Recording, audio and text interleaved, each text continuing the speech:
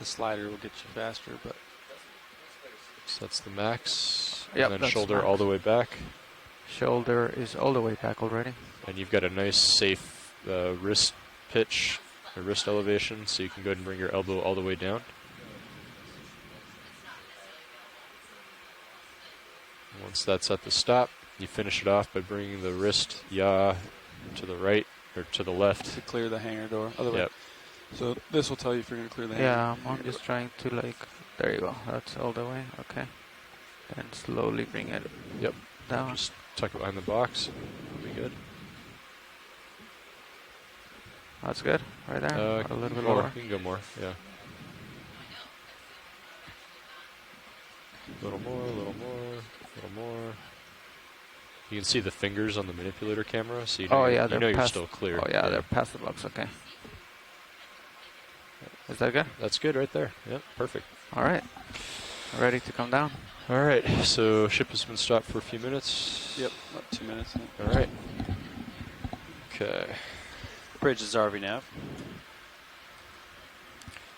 Let's Go ahead, and- RV nav. Yeah, it looks like that. I'll go down to 10 meters altitude, Can and we you'll go down change the to center of 30 meters rotation altitude. to A-frame as we Copy. approach the bottom? Sure. Yep. Ship move is just complete now, and I am changing the center of rotation to the A-frame. Thank you, Bridge.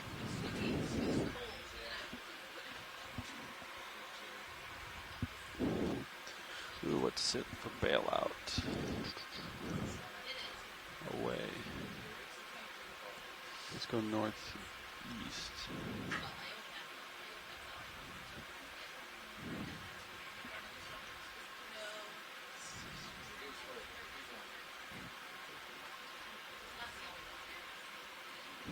You guys okay with me setting a bailout northeast? That sounds great. Bridge is RV nav. Go ahead, RV nav. Yeah, let's set bailout for northeast, so 4-5 degrees. Okay, bailout is set to northeast. Thank you, Bridge. All right, thanks. Okay, that's 30 meters altitude for me. Copy.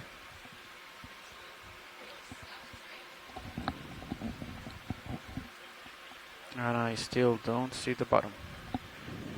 It's coming down. Got a 20 meter delta. So why don't you go ahead and lock in auto heading? Nope. That's nothing. Empty button. Okay. Auto heading locked. Okay, I've got auto heading, auto depth. Do you want me to wait for you, or yeah, I'll wait for you until you get right under me, and then we'll Yep, turn to Yep, so quiet. you'll Okay. turn your camera all the way back. I'm going to start backing to you. Copy. Camera at 100 degrees. Copy. Fins looks good. Good.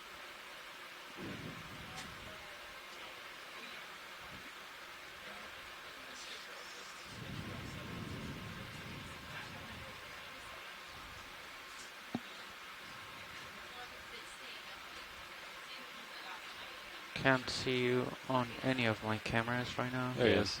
He's right in the middle of Titan. So, See, Titan? Go down the Titan. Yeah. There it is. Boom.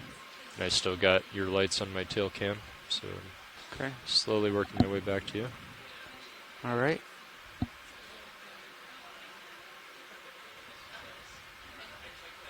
There he There is. I am. So once I get back a little further, you're going to turn to port, I'm going to turn to starboard, and we're looking at a general bearing of what direction? 250. 250. It's a good starting point. Copy. It's hard to tell from serial sonar right now, but once you guys descend a little bit, maybe Yeah. we can Do tell. you want me to bring it up to 90? Go ahead, Okay. and you can coming start. up. All right, that is 90 degrees. Okay. Starting to rotate.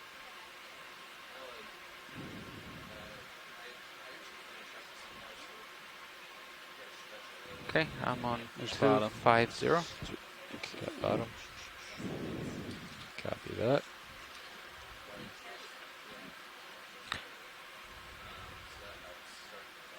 Although technically we didn't acquire bottom first and then. Right. Well, This is typically how it's done. it's very. There's a lot of particulate in the water too, and I wouldn't want to go any lower than 10 meters altitude All right. while we're backing up. I'm gonna bring it up to 45. Okay. Adjusting your sonar smidge here. Copy. Okay, that's 45 degrees on the Okay. rotator. You can start coming down a little bit. Copy. Coming down.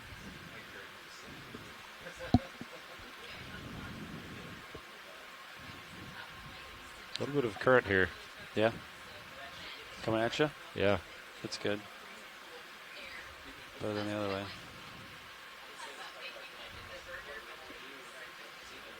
Okay, I've just got auto depth in to get an idea for Z bias here.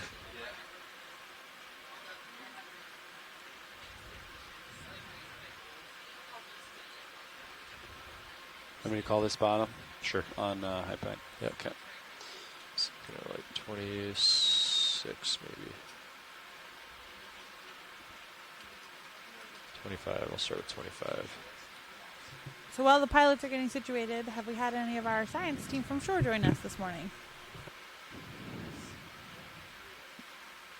All right, ready to come down? Not ready. Okay, let's do it. Copy that. Sounds like everybody's sleeping in. Good for them.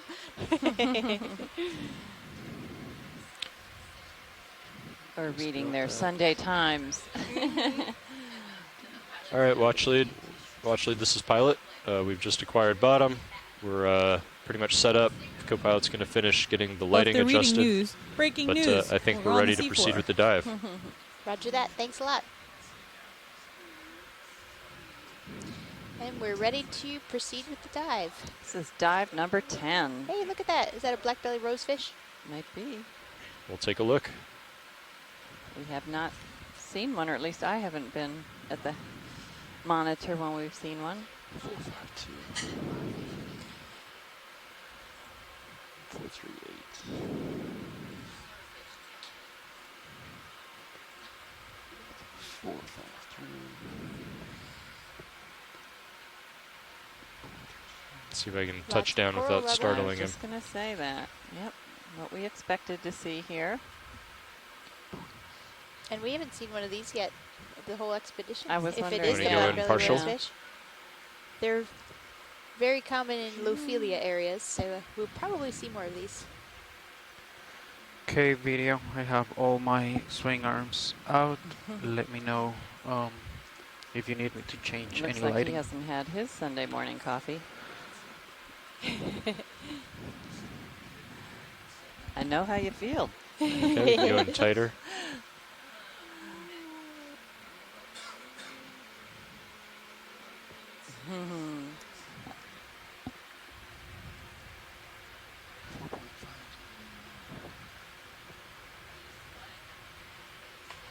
All right, everything good, Fernando?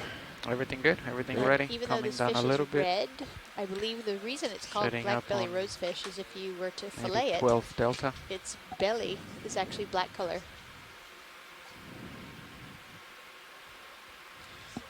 Okay. We can go ahead and come out, and why don't we go ahead and get a Was it surprising 30 not meter to move see uphill. him in the Bearing 250 Stetson good. Banks 250 area? is fine for now, yeah. Or what? Right, Same Fernando? kind Look good of to you? Yeah, kind can of you bring me my Substrate sonar a little bit? and, Navigate under it, the please? Gulf Understood. Stream? Is that Decreasing just range Yeah, is I'm farther surprised south? we didn't to see 50 this meters. guy. We Copy, were thank you. deeper though. I don't know what the depth limit is for. Maybe This so, fish. yeah. Bridge is Zarvey nav. Because we saw them at Go the ahead, Charleston Bump. Yeah, we're safely on Yeah. bottom and ready Quite for a a move bit. when you are. Okay, great. I'm ready. All right, It was- range it 30 was deeper than meters, this dive. I bearing can't remember 250 exactly the degrees, water depth. speed decimal 2. That's 30 meters bearing 250 speed decimal 2. So Good we copy. are at a depth of fish. 450 meters. And we today marks our 10th dive of this expedition. And we're located on another of these coral rubble mounds. It's known as Lophelia Mound or Cape Fear Lophelia Mound. And it is part Go partial of video. the Move initiated. Thanks, Cape Bridge. Fear Lophelia Mound Hold Deepwater that. MPA Marine Protected Area. See a pencil urchin in the lower left and a Lemonema fish. Okay, let's come out. Lemonema melanurum, I believe.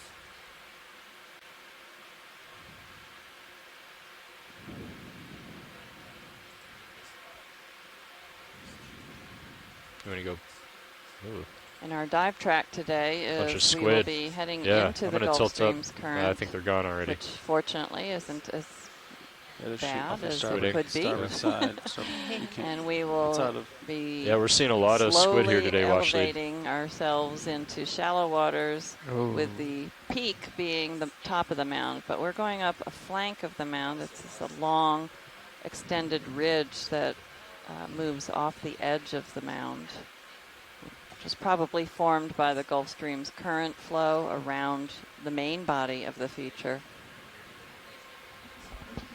And Lophelia, Oh, yeah. the stony coral, probably took advantage of that location.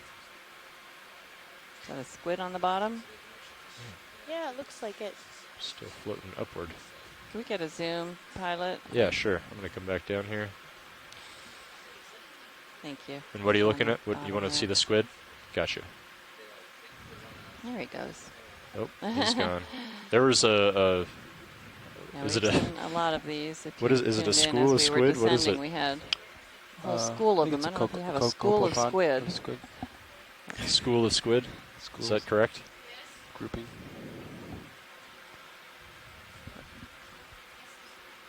Our colleague Stephanie Bush, who's a cephalopod aficionado, is that it is a school of Okay, good. squid. A squid school. Well, we had a school of squid swim by just a couple minutes ago. Oh, that's another squid on Saw the a lot upper of them in the right. water column as well. More of the Limanemus.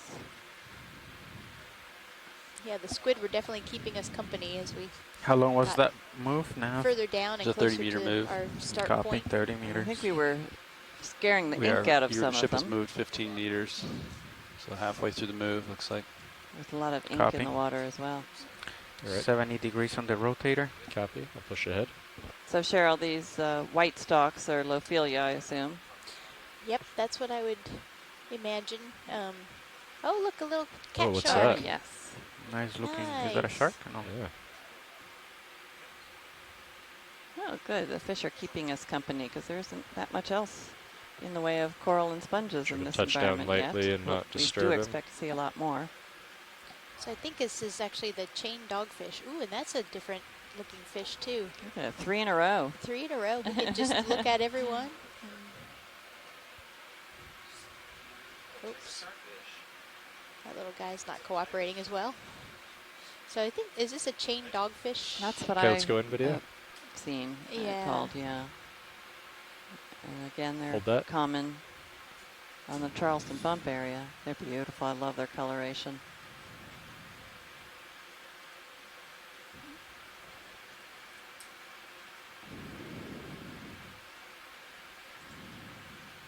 Very cool.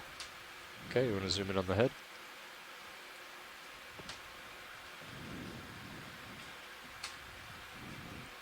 Let's see his Can you bring that? gills on the side. Nice flattened No. It's already head there. 75 degrees. Can forage along the bottom. What do you need? Do you want me to stop the ship? Yeah, sure. I think we're okay. Okay. All right. Good morning. Do we have someone on the line? How much is left in the move? 7 meters. Yeah. And it's flat, Fernando, and I can move ahead pretty quickly if I need All to. right.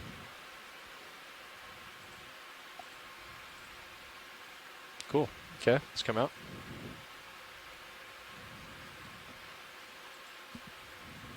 I've selected waypoint 2. Copy that. There's another view of the black belly rosefish. Different one. We've seen several of them already.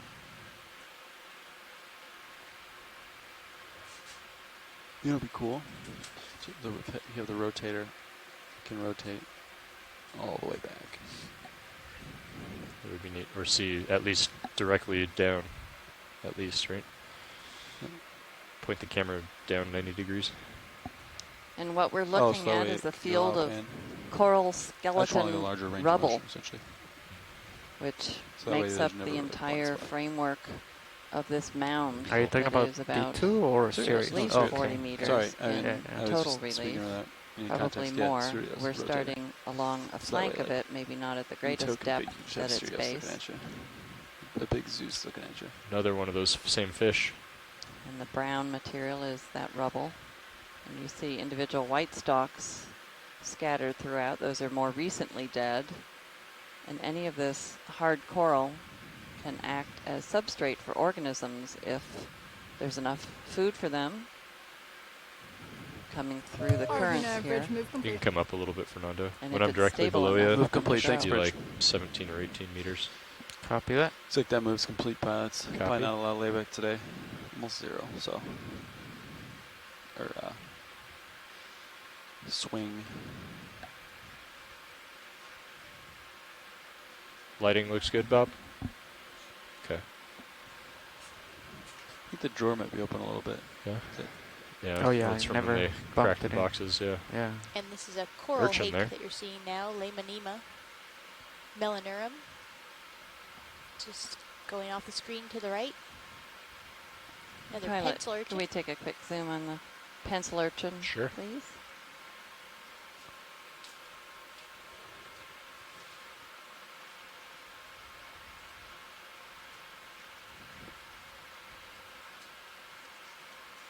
Okay, go ahead. Wow, see all those little brittle stars too. Every little nook and cranny. It's interesting how some of these pencil urchins have one or a couple red spines sometimes. And they look like they're adapted for other things, maybe maneuvering over the terrain. I'm not sure that that's known. But yeah, some of them don't have those also. Mhm. So Okay, we can come out when you're clear. all those little orange arms of brittle Is the starfish. anemone in view? Oh, there it is on the bottom left.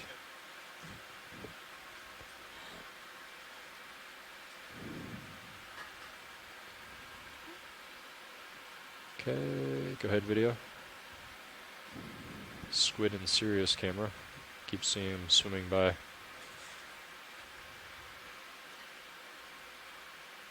See all the brittle stars. They look like a little forest Copy. instead Yeah. of individual organisms. Is that an anemone Yep. individual? And they do migrate around, not very quickly. Some of them are quicker when they hitch rides on hermit crabs. Yeah, for sure. Okay, come out.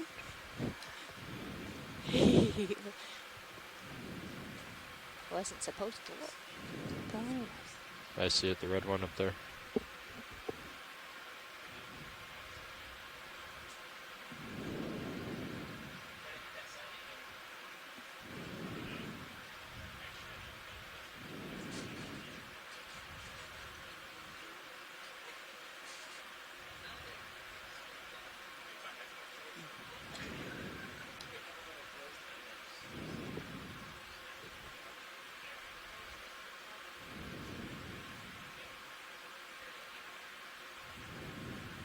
Okay, go ahead, video.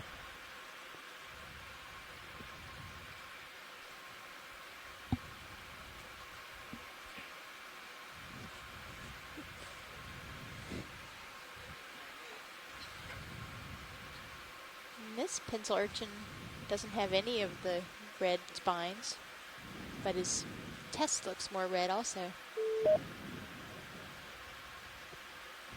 Go in tighter if you got it. And that's Hello, Mike sargassum. Vecchione here. Hello, Mike. How are you? Good morning. I'm okay. Good morning. I'm operating on my cell phone today and doing honeydew project. Oh, wow.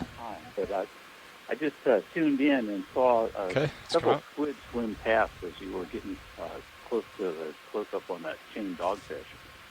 Yeah. And then I heard the pilot or somebody, one of the operators, comment that there were squids in the Sirius. So I don't know if anybody's told you anything about those squids yet. No. They're short fin squid. Okay. That's the genus Ilex. They're probably Ilex elisabrosus, which is a really important commercial species and also really important in food webs. But there is, in that area, there's a second possibility that is very difficult to distinguish from elisabrosus. Ilex octagonia is reported from the area you're operating in. So I can't be sure about the species, but what you're seeing is short-fin squids of the genus Ilex, and they achieve very high abundance sometimes. Sometimes you see very large schools of them. I haven't seen any large schools yet, but I have seen some small schools since I've been tuned in. Actually, right before we got to the bottom, there were, I don't know, at least a dozen cruising around. Yeah, when I say large, I'm talking hundreds to thousands. Oh, okay, yeah, not that large. Oh. Thanks for putting that into perspective. Sometimes you see in those kind of aggregations, but That's a squid not university. at all unusual to see a few to dozens of them. Wow, that's great. Okay, I just thought I didn't know if anybody else had said anything about them. But, No, thought thanks I'd very key in much on for it a little that. bit. And hopefully we'll see more as the dive goes on. Okay, I'll try to continue monitoring on my cell phone, and then if something interesting cephalopodish comes up, I'll call back in. Take a Great, look at thanks, this Mike. coral here. All right, talk to you later. Thanks, bye-bye. Happy Sunday. Bye. Our first live Lophelia. This is a scleractinian coral that's responsible for building these mounds over thousands of years. Okay, let's go in video. Thanks, Fernando. You're on top of the lasers. You should almost have them on like a momentary. So you just have to hold them. Yeah. Yogi's nice because it just has a button on top of the joystick, so the pilot just goes Cheryl, does on and this off, you know, at species will. have, or any of the stony corals, So do you better they use have your a interface. certain Go number tighter if you of got it. tentacles? We have the octocorals that certainly have 8, but is there a certain characteristic number? Yeah, they're in the hexactinellids, so they'll have 6 tentacles or a different variation on 6, 12, or something like that. Okay. So I don't think I'll count in this little current. It'd be tough to. you could almost count. You but- could, yes, in the lower left, maybe. Yeah, it's a beautiful shot. And are we looking at hydroids that are also living on this coral? Or Those little feathery things that are sticking up right in the middle of the screen are hydroids. Okay, you can come out. And this is a fairly small colony.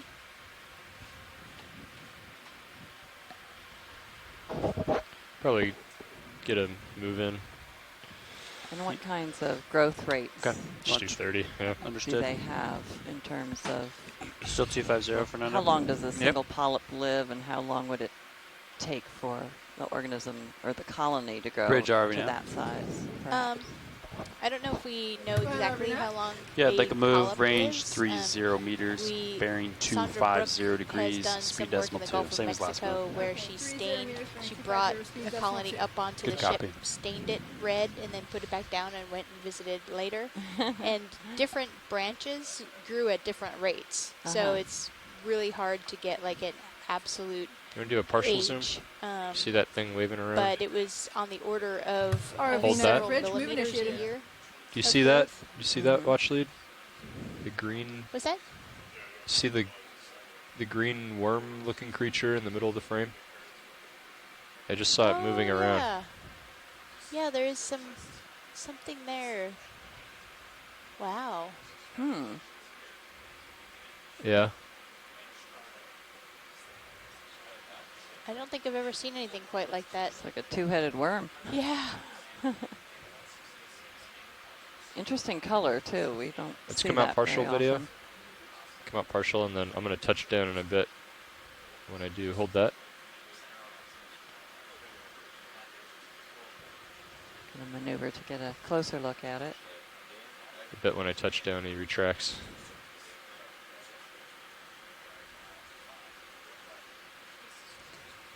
Our pilot Dan had a very good eye to see that Oh, he's staying out there. Okay, go ahead and zoom in. green worm-like creature against all this other coral rubble. Hold that.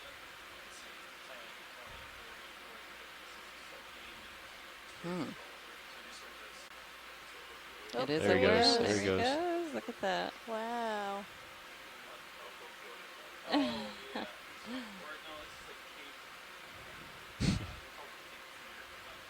Not quite all the way.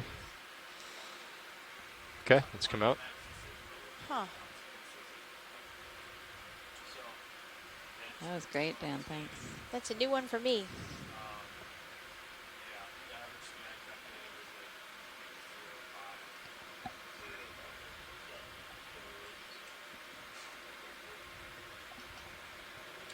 And speaking of our pilot, I was going to ask them to introduce themselves, but they're actually having some discussion up there, so we'll wait.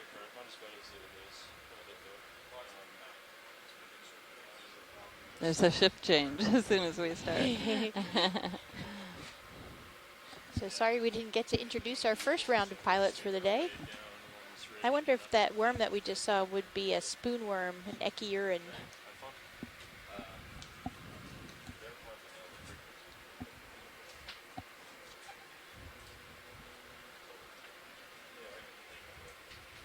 So they're annelid worms like earthworms, but they've lost their segmentation.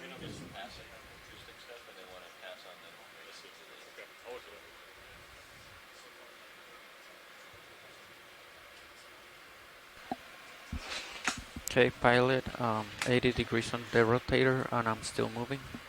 Copy. Hey, watch lead. We just had a pilot shift, and we're starting to move again. Roger that, thanks a lot. Our new pilots are settling in, and we're on the move again.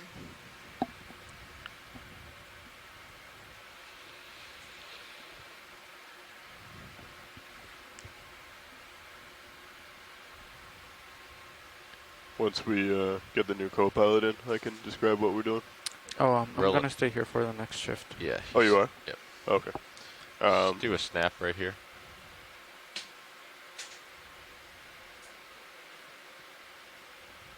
Oh, there's the fish that swam out of view earlier. Oh, that's a nice. Isn't that beautiful? Yeah. Love the blues and greens. The black saddles on his back. Right, come in tight. Oh, that's gorgeous.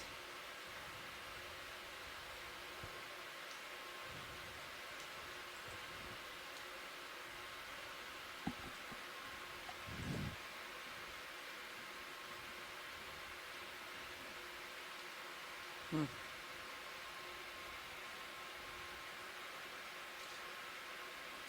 Wow. Alright, let's come on out. I gotta move along.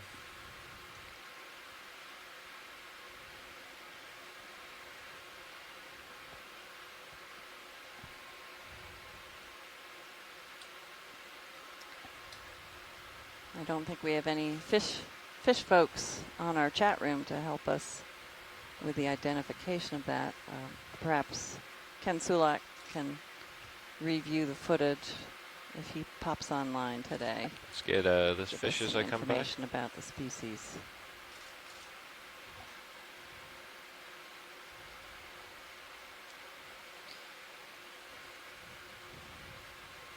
That's the Laminema melanurum,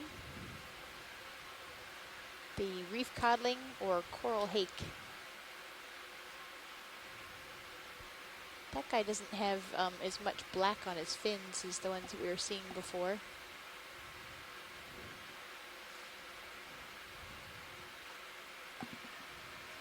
Alright, let's come on out.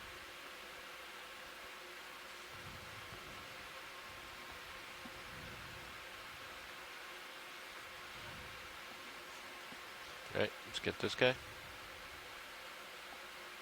And a rat tail, Nizumia species. I think there's a couple in the area, so I won't even venture a guess on the species name.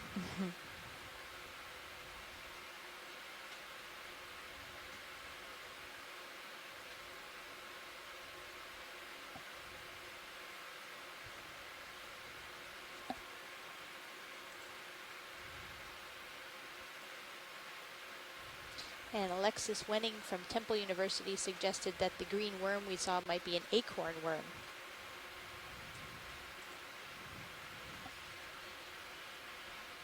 Acorn worms are Enteruptinusta, and they're hemichordate inverts. Come on out. 90 degrees. Pushing ahead.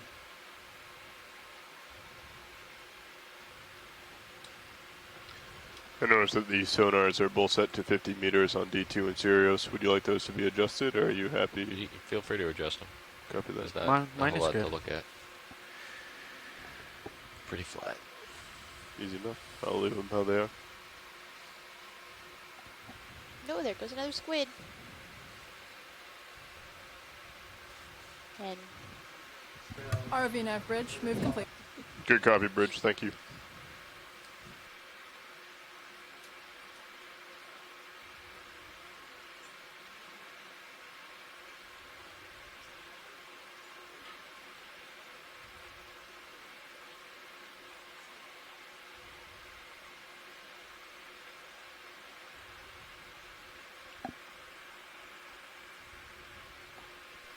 And it looks like we have our first urchin of this variety. We saw the pencil urchins earlier. Go ahead in.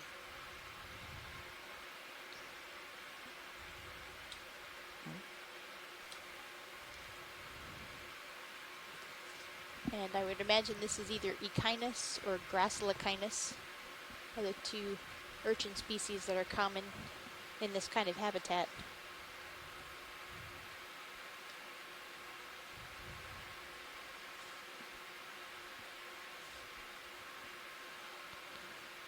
Nav, after he's done with this zoom, we can call in another move. Yeah, I was just going to mention that. Do you want to, I see that you guys have been doing 250. Yeah. Do you want me to shift it to 240 now? Sure. Whatever you need to do to get to your waypoint. Copy that. There's not a lot of... Seems pretty flat, so Yeah. I'll just keep calling in moves. For us, it doesn't really matter. All right. Just get us... You see a lot of the Yep. Go in the direction you need us to go. Coming tight. remains of corals, solitary corals, the cup corals. That's max. But most of the branches, of course, are the Lophelia corals, the branching framework coral that Yep. I'm going to call in a 30-meter we move, expect pilots. to see a lot of good. as we climb on up out. this At, ridge and up onto the 240. top of the mound. 240. So it's only 10 degrees. And when you Actually, you're start lined up seeing with it now. rubble like this down low, So co-pilot, it's if you want to fallen swing from around. someplace, and it Okay. usually Bridge, this is means there's RV gonna be now. a lot Go ahead, on the RV now. top. I'd like to call in a move of 30 meters at 240 degrees, a speed of 0.2 knots, please. That's 3 And in 0 case weren't sorry, able to 30 join us meters, earlier and this 240 past speed week, decimal 2. we Good dove copy, on Bridge. Thank you. 3 mounds of similar structure that were formed by the scleractinian corals over thousands of years, and the corals will settle on something initially, some kind of little bit of hard substrate, and then ROV colonies nav, grow bridge, and move grow. initiated. And they can Good grow copy, on Bridge. top of Thank each you. other. They can also, one colony can fragment and continue All right, growing. let's do a And zoom here. As they do that, they baffle the sediment out of the water column. Oh, and look at that. Looking right at us. That's beautiful. Maybe Mike Vecchione can tell us which octopus we're looking at here if he comes back on. Or if Stephanie Bush is in the area on board. She's also knowledgeable of these different cephalopods.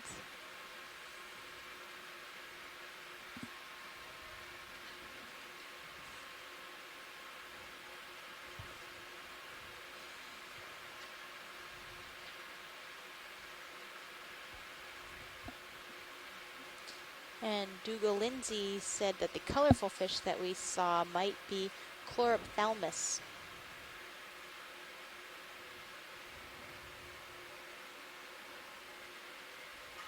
Oh. Glad we're getting a good look at him before he runs away.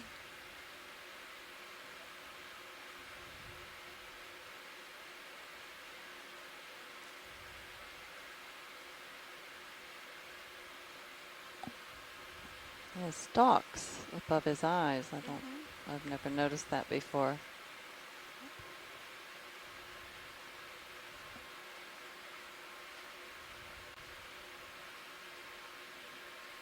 Yeah, hold on the zoom for a second there. Last week was cephalopod week. Now go ahead and And this one? You can go in tight now.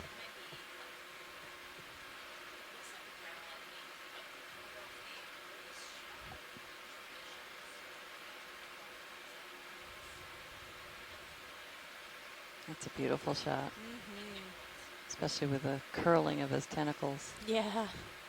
Just using that as a platform to stand up.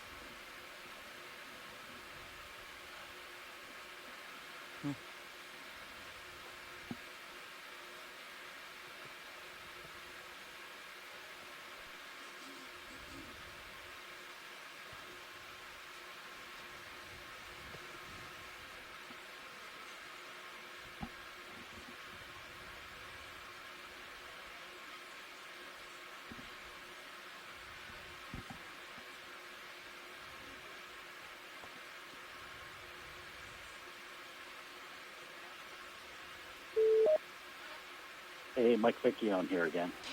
Hi, Mike. We were hoping you might chime in. Yeah, because you said octopus, I looked, and Good.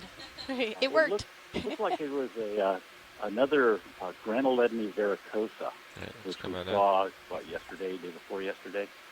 There Right. was one in the mud before. There's another species down there that could be confused with it, and the way to tell is to get a close-up of the suckers. But the other species is Bachypolypus verdii.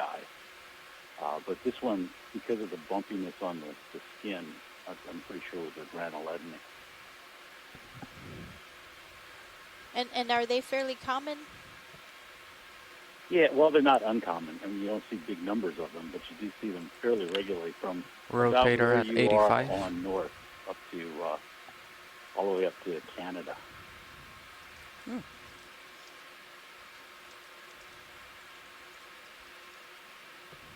That's great. Oh, we There's have another. I can't tell you a whole lot more about them because they're deep water species, and we don't know a whole lot more about them other than that, how to identify Let's get them this and that fish. sort of thing. Yeah, and that's true for so many of these taxa down here. We can maybe get an ID to a genus or sometimes a species, and then we don't know much about their behaviors or life histories, which was one of the things that makes all this observation so valuable. We've got a student, we being Scott France and I, are working with a student who's going to be beginning in the fall at University of Louisiana. She's going to be looking at these bathyal octopi, the ones that are found at these slope depths, so from about 200 meters on down to a few thousand meters, because the octopod, benthic octopod fauna is very poorly known. So she's going to be 90 looking degrees on at the all rotator. of the observations that Okeanos has do a been quick doing snap in. over the years in this region at those depths and compiling all the information to look at things like habitat selection and reproduction and those sorts of things. So Oh, that's wonderful. It's coming out. observation will contribute to that. So every time you see one, it'll be a contribution to trying to figure out the biology of these things. That's great. And we were just zoomed in on a chain dogfish. It's the second one we've seen. It could be the same one, of course. He might be following us. Curious as to our lights. Let's do a snap here. Another black belly rosefish. Yeah, and Mike, that's a very good point. That all of this video, I'm sure, will be looked at by many, many scientists when they're looking for one particular organism. So we have the grand overview. It's another octopus. Oh, there's another octopus. Come in tight. Oh It's my tiny. gosh. The little baby. I only have a moment Unfortunately, here. I can't look and talk at the same time, so I'm going to go back to the video. Okay, great. Well, thanks so much. Well, he I'll has a call lot back in more, if it's not a Granoledone. lot more ornamentation to. Oh dear. It's coming out. A fish just knocked him out of the way. Hey, I want the spotlight. I know. Go away. it's coming out. There's enough room out there for everyone. But when the paparazzi come to town,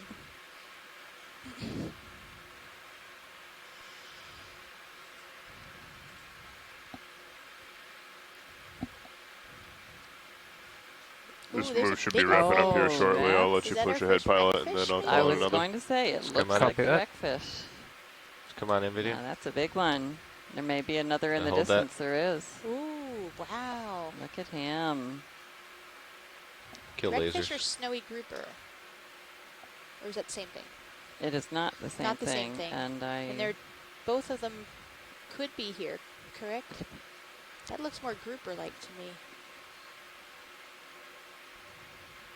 yeah, it depends on how big he is. If he's Yeah. really, really big, it's probably wreckfish. Right, it's But coming up. yeah, he's motoring around a little more than the wreckfish I've seen.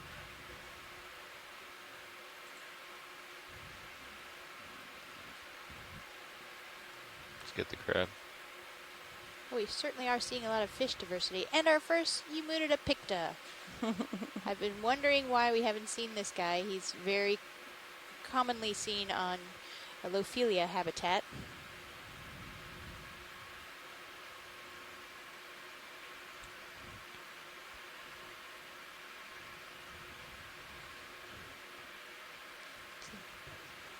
I'm losing you to the port Yeah, side I of the see it. camera, coming up a little bit. I mean, to the starboard side. Yeah, yeah. Hey, it's coming out. We get lasers back.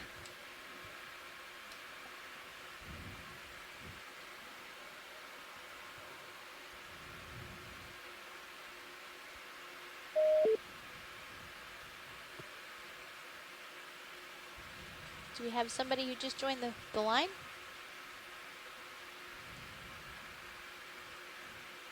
I think they were leaving. The wreckfish has very spiny dorsal fins, and I think we saw that. I'm definitely not a fish expert, but, and maybe, I don't know. We'll have to, there were two, so maybe we'll see more. Mm-hmm. These are the, if it is a wreckfish, it's great to see them. Either one. They're both commercially Quick important snap. Yes, fish. of course, yeah. Quick snap here, video.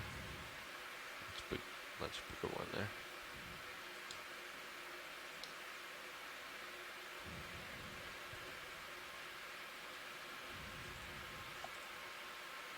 Let's get this other guy.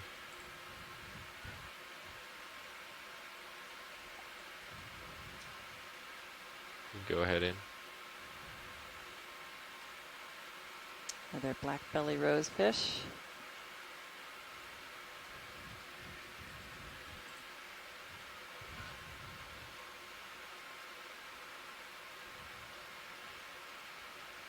Yeah, it's coming out.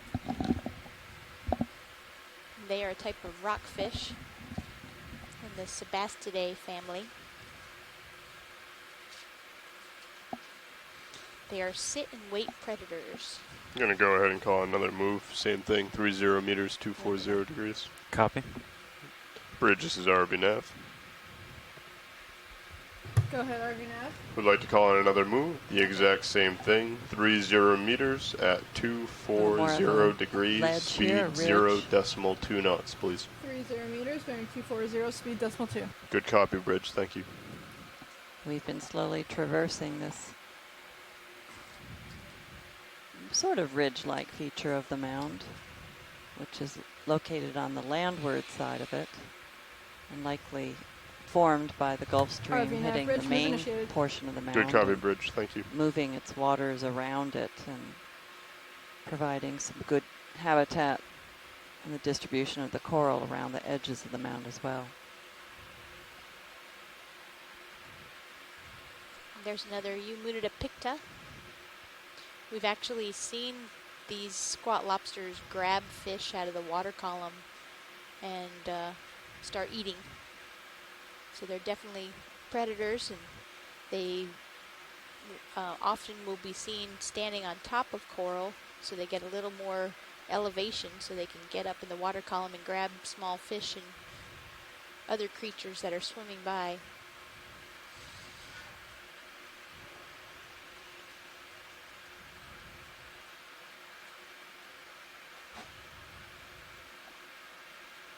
Do a quick snap on this fish. And another Nizumia rat tail.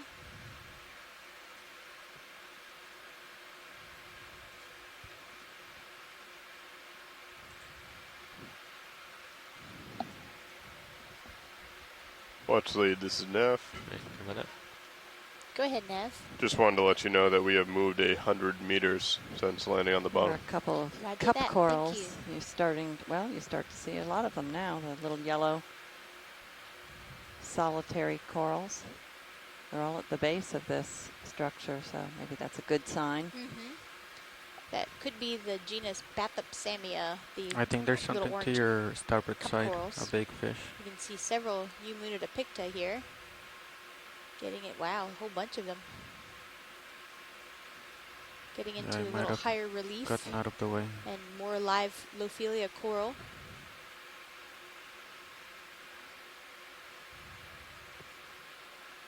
There they are. Yeah. All right, come on in, Roland. I mean, Bob. Oh, here we go. And Good some look more. at Look Right, at hold all that. of them. Hold that. Yeah, if they put their fins up, we might be Yeah, able to tell their the dorsals. the snowy grouper Yeah, has they're a little looking- patch on the back Yeah, they're too. looking more like grouper. And wreckfish are quite solitary also from what we saw at the Charleston Bump, which is their Coming back spawning your way. habitat. Come on out.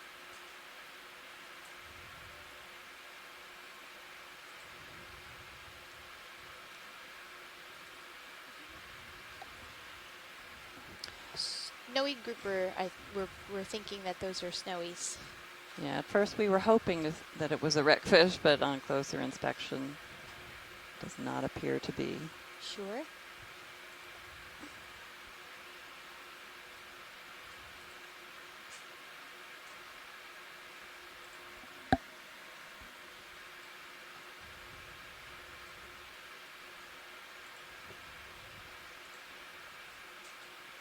Little topography here. Some different mounds having grown through time. They haven't coalesced, or maybe the currents have prevented them from joining into one larger mound. See some of the sediments in the area too. Those are carried in by these currents.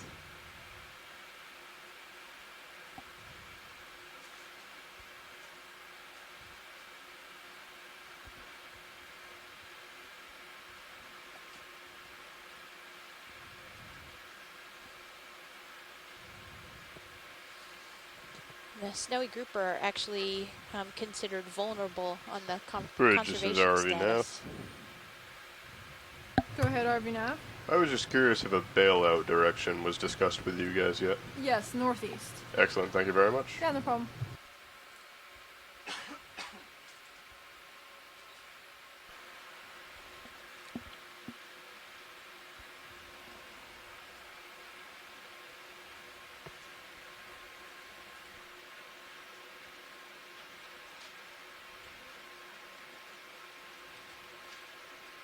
We've climbed about a little more than 15 meters.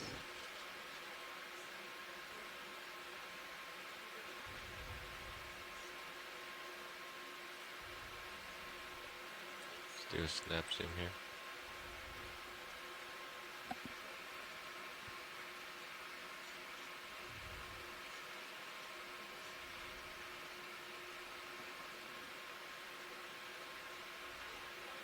RV Nav Bridge, move complete. Good copy, Bridge, thank you.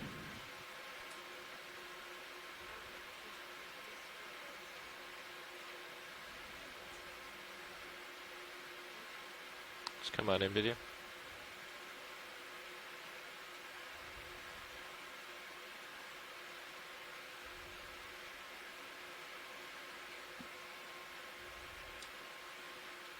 Nice shot of an anemone. Or is that? Yeah. Again, pilots, once D2 gets pushed out a little bit further ahead, I'll Many call of in the same those move, brittle another 30 stars that meters, we'll and then we'll see change direction all after day that, most long, likely. every dive. Copy that. Tube worm. Several of them.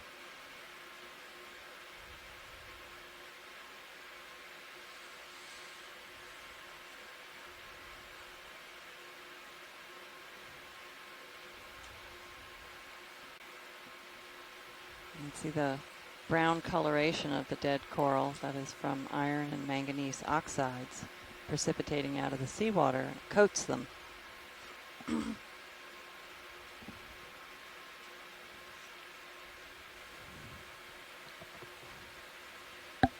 Some beautiful anemones in here.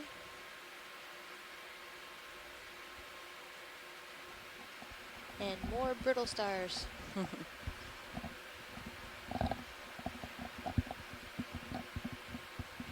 Okay, let's come on out.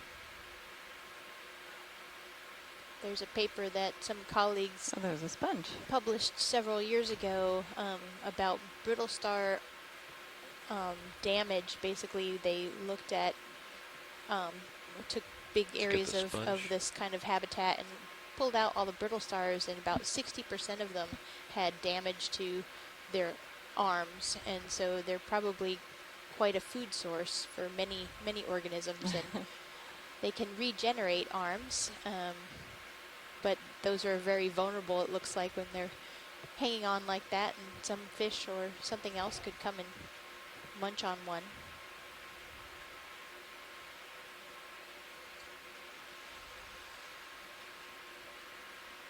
Is this a glass sponge we have?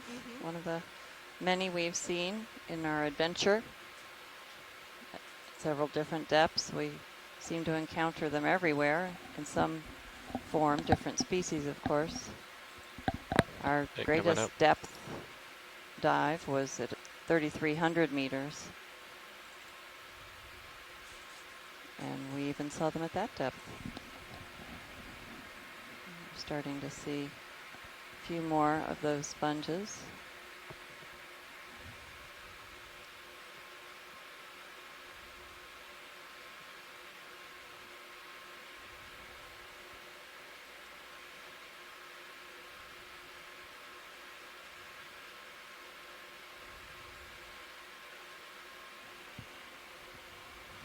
Navigator, I think we're ready.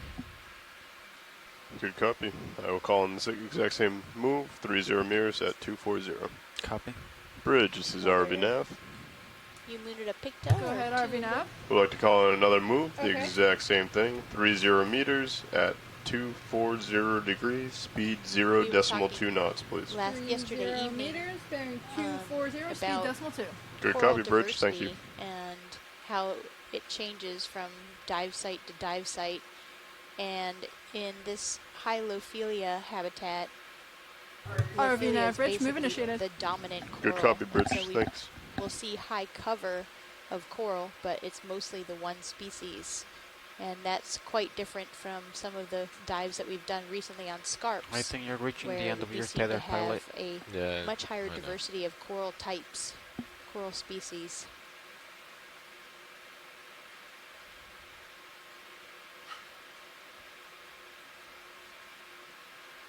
Ship is underway. Thank you. Copy.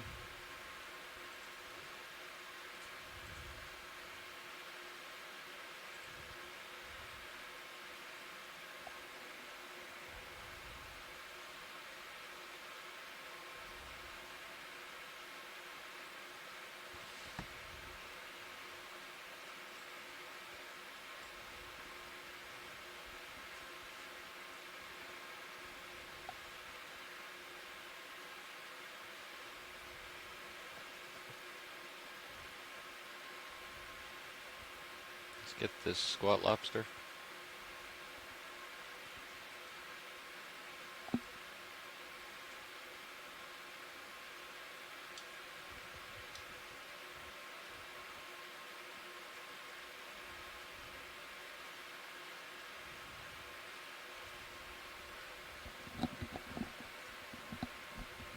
I think he's missing a leg. Yeah, I think he's missing a leg. Again, these squat lobsters are a relative of hermit crabs. They're decapod crustaceans, so they should have five pairs of legs, and their last pair is modified and is kind of tucked up underneath the abdomen. But this guy only has 3 legs on the side that we're seeing. 2, I think, and one really tiny one. And we have a pencil urchin. It's coming tight. There is that Max.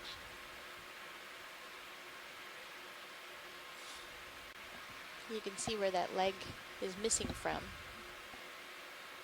Might be starting to regrow a leg there.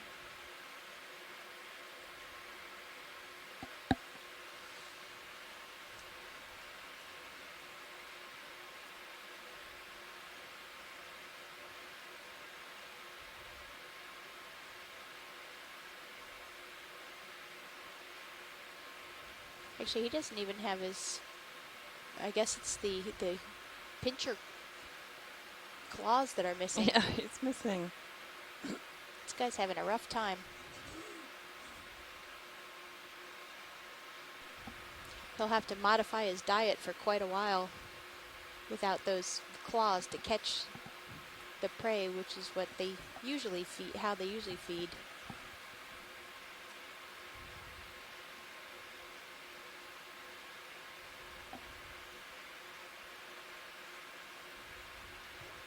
Okay, let's come on out.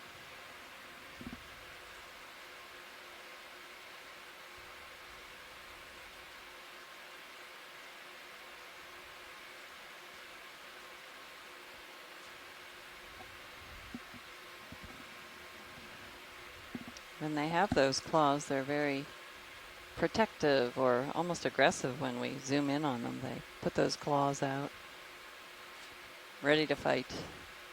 Here's another of the groupers.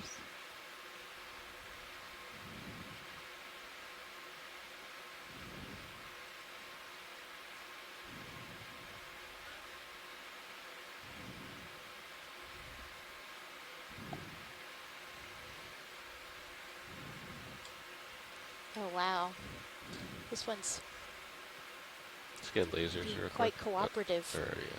And there are the lasers. He's a big one. Those lasers are 10 centimeters. So he's let's close come to a in and meter see. long.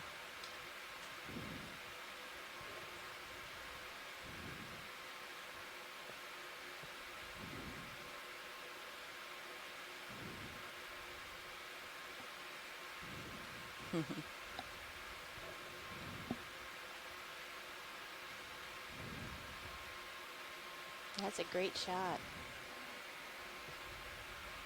Let's go in on the head.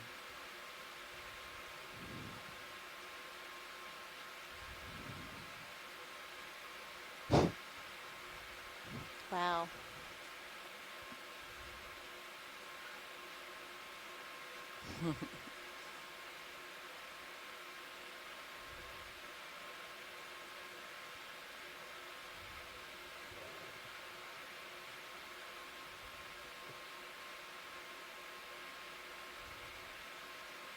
This camera is incredible. It really is, to be able to see the scales on a fish. Yeah.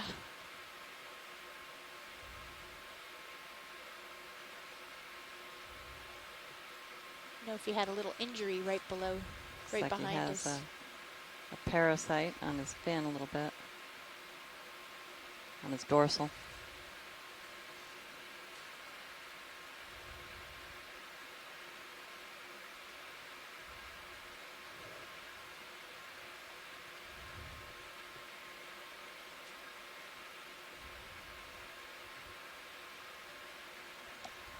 Oh no, he certainly looks like a wreckfish, but I don't know the snowy grouper. I don't know either of them very well, but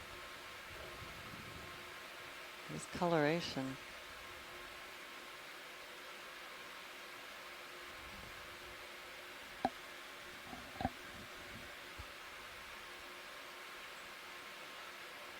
Hopefully we'll get someone online who can review this and verify if it's a snowy grouper. It's more likely to be a snowy grouper, but if it is a wreckfish, we'd certainly want to know that. All right, let's come on out. And see if there are any fishermen on board. Looks like Ken Sulak has been feeding us some information about the other Oh. fish that we've seen, but Oh. hopefully he'll see Yeah, this soon good. too. Good. He's talking about the chain dogfish, Sclerorhinus retifer, and saying that they're one of the only sharks that can actually breathe while sitting on the bottom, while the rest of the sharks have ram ventilating during continuous swimming.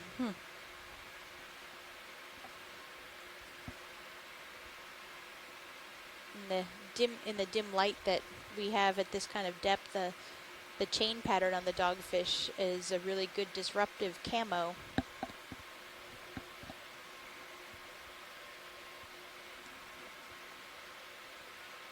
Navigator, are we still moving?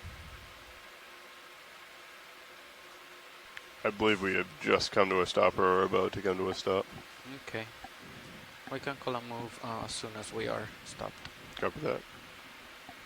I'm going to change the bearing a little bit. It's going to be 225. So you'll Sounds be good. coming Copy that. 15 degrees to your port. Copy See that. the ridge form that we are following. We're moving up this. We started at a depth of 450 ROV meters nav, and bridge hope move to complete. ascend to Can I Good change copy, my close head bridge. to to 375 pilot? meters. Pilots, I'm calling that in. Is It is Close to the 225, peak of this 30 large mound. meters. It's known as Copy. Bridge, this Lothelia is RV Mound. now. We are off Go the ahead, RV coast nav. of We'd like Cape to call Fear, in another North move. Carolina. It's going to be different this time. 30 meters at 225 degrees. Speed 0.2 knots, please. At 30 meters, bearing 225, speed decimal 2. Good copy. Thank you.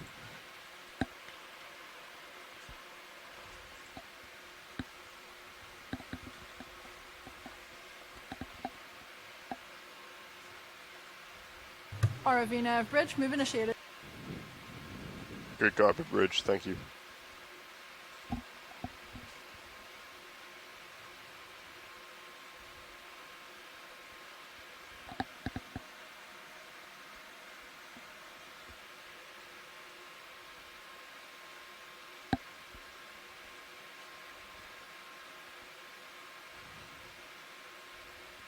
And we're seeing a little bit more live Lophelia, which is the white coral that you're seeing.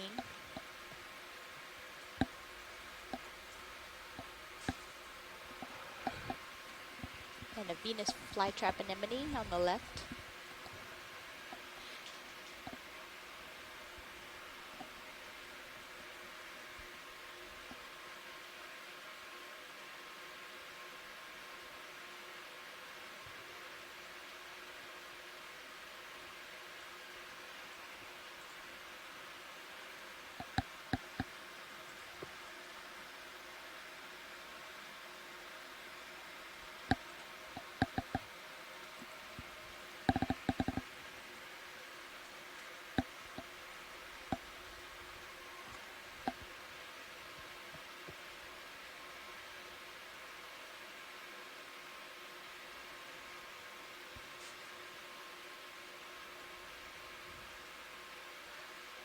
Some more hexactinellid glass sponges and Lophelia and Eumutida picta.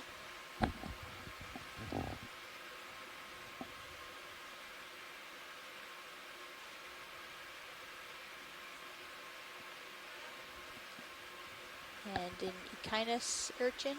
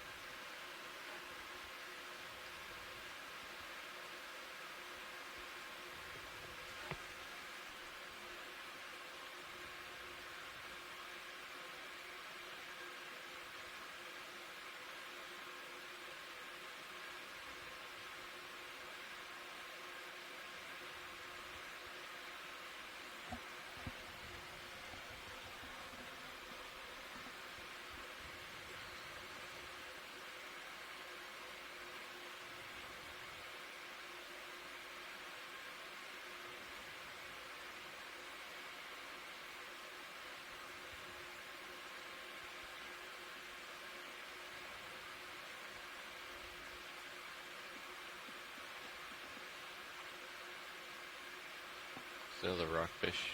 Do snap.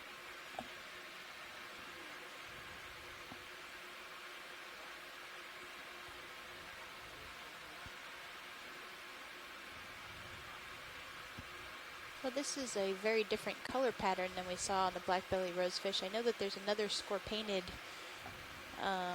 fish that could be here.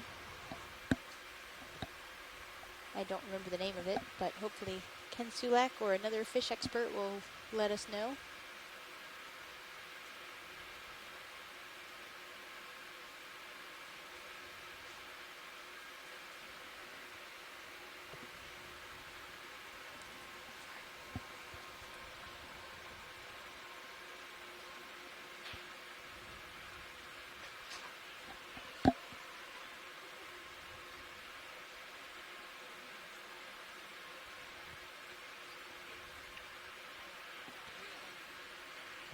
coming up.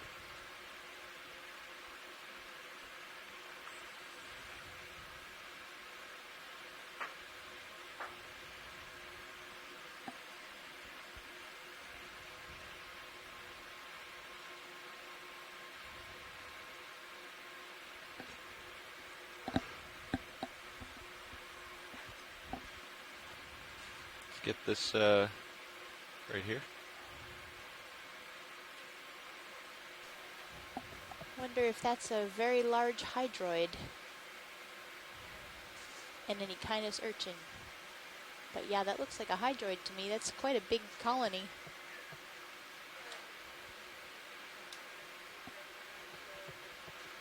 Coming in. It's coming in.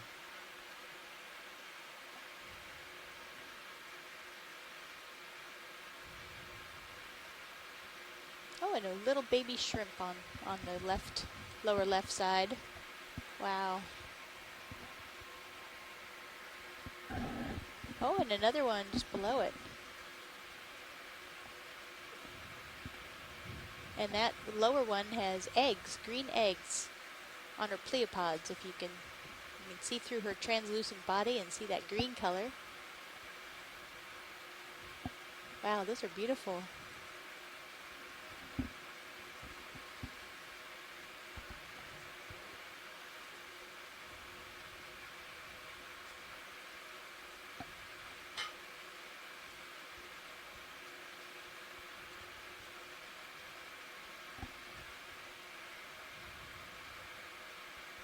So in general, we see a lot of close associations between certain coral species and crustaceans and sometimes polychaetes.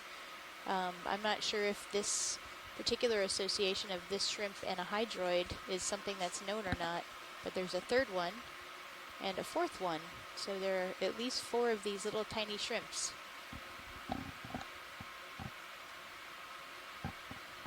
Right, that's coming up.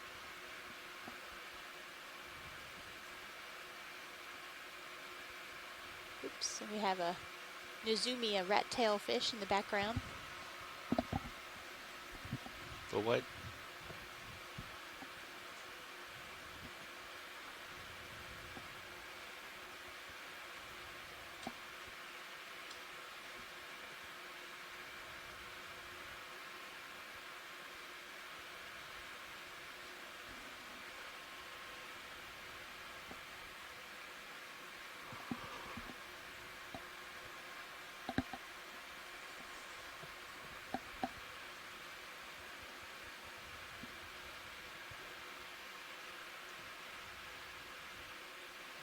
Oh, and is that our first sea star of the day?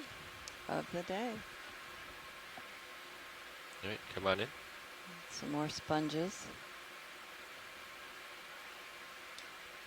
I wonder if that's the orange one that Chris Ma has been interested in previous dives. Okay, go ahead, tight.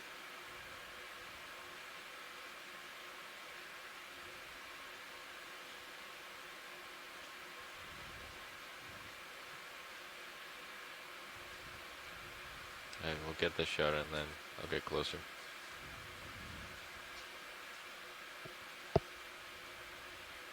Okay, come on out. How long we have left on that move now? We only have a few more meters. You guys You got ready to lasers? put in another move right after? Yeah, just hold on the next move for a second. Copy that. Should be coming to a stop here shortly. Copy.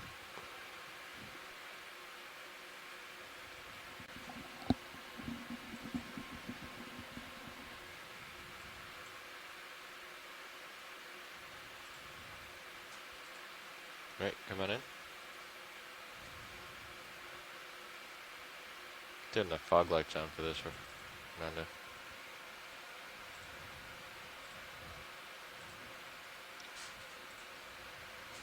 Okay, lights coming on. We're slowly adding numbers to our chat room as scientists wake up and get their morning coffee. We are appreciative of all of you who are joining us and hope more will come online.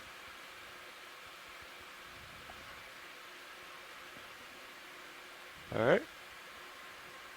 Let's come on out. Excuse me.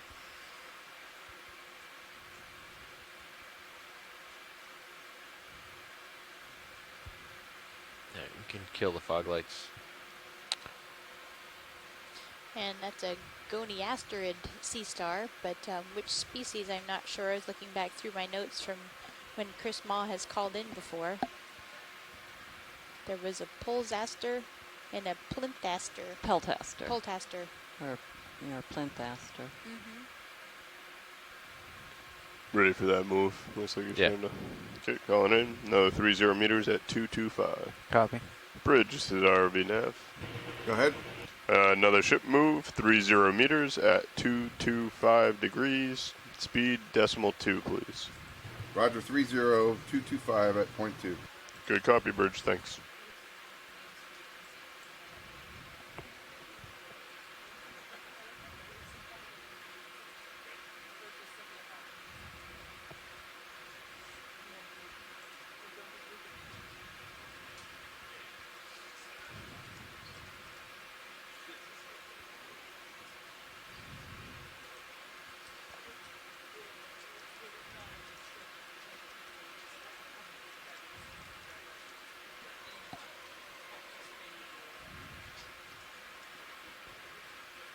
Yeah, I'm hearing a lot of mouse clicking.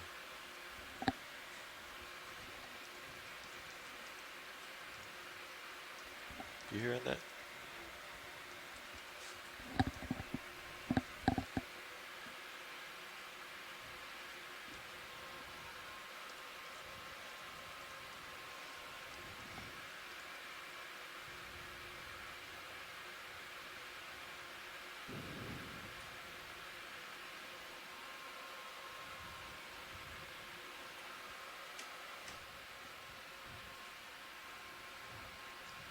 Let's do a snap right here.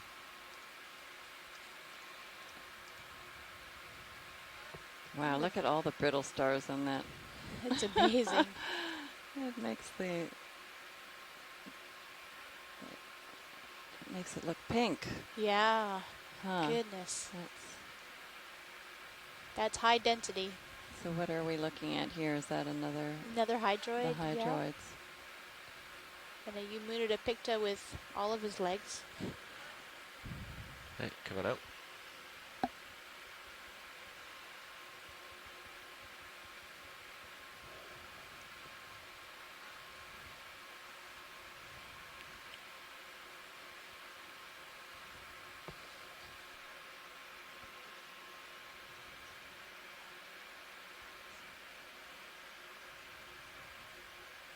I think.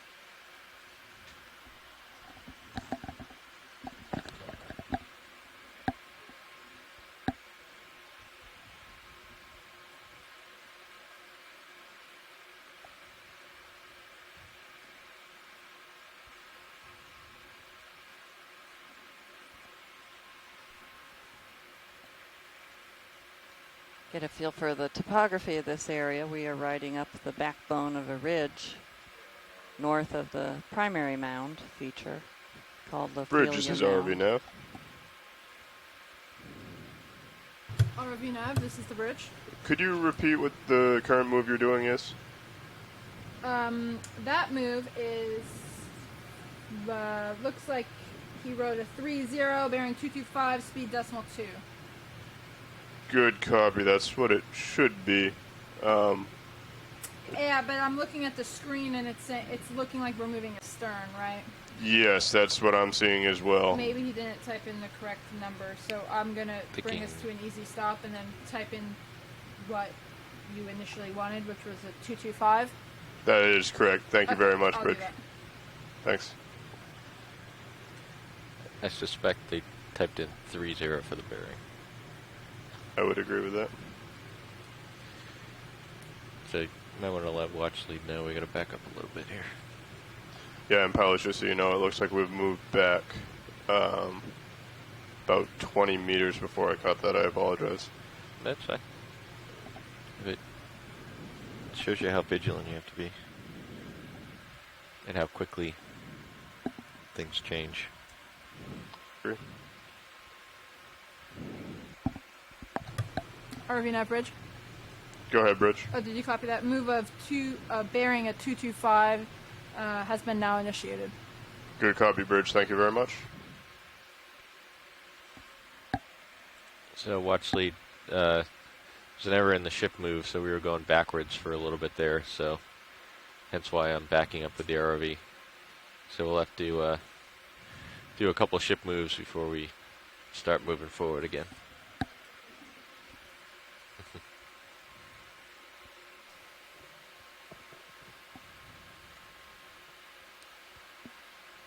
And we have another one of these, what we think are some type of grouper. Kill lasers. Oh, and Ken Sulak said it is a wreck fish. Wow, that's great. Yeah, they're big enough, certainly. That's great, because we've seen several of these. So that's Polyprion americanum. Americanus. Americanus. Mm-hmm.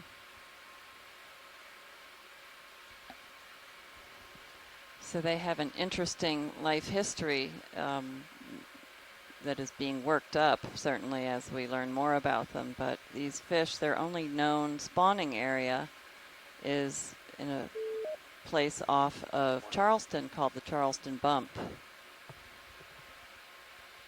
Was that Ken dialing in, maybe? Do we have somebody joining us online? Yeah, this is Chris Ma. Good morning. Oh, Good hi, morning, Chris. How are you? Good morning. I hope I didn't interrupt. No. There's a slight time lag, so I'm not sure how far behind I am. I actually saw a picture of one on Twitter before you saw it, about, I don't know, 10 seconds or so before you actually got to it on video. It's funny. It's almost like watching the future. Okay, pilot, I believe I'm already moving forward. That orange sea star you saw is one that we haven't seen before, Rotators at and 90 they're degrees. difficult to tell given the sort of contorted position it was in. But I think that was Saramaster. It's a little more stellate, star-shaped than I'm used to seeing them, but like I said, it was kind of bent out of shape. So it could be something very similar like Mediaster, but probably feeding on the sort of organic detritus that was on the surface of the Ophelia reefs. And not an uncommon species known for this area. They're often difficult to tell apart from some of the other ones that you saw, the sort of cookie stars. But this one in particular is rather distinct from, I think, what we've been seeing, just in terms of the shape. So I get the impression that that one, the new one that I was looking at the other day, we might be best to wait until we see something up like that little star feeding on stylasterids again. It was very distinct from the ones that we've been seeing. Most of these are pretty classic sea stars for this area. But this was, again, this is a new one relative to the ones we've been seeing. So thanks Great. very much. I didn't realize it was different. It looked the same to me, but I don't have the knowledge that you do. So thanks so much for correcting us there. That's okay. I mean, like I said before, goniasterids are the most diverse family of sea stars, and even though they're fairly distinct to me, they can be very similar looking in appearance. Their general gestalt, is instantly recognizable, but can be very difficult to tell apart for people who aren't familiar with them right away. So no worries. Well, great. Thanks so much, Chris. Thanks for joining us. Have a good morning. You too. And we're still seeing several of these wreckfish. I started to say that the Charleston Bump, which is south of here, but also very strongly influenced by the Gulf Stream, is a very rocky area with ledges and caves, and we explored them in one of the early years of ocean exploration, supported by NOAA, and with George Sudbury's group. George is formerly of the South Carolina Department of Natural Resources and later moved on to be in the National Marine Fisheries Group, and actually with Gray's Reef Sanctuary for several years. And anyway, the habitat of this fish clearly ranges in depth, Irving, but bridge move complete. off the Charleston bump, Good copy, Bridge. Thank you. it hides among the caves, and it is the only known, or at least in 2004 and 5, was the only known spawning area of this commercially viable fish. And so we were considering the Charleston bump as an area Pilots, do you Get feel more comfortable with protection, another move? as a marine protected area. Let me And the push light it out a little history bit. as we knew it Copy that. then, and maybe Ken Sulak can educate us on what Let's we've get the learned crinoid since. buff. But we knew that these fish spawned in the Charleston Bump area, and then the juveniles hung out in that region for a while and took advantage of the upwelling of nutrients to the near surface waters, and so they could, there's a little eddy that occurs there. Watch lead, this is Nav. And then they swim, they take advantage of the Nev. Gulf Just Stream wanted to let and you know ride that we it have and move all the transected way another around 100 to meters, Portugal. or we have moved another And 100 how meters. do we know that? Total Because of 200 many meters. of the fish that we find in the Charleston Bump, or several, I shouldn't say many, have had Portuguese fish hooks still within their mouths, and indicating they have swum a great distance. Looks like and you're they pretty have stretched out returned there. to I'll the call in the Charleston move. Bump. Sure. And at the 30 time, meters, in the 225. early Sounds good. 2000s, Copy that. we were Bridge, this unaware is of any RV other nav. spawning locations. Go ahead, So RV nav. definitely Same need exact move protection. again, 30 meters at 225 we're degrees, looking at a speed Brisson 0 Sea decimal Star 2 now. knots, please. 30 meters, bearing 225, speed decimal 2. Good copy, Bridge. Thank you.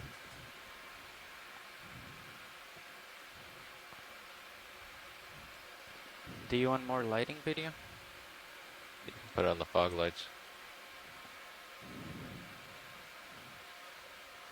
RV nav, beautiful bridge move shot. initiated. Good copy, Bridge. Thanks. You can put them on, Fernando. All right, video. Gonna turn on the And lights. unlike other sea stars, this group tends to sit still and put its tentacles up into the current. Is that correct? And capture particles above it instead of migrating across the seabed and eating food underneath it. Definitely better adapted for that with its long and numerous tentacles, dispelling the myth that all sea stars have Come 5 out just limbs. a little bit.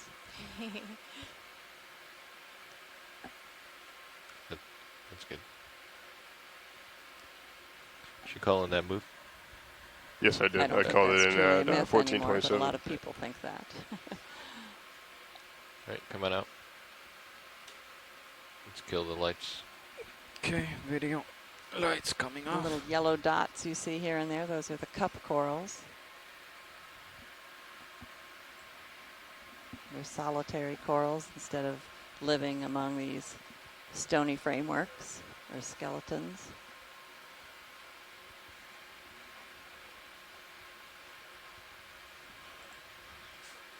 This is a steep little ridge here.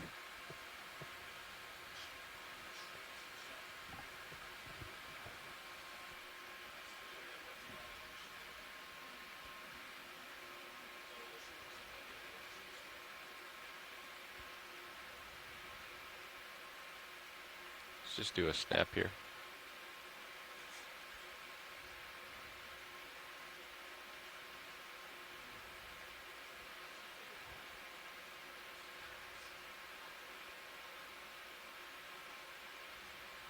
Another sponge. We don't have Scott France to assist with some of these identifications.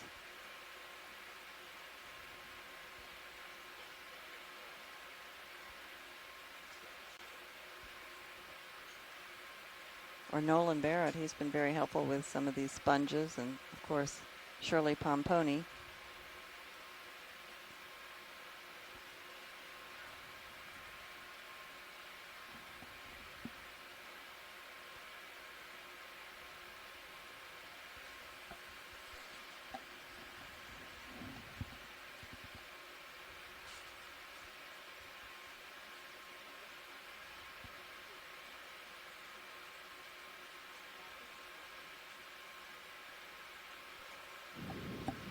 Go ahead, watch lead.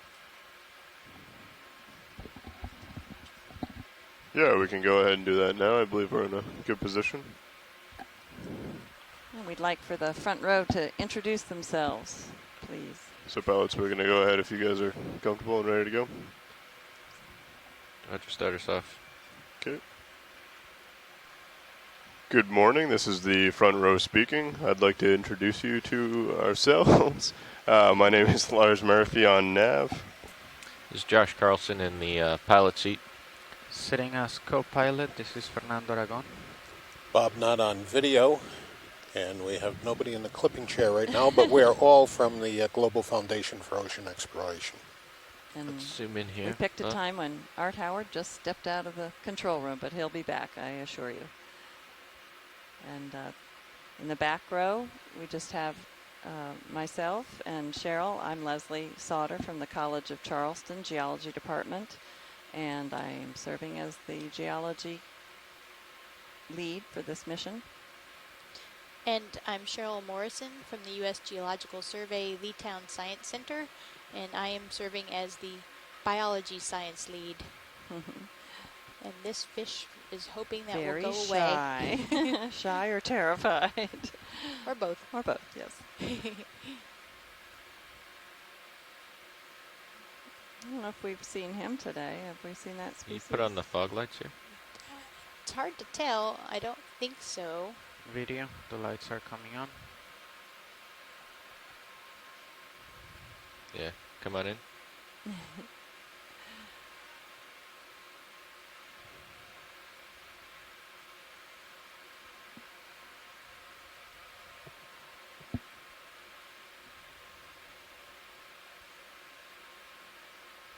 See if you can get the head if you have any more zoom. Or is that max? Yeah. It's just draped with brittle stars. All right. I haven't Just come noticed on them out. in quite that abundance on previous dives. They're just everywhere. They are. You can Nice lose the Venus fog lights. flytrap anemone. Okay, Another turning lights off. Echinus type urchin or two. Oh, and the wreckfish is back.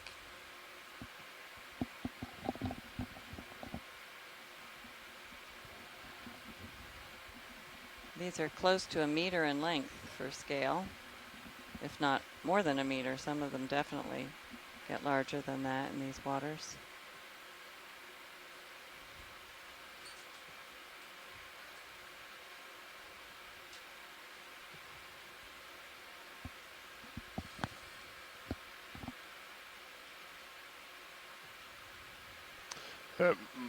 That move should be wrapping up soon. You guys comfortable with another one? You seem pretty We're now at well set up. 423 meters. Yeah, we can keep going. Copy that. So this is one of the more shallow dives that we've done so far in this expedition.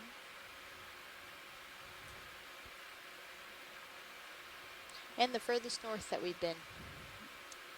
Yes, we're going to be pushed further north with each of our dives in the next few days. We have about 6 dives remaining, 6 days of diving remaining. We do plan to push offshore into Go ahead, workshop. a deep region. It's the base of a long, winding submarine canyon. We'll do another mid-water dive on that day. Otherwise, the rest of our dives are at least planned to be in waters, what, around 500 meters, 400 to 500 Good meters. copy, warehouse. Thank you. Looking at some of these amazing submarine if we can get a canyons grouper. north of here. This is our Pilots, last will you listen to warehouse yeah. then? mound Copy like that. Copy. feature. Let's see if we can get one of these wreckfish. Works for me. Of course, now we won't see any more. I'll let you know.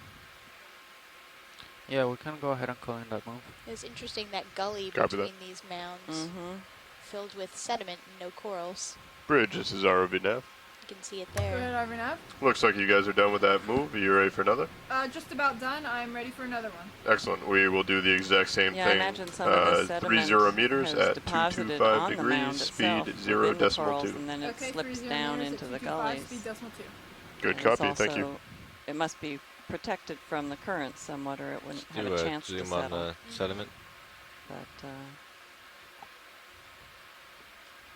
as we zoom in, we'll see that it's covered, most likely, yes, with shells of pteropods, which are the planktonic snails.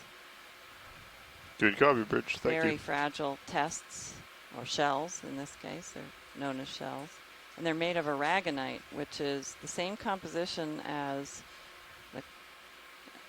the calcareous material that you also see that corals use and other snails and many different organisms use calcium carbonate, CaCO3.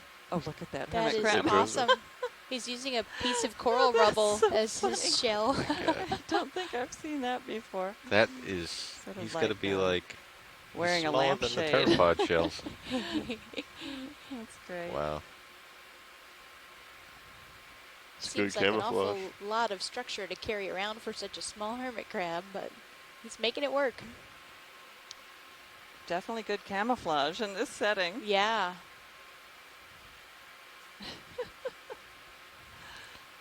You have a grouper on your starboard side, but it's like right on the See lights. some sea urchin spines in that. Yep. In the sediment too.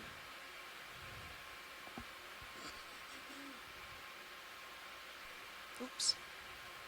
Uh-oh. Wow.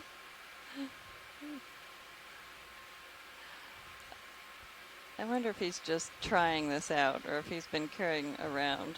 It's like watching someone with a top hat on a windy day. Doesn't seem very. I don't know. Efficient. Yeah, I don't know if efficient's the word. But What is it? Beauty is pain? I think he could find something better.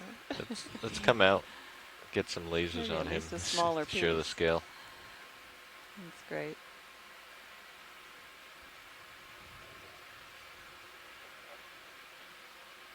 I think he's smaller than the And all that laser white dot. material that's the pteropod shells that you see.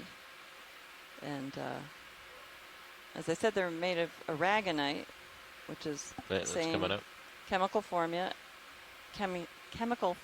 as calcite, but the difference is it has a slightly different structure to it and breaks down more easily in corrosive seawater. Let's do it. So in the Snap fossil right there. record, if Snap we right here. find pteropods, say in cores when we're coring deep into Earth history, into the sediment layers, if we find pteropods, it's a really good sign, not only because we like pteropods, That's a carapace. but because they indicate that very little dissolution Come on has out. occurred. And that's a good chemical signature Cutting off my camera. of the Violet. seawater Yep, composition. I'm coming up. Most of the material that makes up the sediment here, though, is likely of the regular calcite 76 degrees on CaCO3, rotator. and it is slightly more resistant to dissolution than the aragonite. In the deep sea, though, both of those types of CaCO3 are not found in great quantities due to high rates of dissolution. The chemistry of the seawater on the seafloor in great depths is very corrosive to calcium carbonate preservation. It was a carapace. It was not a horseshoe crab. It was a shell. Yeah, that's good.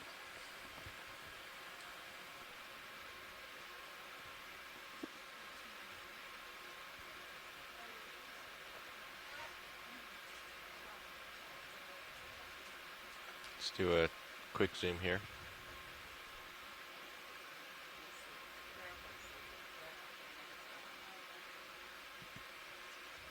And there's a Chaunax.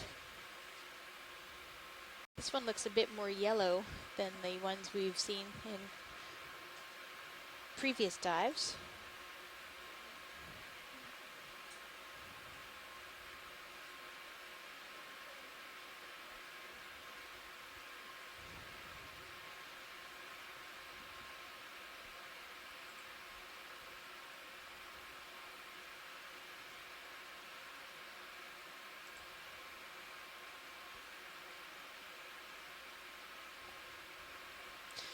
But this species is really good at changing colors, so maybe come when in tight he's on in the a face. different mood, he'll be more orange.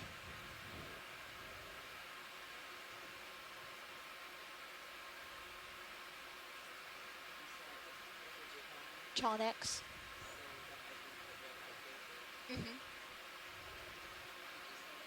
No, so Chonex is the red-eyed gaper. Yeah. And you can see he has a little patch between his eyes. These types of fishes often have lures. Some of them are extended in front of their mouths, kind of like a little fishing lure, and fish will be attracted to it, and then they get sucked into that big mouth. And there also, some of them have chemical lures, and I would imagine that this one might be a species with a chemical lure, which has an attractant in it, since it's not dangling the lure out front. Soul patch, yeah, exactly. And there's also another little baby hermit crab just in front of the fish, using coral rubble as a shell again.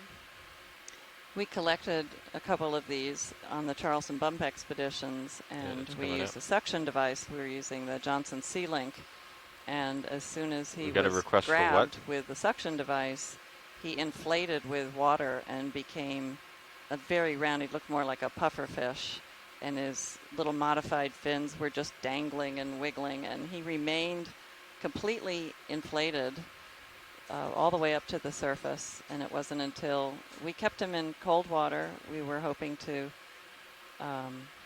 keep him alive for the duration of the, well, we did. We kept him alive for the duration of the expedition, and then the South Carolina Aquarium had him for a while in the in holding before he went into the tank, and sadly he didn't make it, but he did deflate after a while. But that's an interesting mechanism for defense, to scare organisms away, to inflate, but it also rendered him pretty immobile. He couldn't use his fins at all, so I wasn't quite sure what the purpose of that was. Ooh, they was trying to eat something. Let's get the still camera ready. Copy. Do you want me to turn on lights? No, you can leave them off for right now. Okay.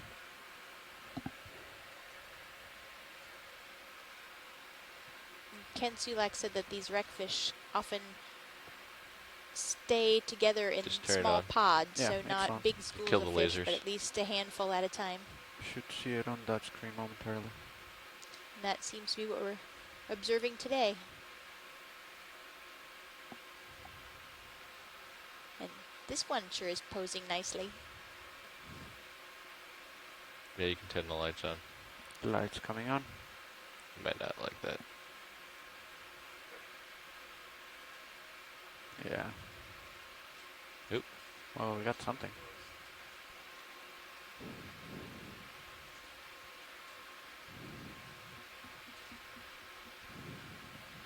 What's my camera angle right now? I can't see. Negative 17. Close. Can we come full wide? Are we full wide on main Zeus? Yeah, and Asako is pointing out that this is a fish dive today. So even though we're not Can we seeing come a full diversity wide of on corals, Zeus, we're please? definitely seeing a diversity of fishes.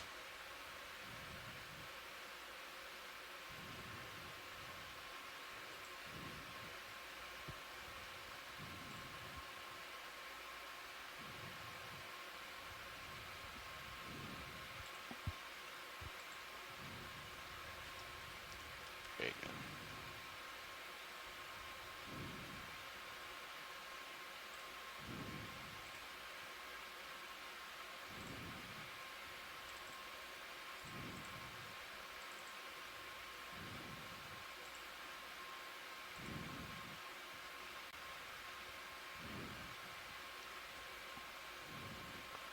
That was a pretty good one.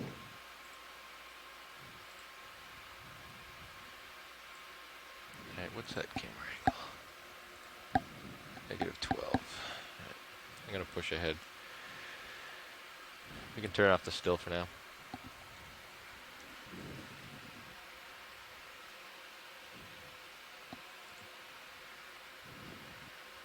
Okay, still cams off.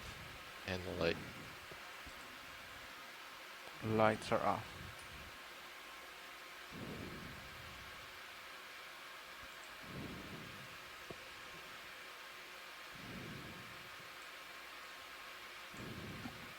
We lost the What is umbilical that? from Syria, from the That is. Is We that another have one? something else on the Oh, seabed yeah. here. Is this a chimera? Nope, that's another No. fish. It's like Come on in. another type of grouper. That Much darker.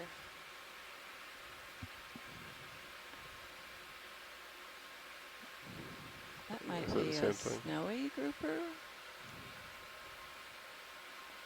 There's also a black grouper.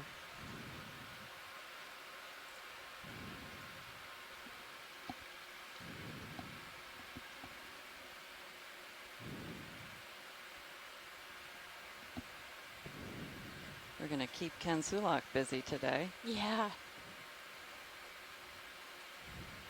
Maybe Andrea Quattrini can join in too, but it's she's in California, so it's still quite early on the Sunday morning there. Right.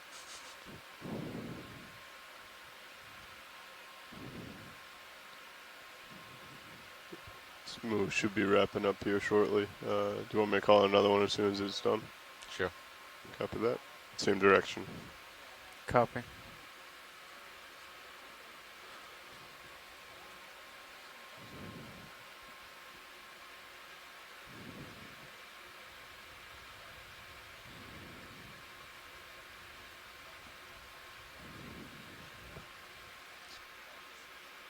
I was just going to say maybe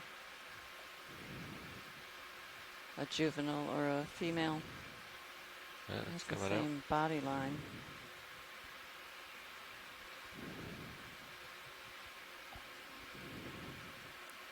Okay, you can go ahead and call that move. Copy. I will once the ship stops. Copy that.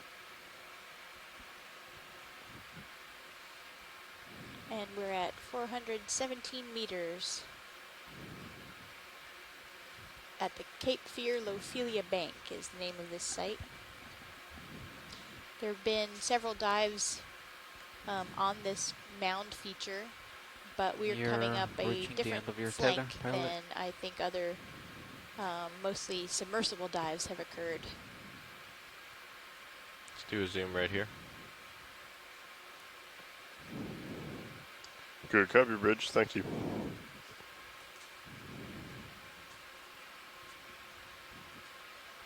Right, pilots, I'm going to call on that other move. Yeah, go for it. Another 30 meters, same direction. Copy that. Bridge, this is RV nav. We have I'd more like to make another fleet under move. the Picta, Same the thing. squat 30 lobster. meters at 225 degrees. coming up. 0.2 knots, please. Ooh, and a sea star in the distance. Good copy. Thank you. Behind them.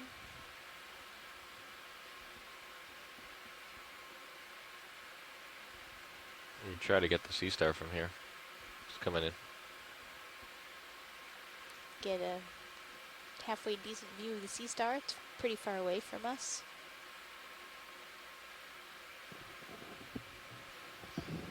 Good copy, Bridge. Thanks.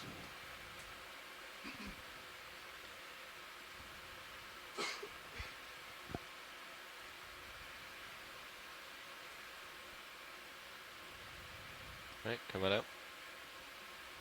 On these wreckfish that we're seeing, Tara Luke writes that the stripe down the length of the body is the lateral line system. It's full of sensory pits for mechanoreception.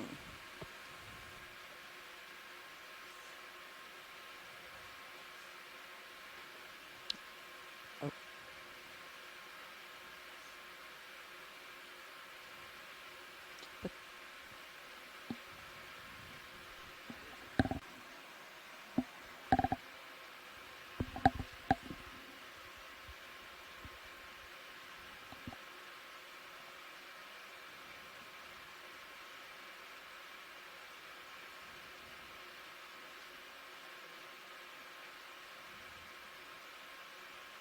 Let's do a quick zoom here.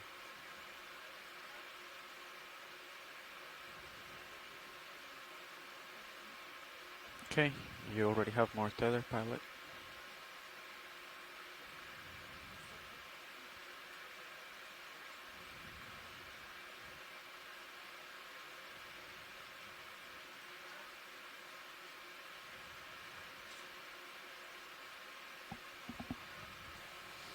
Beautiful white anemone. This looks similar to one that we see in the Gulf of Mexico. It's a long stalk to it, or body to it.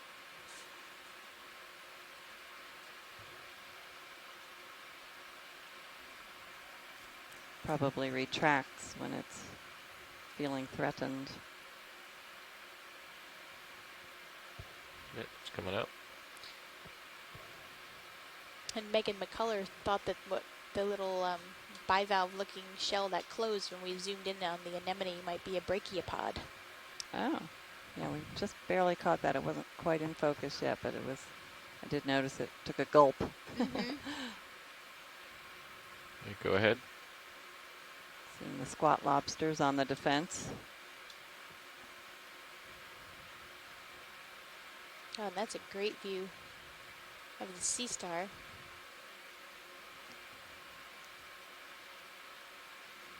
It's like a little yellow sponge and a white sponge to the right.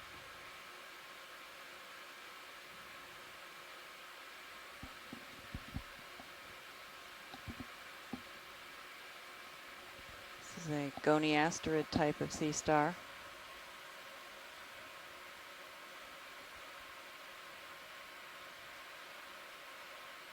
We may hear from Chris Ma to identify it, because I think we've seen this before. He can, we don't dare say which one we think it is. Well, it's good that he pointed out that they're very speciose, so it would be difficult to tell them apart unless you look at them often. We'll just stick with goniasterid. Yeah.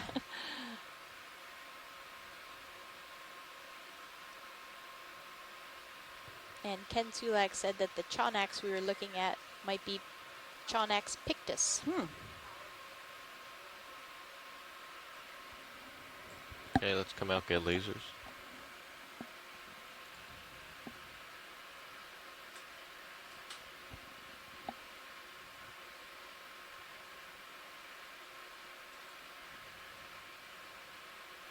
Okay, it's coming up.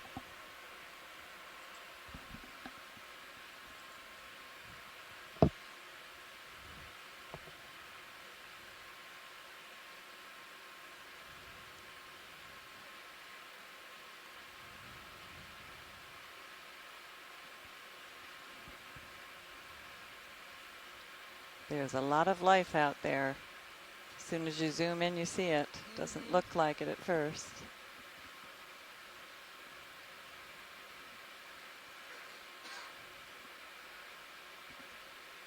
And the fishes can't catch a break. We just keep chasing them, and they keep climbing, Right, and we do too. Fog lights and still can.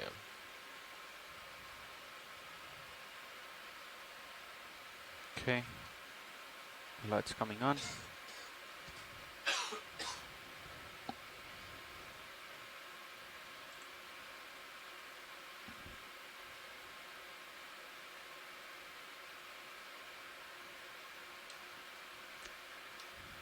Right. Ooh, there you go.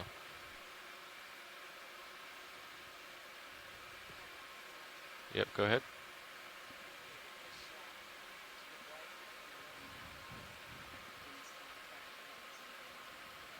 Good copy.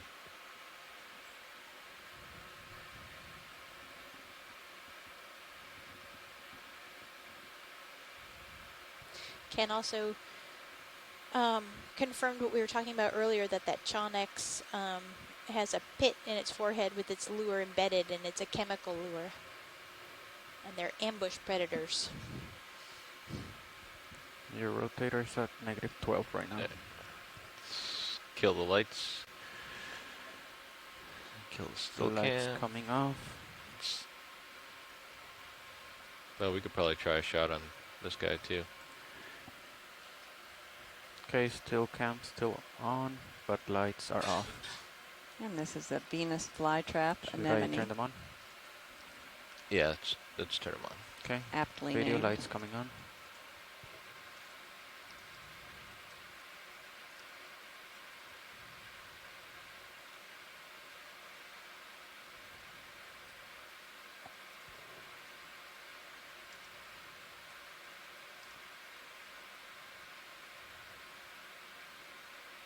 They don't seem to have a preferred depth range. We've seen them throughout our dives.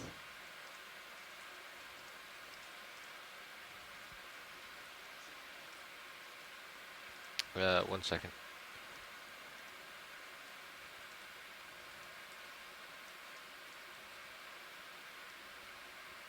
All right. Let's come on in and zoom. He knows we're here.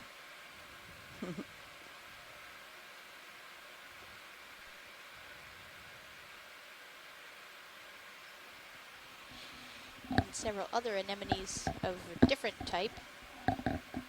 No, we can kill this still cam. Bottom left and Come upper tight right. if you have it.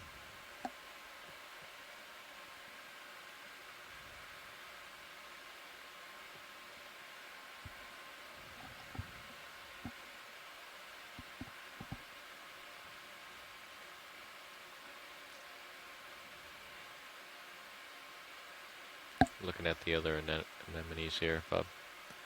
With the one in the back.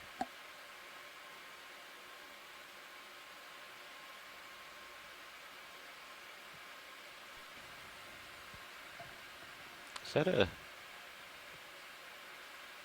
What is that? Oh, it's like a nudibranch actually. I'm thinking nudibranch. I love nudibranchs. Maybe we can see if we can get a top-down shot on them. Good eye there, pilot, pointing out that possible nudibranch just below the anemone we were looking at.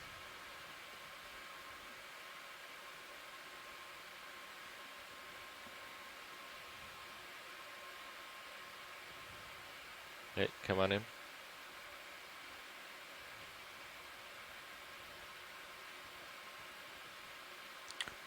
Looking at you at 85. Wow.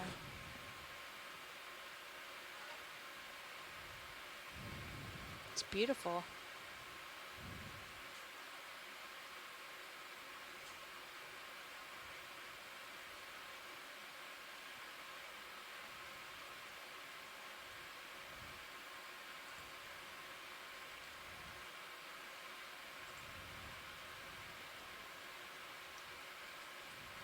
Right, go ahead in if you have any more. That's it. It's a great shot. It is.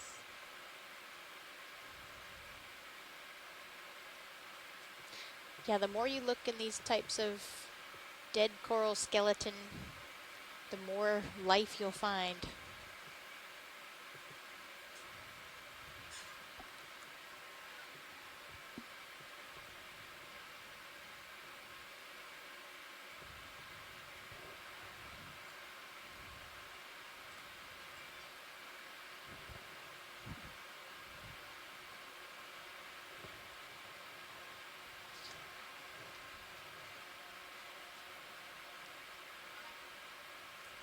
Right, when you're clear, video.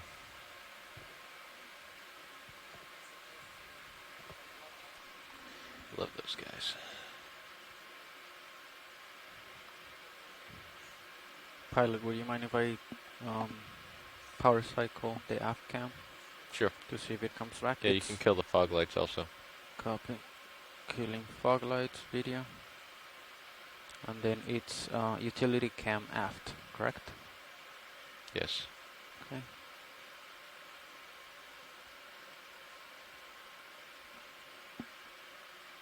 Alright, there it is. How you feeling, Fernando? You want to pilot the last hour? Sure. Right, there's not a lot of current. There is current, but not a ton. Okay.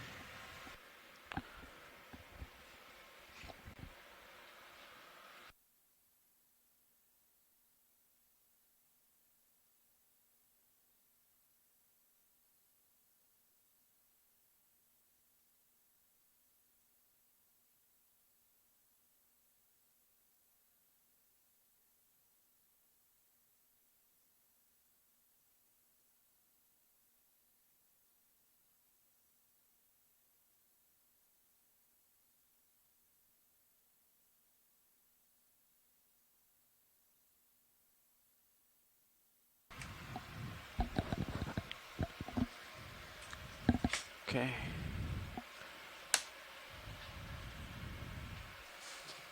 And And we now have Fernando in the pilot seat. And Josh is the co-pilot. They just switched out. And we are at 413 meters depth on the Cape Fear Lophelia banks.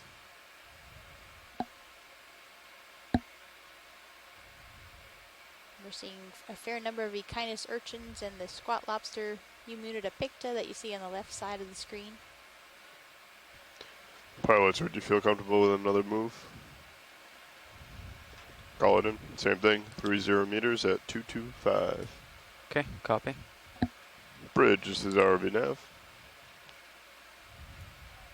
We'd like to call on another move if you're ready. And we've seen lots It will of be the fish same thing. today. 30 meters Come on at in, video, partially. 225 degrees. Speed 0.2, please. Hold right there. Good copy. Thank you. And it looks like possibly another morid cod-like fish that we just see the tail end.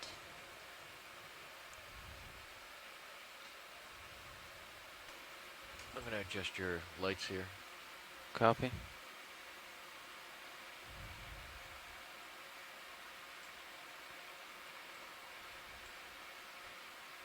Tilting up.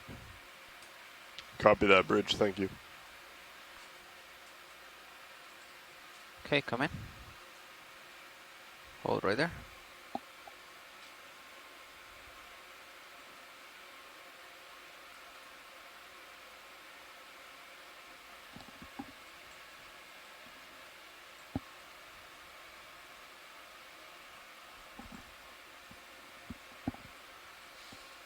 So that might be in the Lemonema group. It looks a little darker, but those black coloration Okay, video, let's come is out. trying really hard to get away from us. And all the pink that you see is a sea of brittle stars. The abundances are Watch Lee, this amazing is Nav. here. Just want to let you know that we've moved another 100 meters, 300 meters in total. And we've just been informed by Nav that we've actually gone 300 meters so far today in 2.5 hours or so. Making some Okay, good come on time in, video. and seeing a lot of fish. Let's go for the urchin. Hold right there. I didn't see it, but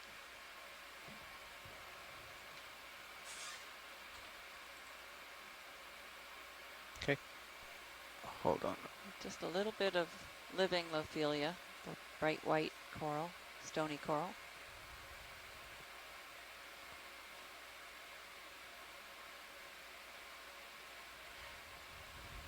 Coming in. Hold right there.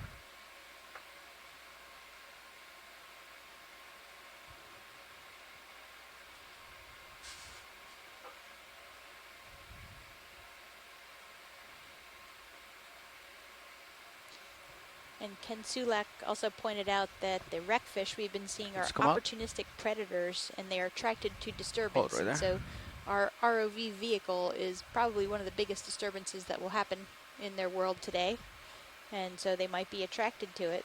Okay. Let's come out. And that when they turn their side to the ROV, it is a display, probably an aggressive display to the ROV.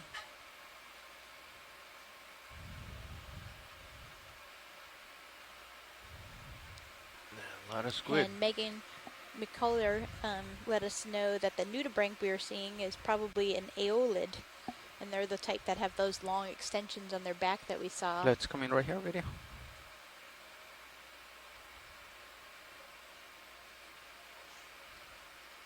Right there.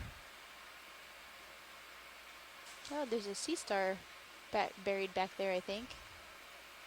And several anemones and a glass sponge underneath the anemones.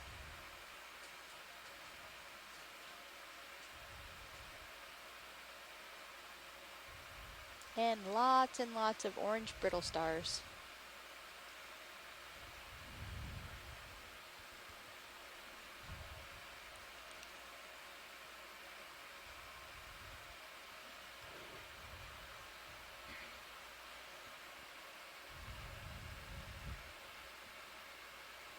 Okay, let's come in.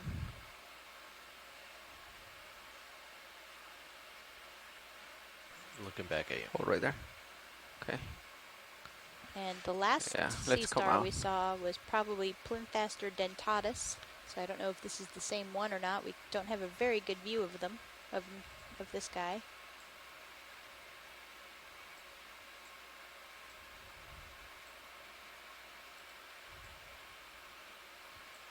Okay, we gotta move on video. Thank you. Pushing out.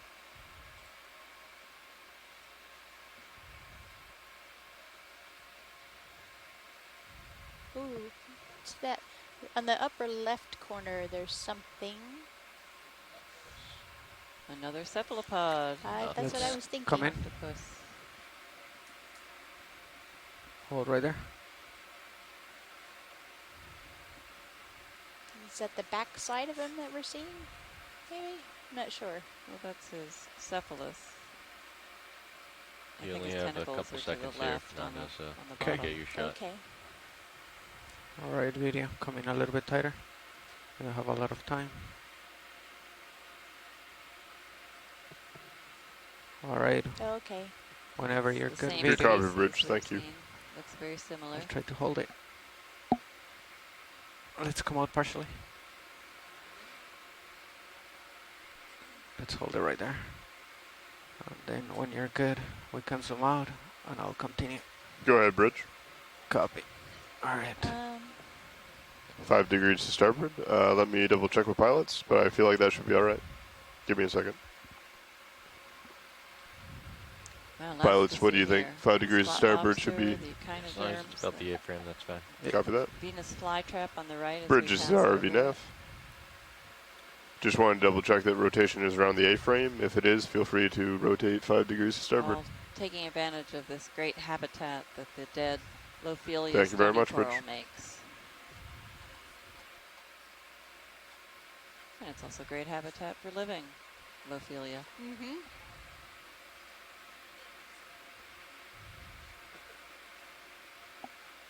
Another one of these gullies with sediment in it.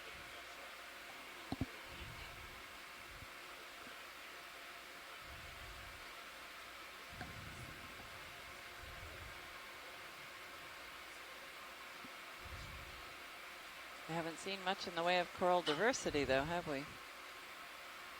Compared to other places. Nope. This is dominated Okay, by let's come in Lophelia. video. And there's the Limonema.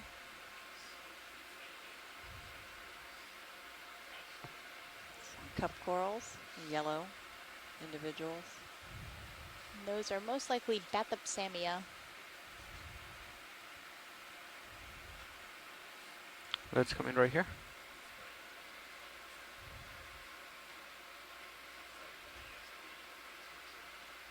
Hold right there. And there's another hermit crab on the right. And looks like that one actually has a gastropod shell, possibly. Right there, right there, right there. There you go. There's a nice view. Is that full zoom?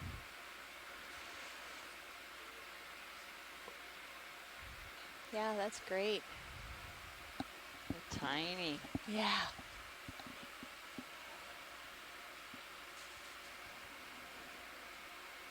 Alright, whenever you're good, video. Okay.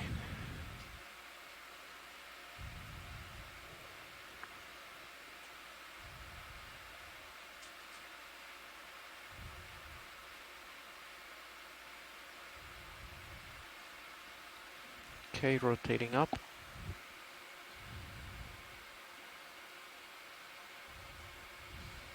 We're now at 410 meters. The top of this feature is about 375 meters.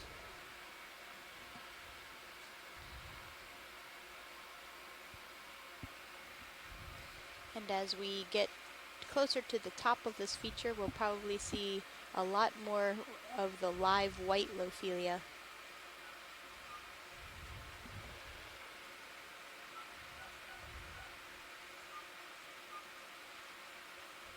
we're estimating we have another 35 to 40 meters of climb to the top. Oh, is that a different type of Looks like a sponge, behind yeah. this squat lobster? Wonder if that's one of the Okay, whenever geodias you're that ready, we've been video, we seeing can come in. round demo sponge.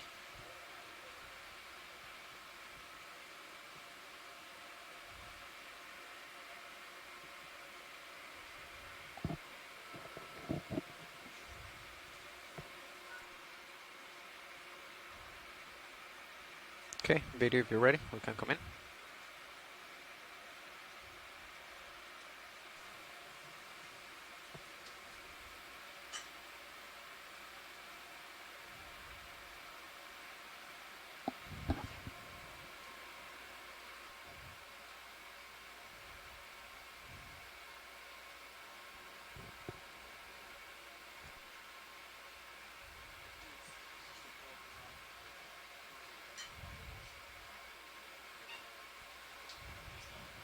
Good copy, Bridge. Thank you very much.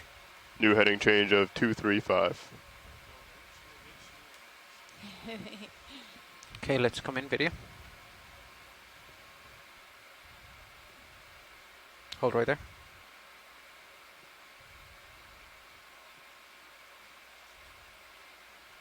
And the hake that we were looking at just before with the black triangular blotches on its fins is the Laminema melanorum. And that is a morid hake that is particularly associated with Lophelia type habitats. And I'm wondering if this is a Geodia sponge here.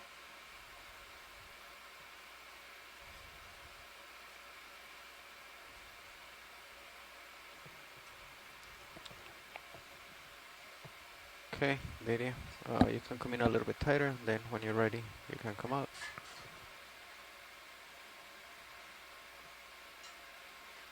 And the Eumutida pictus squat lobster.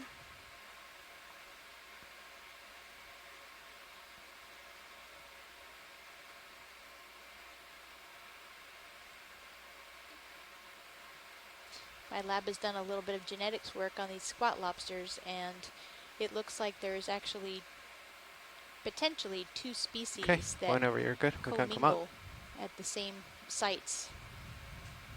One is common and one is not as common. Rotating up. And we couldn't tell them apart morphologically. So that's a cryptic species where you might there might not be any gene flow for Once a long you time. push They ahead a might little be bit, good pilot off, species, but have another move, morphologically they same haven't thing. changed, It'll be the so last they're one. After quite that, tricky, we will and change there's a lot direction of towards that the south. type of situation that, in pushing marine out. species. That's one way that genetics can help us get better estimates of species diversity.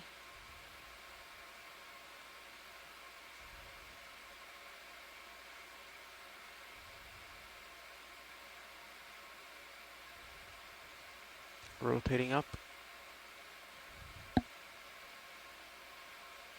And if you look in serious view, you can see some squid that are just above the ROV.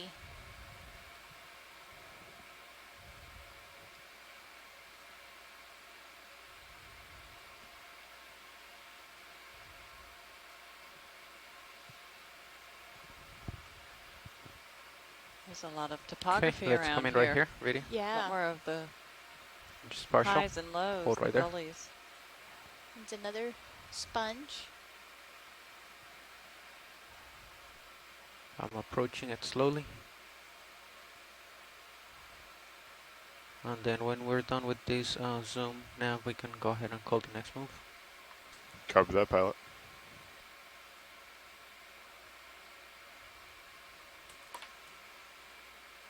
Yeah, that might be a Venus flytrap anemone that's all curled up, actually. Alright, video, whenever you're good. It's all tucked in, hiding from us. Okay, really calling great in another thing about move, the 30 meters, camera and its 225. zoom capability Bridge, is this that is we can, ROV nav.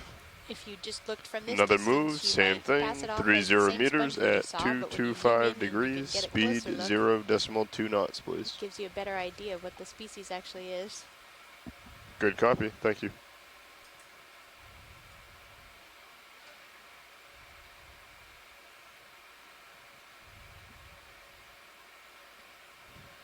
Good, copy bridge, thanks.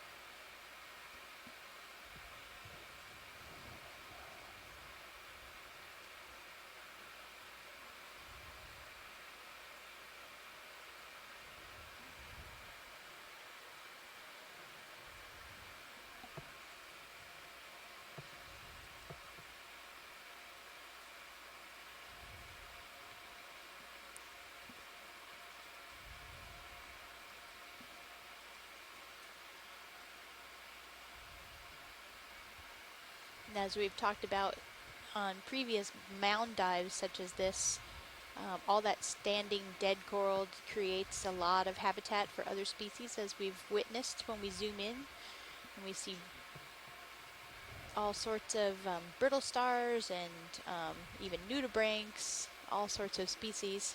And you can imagine that this habitat would be damaged if a fishing trawl came through here.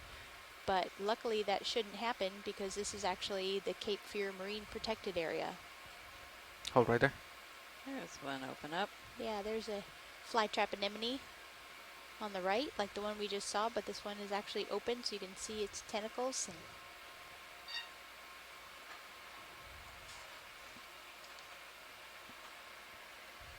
okay, go ahead and come in.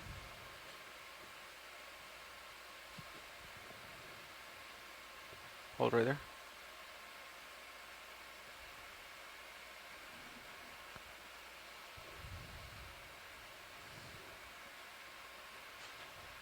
and the information that this dive is providing will inform a cruise that's going to happen next month by the Deep Sea Research and Technology Program and the NOAA Ocean Acidification Program. Lifting off. And they'll be looking at the carbonate chemistry of the area. Well, I imagine they'll be happy to see the pteropod shells that are on the seabed as well, indicating low dissolution rates.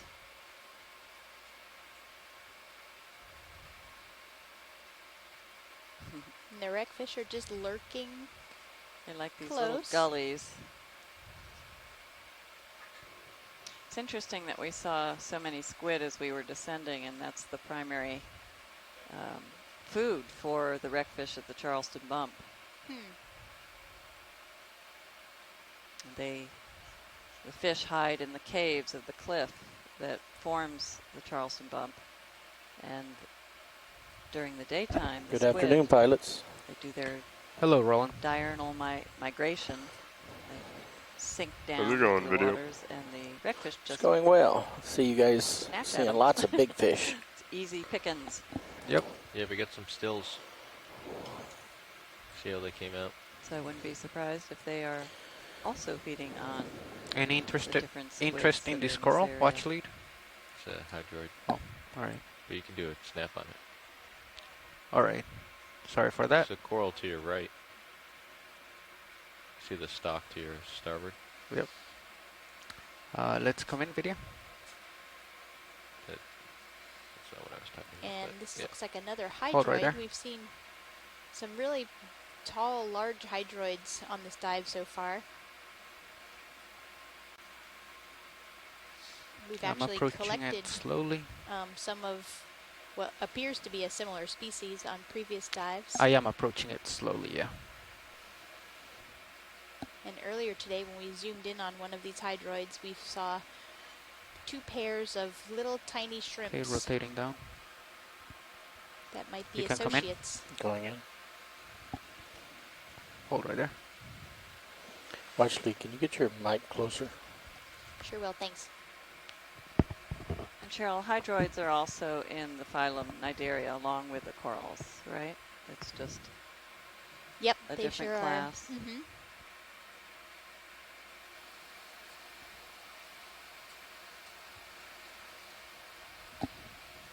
And for anybody that scuba dives in the Florida area, hopefully you haven't run into the hydroid coral, fire coral. I didn't realize that was a hydroid. Mm-hmm. And these stylosterid corals that we saw many dives ago now off of Florida, those are also in the hydroid group. Okay, video. Full screen? Yep, we can come out. Oh, you want us full screen? Okay, I'll hold right here. You can see lots and lots of orange brittle star legs all over this coral framework. Pulling out wide. Copy that. Anemones. Pushing out. Several sea urchins.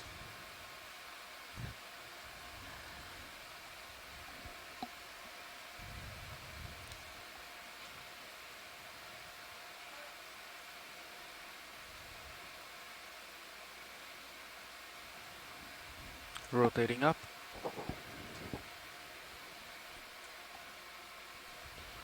Grouper's got interest in you. Just over the mound. We've gotten a lot of close-ups in the groupers. Here comes this another morning, one of though. our wreck fish. Yeah, just pointing out that he was coming this way. That, I mean, we've had him right up into the camera. Ken Sulak pointed out that They're this kinda type of attracted to the vehicle. giving us his side angle is an aggressive posture, possibly. Shows us how big he is. Mm-hmm. You guys been getting lasers on him? Yep. Okay. Man, that's a big dude. And that's just about a meter in length or more. These are the biggest fish we've seen except for the occasional shark. Yeah, I think we found his habitat. letting These him go. gullies provide him some protection. He can lurk, as we've noticed. Tilting up. Waiting for the squid to come by, the unsuspecting squid. These are little mounds or burrows, kind of.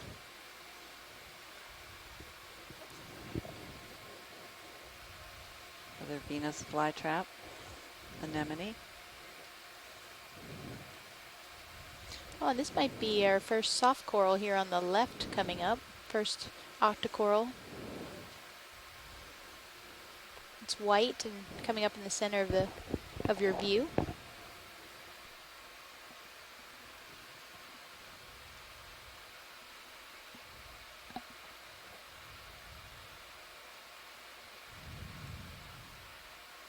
Okay, partial in video. Hold right there.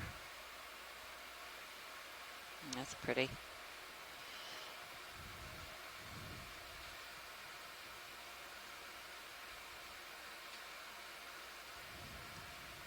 Coming in. Right there. Hold 1 second. Okay, so go ahead and come in. It's getting near the top. Copy. Can you grab my rotator, co-pilot, please?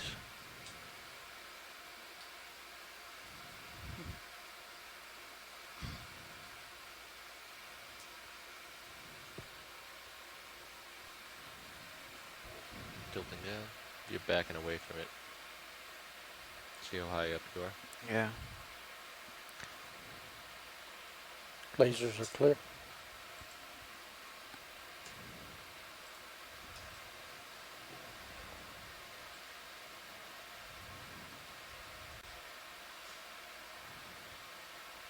And as the name implies, or this group's name implies, the octocorals have Tilting up.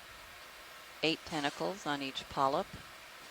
And each polyp is a living organism unto its own, but Thank you, has Vince. More this squid. colonial structure. Video's clear. Okay, copy. Let's come out. Ooh, there are the squid that the Oh, wreckfish wow. are waiting for. Ooh, maybe we'll see some feeding.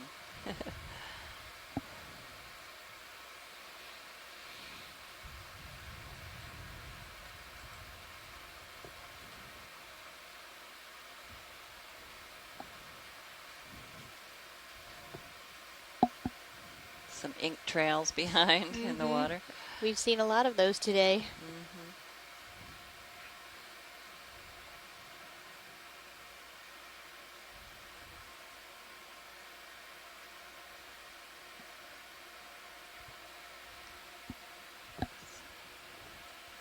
me zoom in on the right.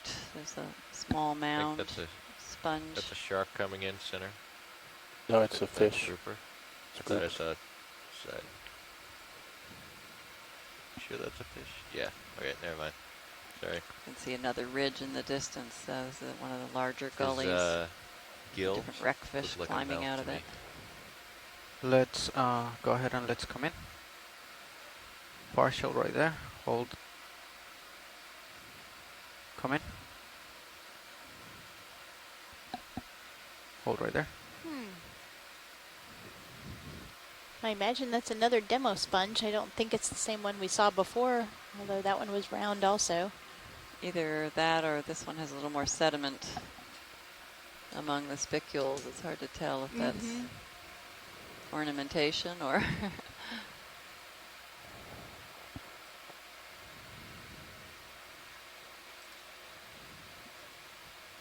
another sea urchin, Okeanos. Some more hydroids. That's good. Thanks, pilot. Copy. Whenever you're good, video.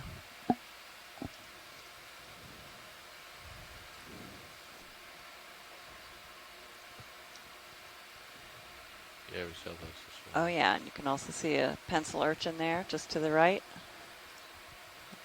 Now in the center of the screen.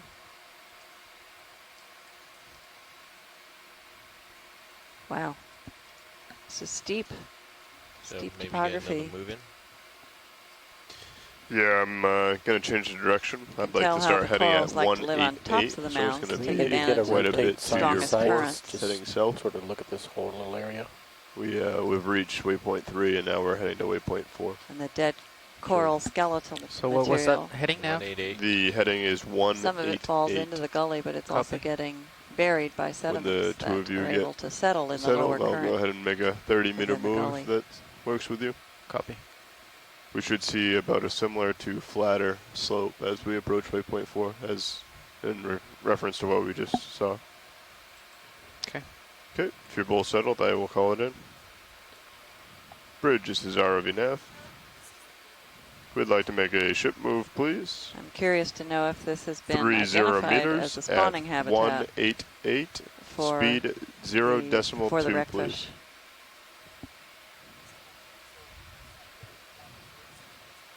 That would Good be copy, great, thank in you. addition to the Charleston Bump area, to have additional spawning areas identified in the North Atlantic.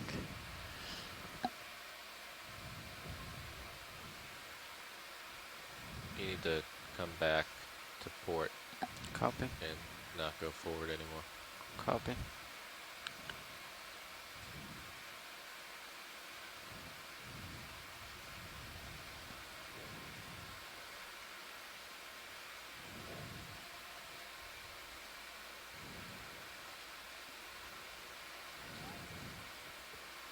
Good copy, Bridge, thank you.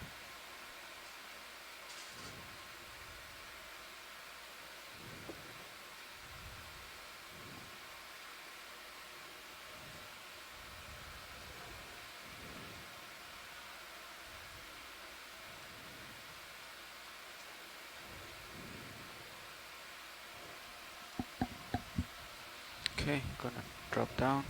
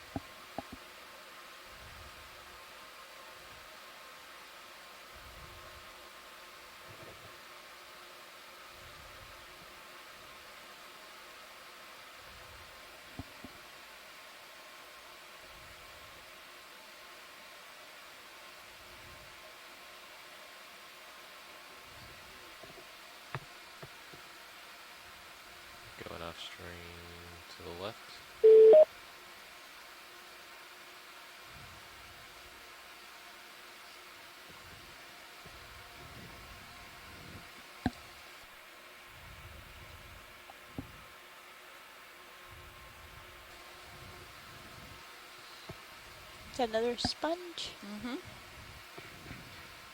Yeah, we've seen now 3 or 4 of those rounded sponges.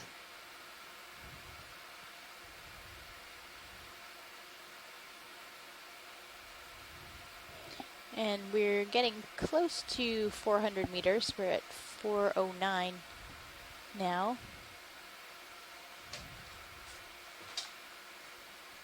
It's like another Lamanema coral hake that just swam under some dead coral.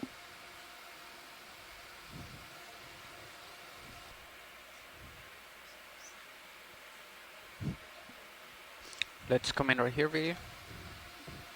Looks like I have another round sponge. Hold right there. That looks different. Maybe it's a youngster of that same variety. You can see the osculum at the top, the hole through which the filtered water exits. Okay, It's brought in whenever through you're done, smaller video. pores. I'd like to get it super tight at the top if we So could. filter feeding Copy organisms. that. Tilting up.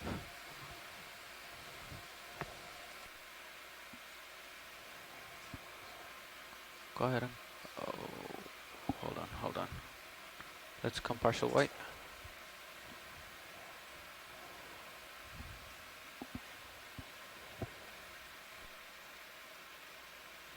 Okay, let's try that again.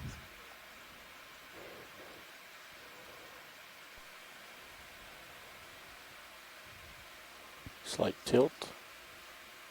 Up or down? Up. Yeah, that looks very different from the others Center. we've seen. Go right there. Very smooth. Yeah, tilt so it's centered on the screen. Oh, The whole thing. I thought you were going for the top portion. Okay. There we go. Right. Video's clear.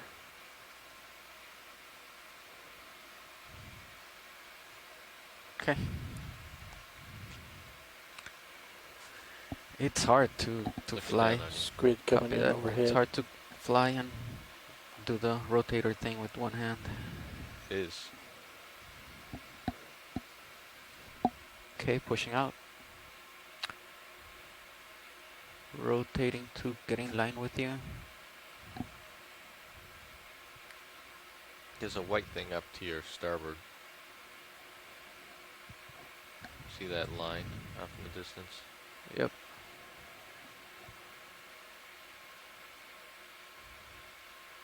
Tilting up.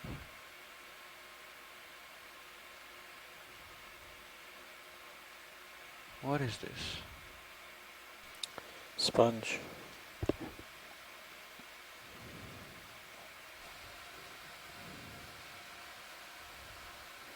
Alright, let's come partial in. Oh, Hold right there. wow. What is this? Very interesting. Looks like Oh, plastic. piece of Oh, it is maybe? plastic. Yeah. Okay, let's come out. Come in Our tight. first marine Just make debris of sure. the day. Just do like a quick snap in on it. Okay, go ahead, video. Let's just make sure that it's plastic and nothing else. Yeah. Alright, let's come out. And it's sad to say that we've seen some human-made debris on the seafloor every dive we've done. Even when we were 190 nautical miles off the coast, Oh, we even, still saw some. yeah, even farther than that when we were Okay, pushing out. at 3,000 plus meters of water depth. Mm-hmm.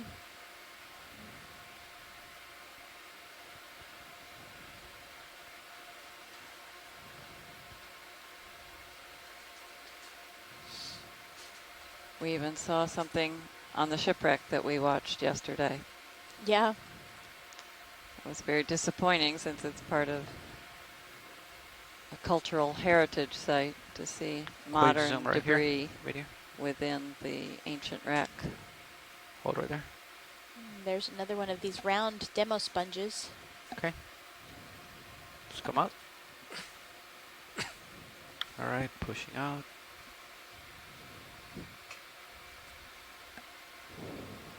And if you missed the shipwreck dive yesterday, there will be an excellent short video Good posted copy, on Bridge. the Thank you. highlights or the video and images page of the Sing it. website in the next few days.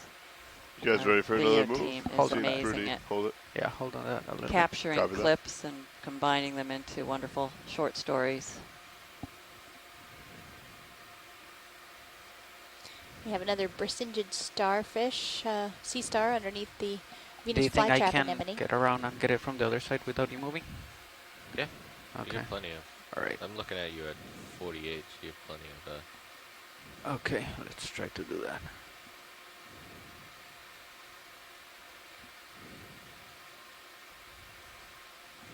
Sea Star has its arms pointing into the current to capture food. You see the wreckfish still lurking in the shadows. Patrolling. And we've had a question from the audience from Michelle Wu Bowman. She asks, is there an explanation as to why there are so many dead coral mounds on all of these explorations? Results of hurricanes, previous sea levels, dominant ocean currents depositing them, or are they very old? And I would definitely say they're very old. Okay, let's come in right there, video. But we also have realized that the remaining skeletal parts of these stony corals makes up great habitat for other organisms. And we have been collecting some samples of these coral fragments that make up these mounds, and hopefully we'll try to get an age on them. Okay. And we'll try to take another one of those samples today Hold right there. to compare with other mounds that we've visited so far. Let's come in. But I would say that this is the normal state. It's not that a hurricane has changed the seascape very much at all.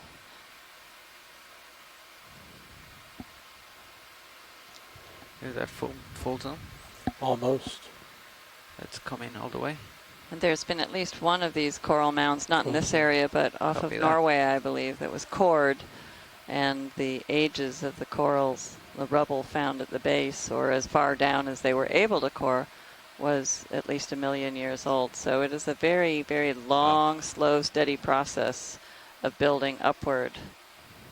Let's And come out. these partially. corals are not the You wanna type do a of quick coral zoom that on require this sunlight. They are filter feeders, so we are well below the sea surface. So it is not a matter of sea level fluctuation that controls their water depth. It is more, are they in the influence, within the influence of a strong current that can provide them food and keep the area clean of All too right, much video. sediment You're good, or do you deposition. want to zoom in again? Let's get one more tight to the center since you're So stable these now. mounds, Copy. the 3 days of dives on mounds that we have done to date, Yes, are if you want all much more very stable, much video's clear. influenced by the Gulf Okay. Stream. All right. So we can go ahead and call that next move, Nav. Copy that. It will be another 30 meters at 1. And on another one of Tilt the up. dives, we are Copy. comparing what Bridge, we see this is here RV now. off the southeast U.S. coastline to the Lophelia We'd like reefs to that make we another see in the move. Gulf of Exact same Mexico. thing. 30 And meters in the at Gulf, the 188 initiation of the coral, degrees. the Lophelia, Speed 0.2, they please. probably grow on the top of salt diapers, and they Here, don't copy, Bridge. Thank necessarily you. have the strong current all the time as consistently as we have here. And there's only a thin layer, a meter or a couple meters of coral that's growing on top of other coral. Whereas here, That's the wide on Syria. skeletons just build up over time to these massive coral-created mounds. And I see that my colleague Scott Harris at the College of Charleston has also copy, Bridge. Thank added you. that hurricane waves certainly would not influence this water depth, even though they have tremendous influence on the near shore. These coral mounds are too deep to be strongly affected by them. One thing that hurricanes do change, that should be though, better. My at these side depths tone is was that the way too water high. stirs up actually creates a mini period of upwelling as the hurricane passes over, and we've seen productivity increase as a result of hurricane passage. Productivity in the surface waters, but then when those organisms die, Since he's such a target, the center the between his material eyes. falls to the sea floor, including organic material, which could certainly Go ahead. help to serve as food for some of these organisms. All right, try to come in.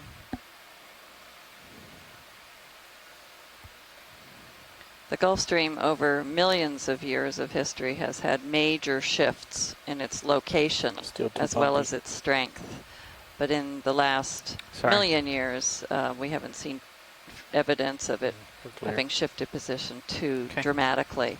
But certainly the axis of the Gulf Stream migrates back and forth over the course of months and weeks and seasons, but is still within the same type of, it's like a car shifting lanes.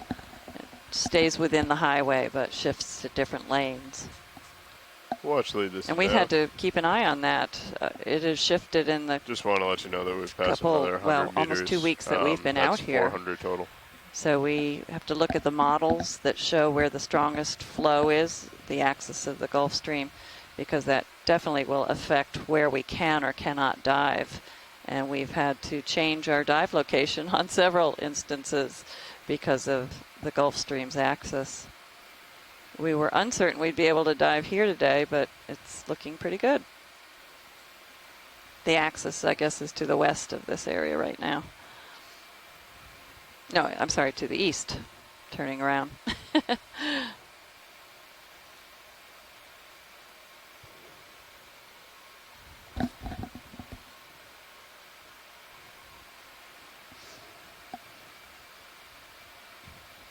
Seen a lot of these Venus flytrap anemones today.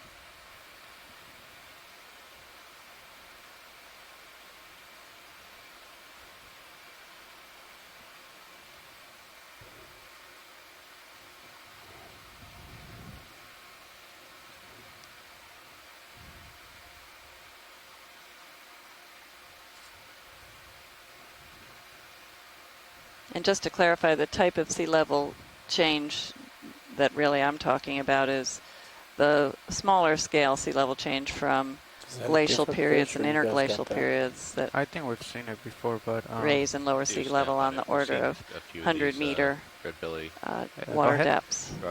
But well back into the Cretaceous, sea level was significantly higher today. The shoreline was all the way up to near to Atlanta, Georgia, and Columbia, South Carolina. And so at that point, the Gulf Stream crossed over roughly where the Georgia-Florida border is now. So very different axis in those times, but we're not looking at that kind of age of material here.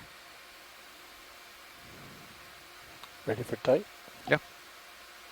And this looks like another black belly rosefish.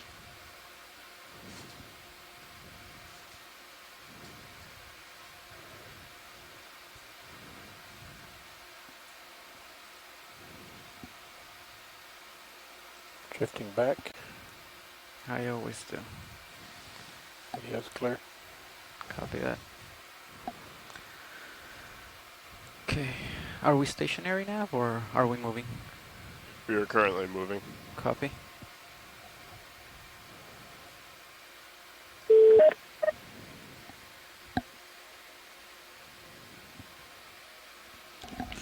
Did someone just join us on the line? Those do kind of look like Hi, yeah, this sharks is Scott Harris. How are y'all today? Hello, Scott. Good morning. Right? Yeah. You know?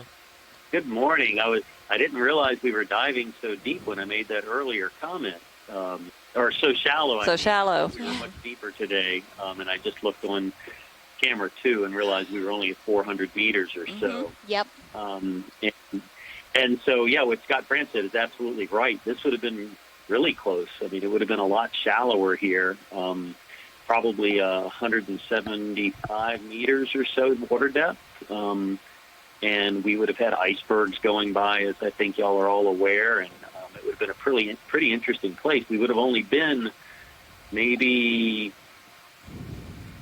10 miles from the last glacial shoreline during the Ice Age. So we would have been very close to shore here, actually. Can we make the next move a little bit more?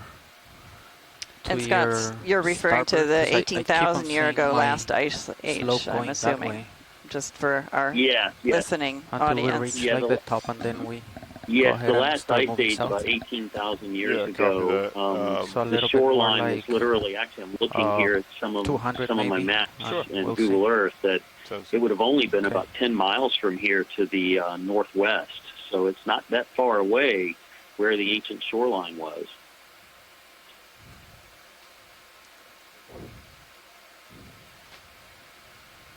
It's hard to predict, to imagine that now. Yes, if you look on Google Earth, the break in the shelf at about 50 meters water depth, that 50 to about 125 meters, it goes off pretty quickly off of South Carolina out at Bull Scarp and out here. And so we see that old shoreline from about 18,000 years to about 10 or 11,000 years ago, and then it started to move inland very quickly. But again, that was a long time ago, but we would have had people living at the edge of the shoreline and being able to look out over this area. Wow. And Scott, you've gotten very excited about our recent mapping and some of the mapping that you and I have done in the past of this area. You want to talk about these iceberg scours, just since we're talking about lower stands of sea level and icebergs. How do we, you might want to explain how we have identified that they existed in that time. We certainly don't have the ice remaining. No, so there are a lot of patterns that started being discovered down in this part of the world. They've been recognized in the Northeast a long time ago, and all over the northern latitudes, of course, where icebergs, just a few percentage, 10% is above water and 90% of the mass. We're going to have to interrupt just for a minute. We have a shark in the view, but I will get back to that. Sorry. We have to chase a shark for a moment. Video. I haven't seen this. No, that's a different one. Oh. Tilting up. We're probably blinding him with our lights. And he just ran into the coral. It's pretty.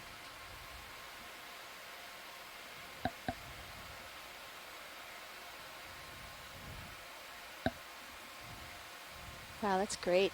Permission to back zoom. Go ahead. Hold right there. Tilting down.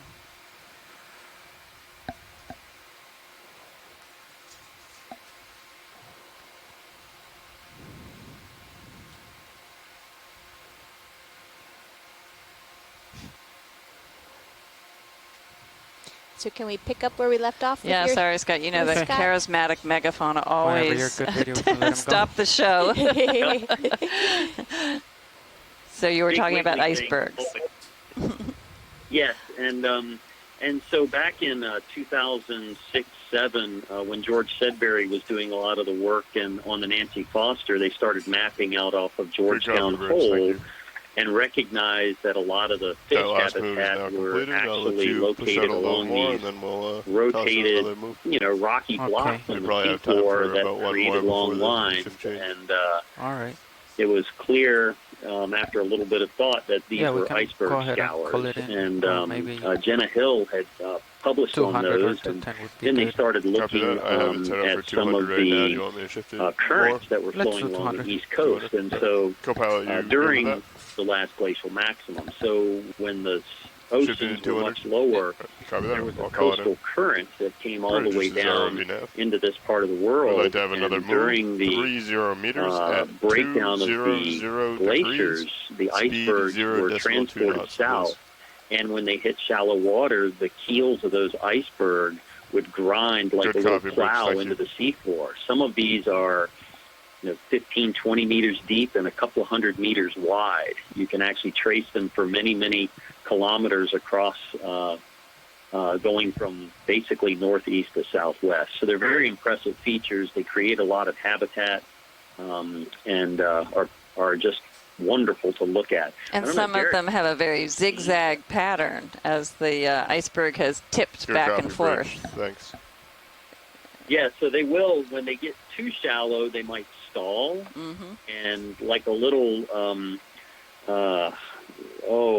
I'll just use the word like a little dreidel. They might spin there for a little while and rotate and create a little pit right at the end of the line. And then you might see them lift up, and then you'll get a smaller line moving out of that pit. And so you end up with these long sort of grooves in the seafloor that are very straight, maybe slightly arcuate. And sometimes they turn wiggles early on in this cruise. I think at about 380 meters, some of the, or maybe it was 1805. It was it was the mapping cruise that preceded this. Yeah. Zigzags. I didn't know if you wanted to talk about is that Lophelia? It is Lophelia, yes. Yep, this is some more live Lophelia. We've been seeing a lot of dead coral, but this is what it looks like when it's alive. It's bright white. You can see the polyps out there. So earlier, Scott, when I was talking about the direction and strength of the Gulf Stream as being so influential during low stands of sea level, based on where we're finding these iceberg scours, it would indicate that the axis of the Gulf Stream had moved eastward and may not have been affecting this particular area quite so much because of that coastal southward flowing current that brought the icebergs down. That's correct. I'd have to look at Condren's models of the width of the cold water currents. You still get some of those cold water currents up off of Delaware and those areas. That come in. The Labrador current. Very similar to those, and they would have pushed along the coast here, and they would have definitely been going over this area. You would have had more cold water currents coming from the northeast.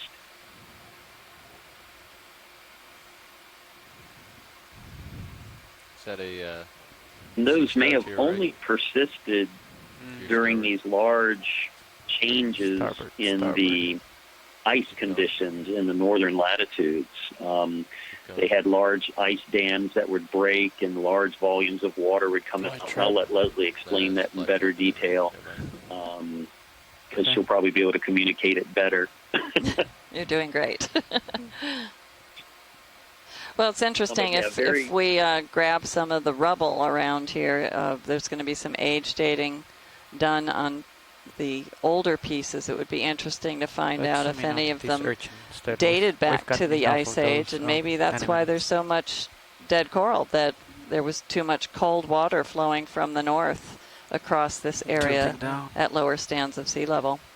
Go ahead. I'm going partially. Yeah, and it would not surprise me. So the last time that sea level was as high as it is today was about 80,000 years ago. And probably around 70,000 years ago, the shoreline was within about 10 miles of here, about 20 kilometers or so, 15 to 20. And that would have persisted from about 70,000 years ago until probably about 10,000, 11,000 years ago. So the shoreline was low for a very long time, and the climate's been chilly for a while. Until about 10,000, 11,000 years ago. It's oscillating back and forth. Got any autos on? I don't think that's going to work. And I'll leave y'all with that. I could talk about that a lot more. Well, it's all hard to imagine sea level being so different and affecting this area, but the level of the water may not have affected so much as where the axis of the Gulf Stream was. So very interesting discussion, and thanks for calling in. I appreciate that. Oh, you're welcome. And yes, if they could mount a core onto the bottom of the sub. If they could only.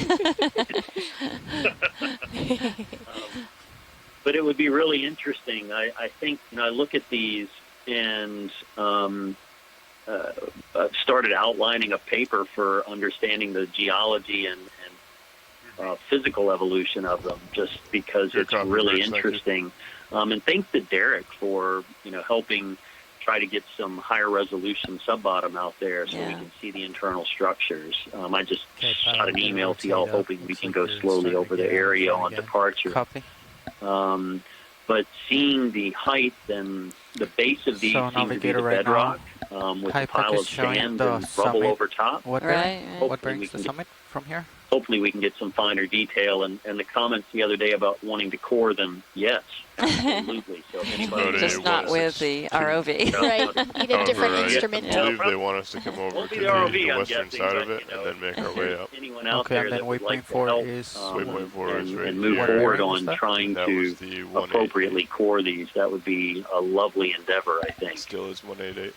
Yeah, it sure would answer a lot of questions. However, Be we a can great make another collaborative 200 effort, move certainly. to come out a little bit farther if that's where you're Yeah, seeing the... yeah. Yeah, I because know a lot like of people flying would get that a lot way, out of I it, can't get particularly any for zooms or anything. looking Let's at just the try to... changes in time of the types of rubble that we see, the types of Let's just keep following organisms, this ridge up then.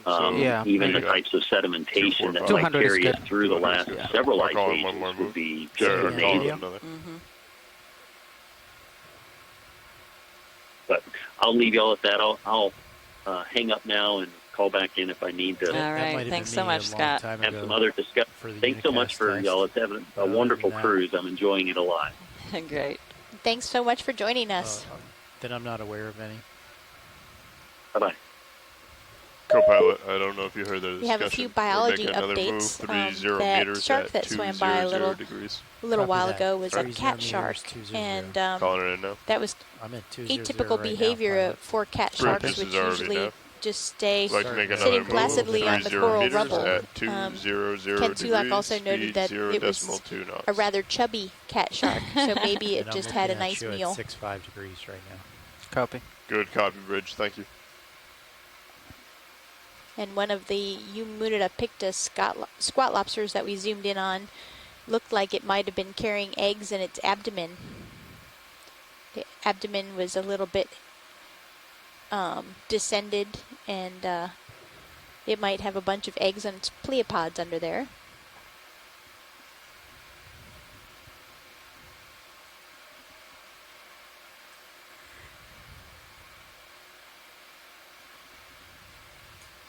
Good copy, Bridge. Thanks.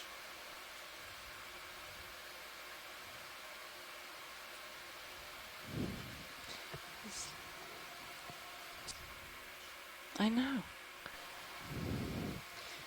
So we have another wreckfish hiding behind this huge dead colony of coral. Say again, video? It looks like pink coral, but those are just the arms of all the brittle stars that inhabit that.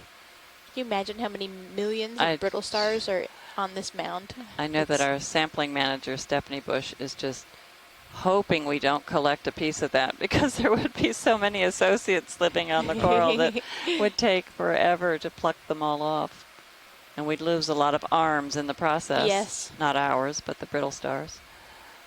We've been very carefully picking them off with forceps when we see a lot of past the skids, the brittle starfish on some of the pieces of coral rubble, and I guess that's where we've seen most of them. Yeah, we haven't seen that many in the sediments. Certainly that variety tends to live on these coral branches. I'm at 4 or But 5 right today, now. well, we haven't had a lot of bare sediment exposure, I guess. We're going to have another change of pilots here in the control room. Not a lot of current. We're going out the way. Not a lot to say. Good job. Good luck on you.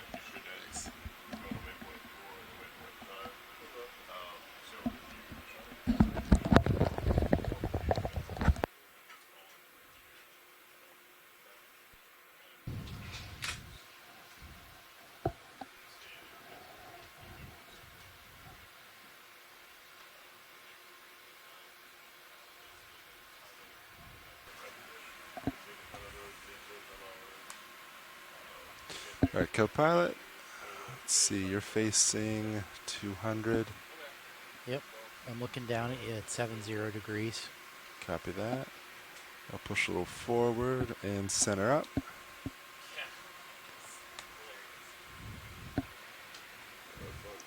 haven't seen a high diversity in the coral populations. We've seen certainly the Lophelia, the white stony coral, and we've seen only, I think, one octocoral. Hey, watch leads. Just did a quick pilot change. So I'm just going to keep making my way up slope. If you see anything, just let me know. Roger that. Thanks, pilot.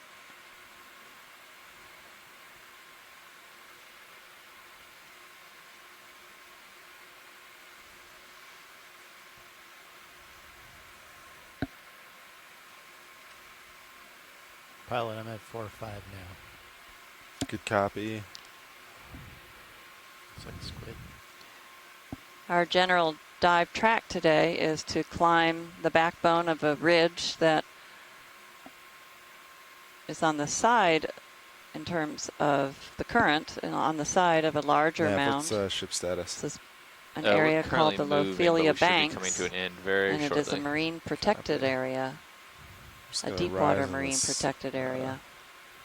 We are off the coast of Cape Fear, North Carolina, and we began our dive today at 450 meters, and we are climbing to about 375 meters to the mound's crest, following this ridge. And what we've seen is many, many different gullies, undulations of this mound ridge. Not a lot of Lophelia coral living in abundance. We were expecting to see that at the top, but a lot of different fish species. Samples do we have? Many, many of these squat lobsters that you see speckled throughout the scenery. None. And the wreckfish, we've seen plenty of them. Very great habitat for them. They live in these gullies. And that was the pass down I received one of their as well. primary food sources is squid. And on our descent, we went through, or as we hovered above the seabed, getting ready for the dive, we had tens of squid swimming around the cameras, and occasionally we've seen them fly through the scene. Quite the impressive length. So they must not be aware that their major predator is lurking in the shadows of these gullies. So you're a bit off. You're going to push a little to port. A Venus flytrap anemone and another sponge on the right. So did Fernando explain what we're kind of doing right now? Going up the ridge, swinging around here. Up the ridge, and to go straight to waypoint 4 apparently leads to, well, kind of off the ridge. And the white, bright white we're coral, that's the Lophelia. It's a stony coral. Scleractinian coral. Do the hook. Sounds good. Do the hook. Yeah, there and you go. it has been growing here for thousands and thousands of years, evidenced by the standing dead framework of their skeletal remains and all the rubble on the seabed. And the rubble is, of course, the broken branches of the dead coral, and it's stained by iron and manganese oxides that are within the water. They precipitate out of solution and coat anything that remains still and dead on the seafloor, even the sediments that have sat on the seabed for long periods of time. The fossil remains get an iron coating on them. You can't see the sediments very well. They've all filtered down through the branches, but you definitely see that beneath this thick veneer of dead framework, there is certainly sediment, and the sediment piles up between. Oh, good, here's another sea star. Oh, no, I'm sorry, that's not a sea star, now that I see. That's another of the, I think, Chonax fish. I was imagining points to it. Actually, do we have from the front? Good video. Yeah, let's take fish? just a quick zoom. Yep. Since we saw it a while ago. Squaring up from the front. From the front. I got the side profile before. I just kind of went over an emergency. Yeah, give me a sec. Rotate. In the foreground, right at about 6 o'clock, you Lasers are clear. See the feathery type of you can kill lasers. form. That's not a coral, that's a hydroid that we're seeing. Very large All right, video, how's hydrozoan. that? It's good if you sit down and stabilize. Copies. Yeah, this is another of the Chaunax fish. I think he's They're about to deflate. angler fish. Instead of a physical mechanism that would attract other organisms to it, it has a chemical receptor right between its eyes. The big mouth for gulping.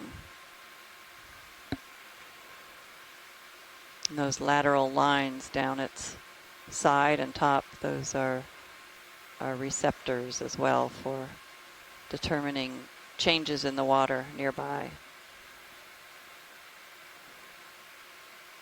That's a great video, thanks.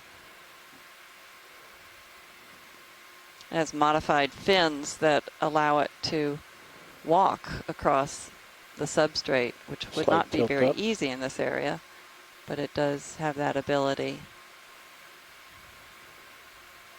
And it can suck in water and blow up like a ball when it gets very fearful.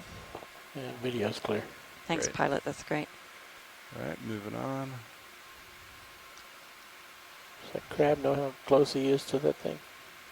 And let's look for a face-on view of another squat lobster. Sure.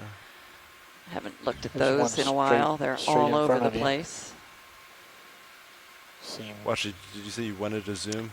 Yeah, that would be a great one. He's looking right at the camera. Yep. All right, video. They want to sit down. They weren't one of those extreme close-ups. Ken Sulak verified that's a Chaunax stigmaeus, Just give me a sec. the red-eye gaper. Make sure I don't land on anything valuable. All right, We've seen several of them out here and farther south at a place called the Charleston Bump as well. Can center him up. So here is our rotating Immunida picta, the squat lobster. Tilting down.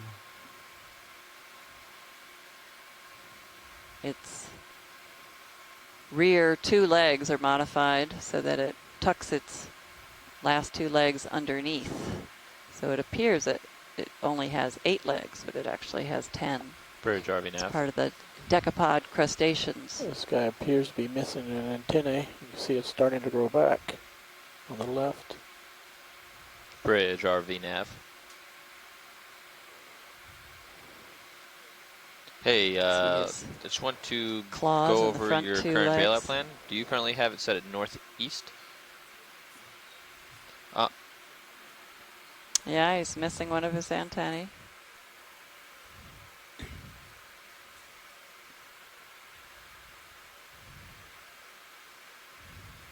All those sharp spines at the top of his head, that's part of his rostrum. Copy that. Then for right now, we're kind of at a balancing point that we'll keep it northeast, but in a little while we might just change that. And if See I the do, I'll gleam call of up the to you. ROV in his eye. Yeah, it's a good. When that happens, how will you feel about a northwest? Pilot, could we just zoom in on these brittle stars just to the upper right, just to let everyone see them up? Right. Just Yeah. you can see them all over just the tilt slightly up coral. and rotate right. Good to leave. Yeah. Copy. Yeah, just all those arms Copy are that. from I'll keep that in mind. brittle stars. They're echinoderms. They're in a class related to sea stars, or ophiuroids. Are we moving now?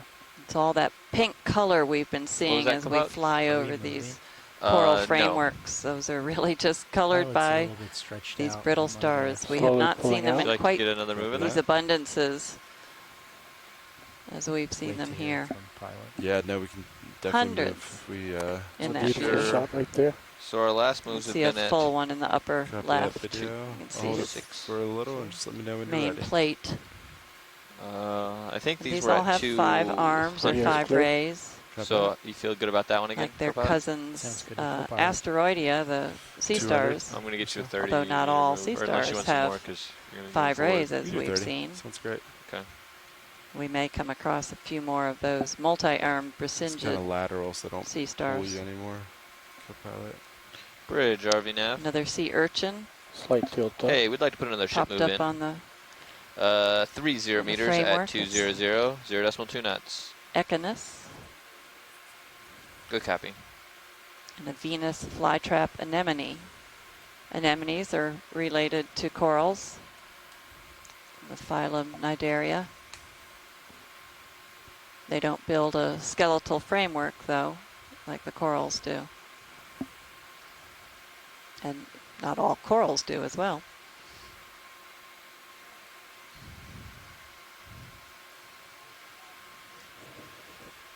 Copy that. Thanks, Bridge.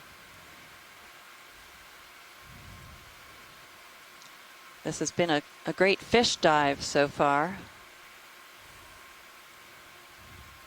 I won't attempt the Latin names, being a geologist. We always use that excuse at least. But we've seen a chain dogfish, a catfish, so we've seen a dog and a cat.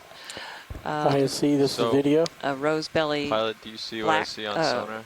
Black belly rosefish, which Is that the 45 degrees there? the only black part of the That black belly is going to rosefish line up is more the with belly, waypoint so we haven't 4, seen so that if eventually you part of wanna it yet, because it make your always way sits on the towards that. seafloor. Yeah, whenever you think it's ready. Several on sonar and high pack, lamanimas, let me which know. are very We can- common in this area, although we haven't seen possibly as next many move or so now we that could we've kinda risen to cheat the that way and slowly turn shallower serious that depths, way and and that see might what's be going on. because of the Sounds good. wreckfish being so common around here, the very large fish. Pilot, can we zoom in on that sponge and anemone? Yeah, copy that. Haven't seen as many sponges as in some of our other dives. And this You see it variety almost of straight glass down on sponge top of has that anemone that's going to really pop with the been lights. one of the two that we've seen more Copy. commonly. So on the left you see a glass sponge with a anemone Might on wanna its right. Go ahead and turn on the extra lights and kill the lasers. Yeah, co-pilot. Okay, lasers off, All right, video start to make your way in. fog lights on.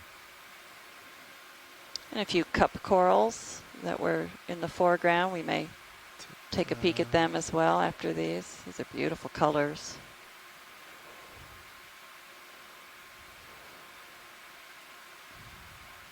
Going for the two shot, then I'll push into And the we often anemone. see Copy. associates in these sponges taking advantage of the filter feeding action. The Anemone. sponges bring in water through the pores on the sides and then exhale, if you will, through the large opening. And this close-up, of course, is the anemone. And you can think of this as being like a giant polyp that we see in the corals, but of course, this is a different group within the Cnidaria. And these tentacles are loaded with stinging cells called Cnidaria. I'm sorry. Rotate to Not the sponge. Cnidaria. Copy that. Nematocysts. Sponge. The word completely escaped me for a minute. Nematocysts, stinging cells, and they. Look into the Some top. organisms are able to withstand the mild toxins that might be associated with them.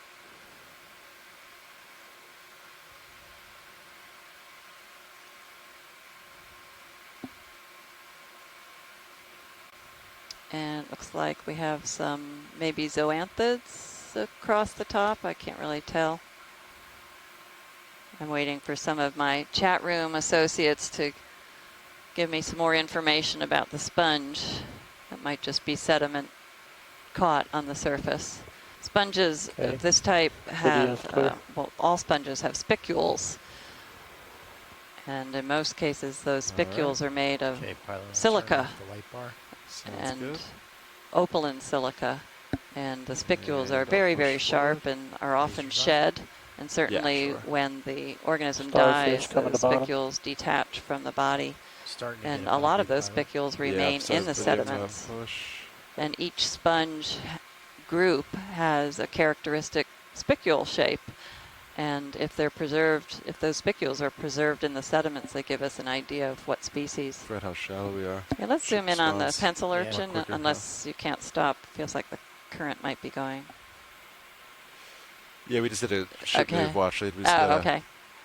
At this depth, it responds much quicker than at deeper Yeah. depths, so just have to move a little quicker right there, but we're... We'll just keep an eye out for another. Nah.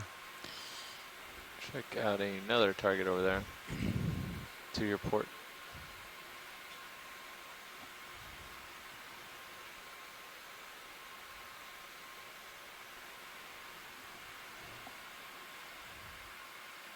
Have we seen that crab to the left of That's center? going to be better. Yeah, let's towards our take a quick zoom in on the crab just about Going off 10 screen? o'clock from the, no, 10 o'clock from the lasers.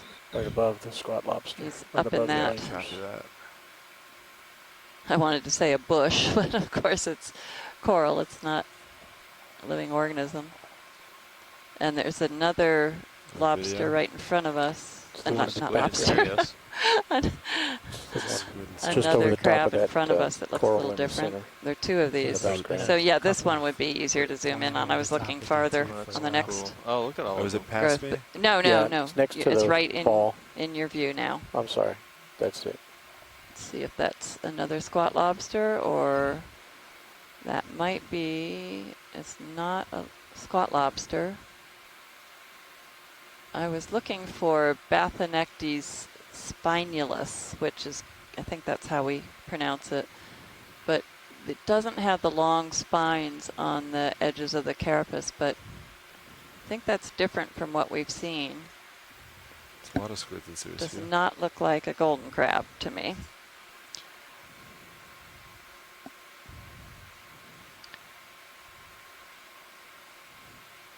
I think on this we might need to get a shot from Bathanectes the left side. longispina is what Looking I at was its back. thinking it might be, but You wanna look at I'm its not back? convinced. Yeah. I just know that they are Copy. common Let me know when you're done with this, and I can rotate. Videos. on the clear. Charleston bump. So if Yep. any of the chat Go room come folks, partial. and I've gotten rotate verification, around. it does not look like a golden crab, so that's good. Thank you, Scott France. And maybe we could take another zoom at the one that is just on that next dead mound Lasers are clear. near the Copy urchin. that. There's also a pencil urchin. Copy that.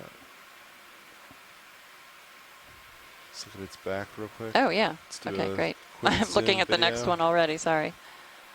Yeah, we're gonna Yeah, I don't think that's the Bathanectes. Their lateral spines really Copy that. Thanks, extend Bridge.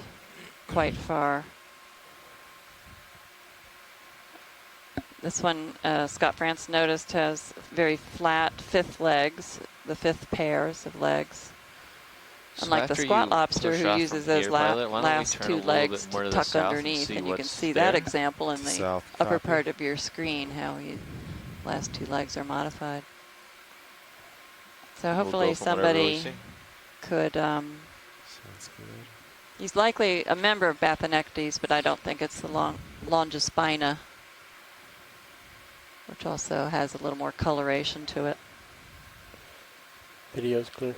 Video come wide, and then That's watch great. what other? Yeah, to the left of your current view, there's another of that same crab, but there's also a pencil urchin, so we can maybe take a look at both of those. Yeah, copy that. Another example of that crab.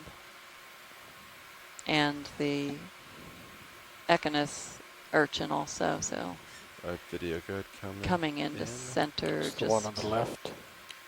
It's not. I'm center? looking a little, No. yeah, a little Oh, farther over there to the copy. left. Yeah, I see it. Yeah, so that's another that same crab.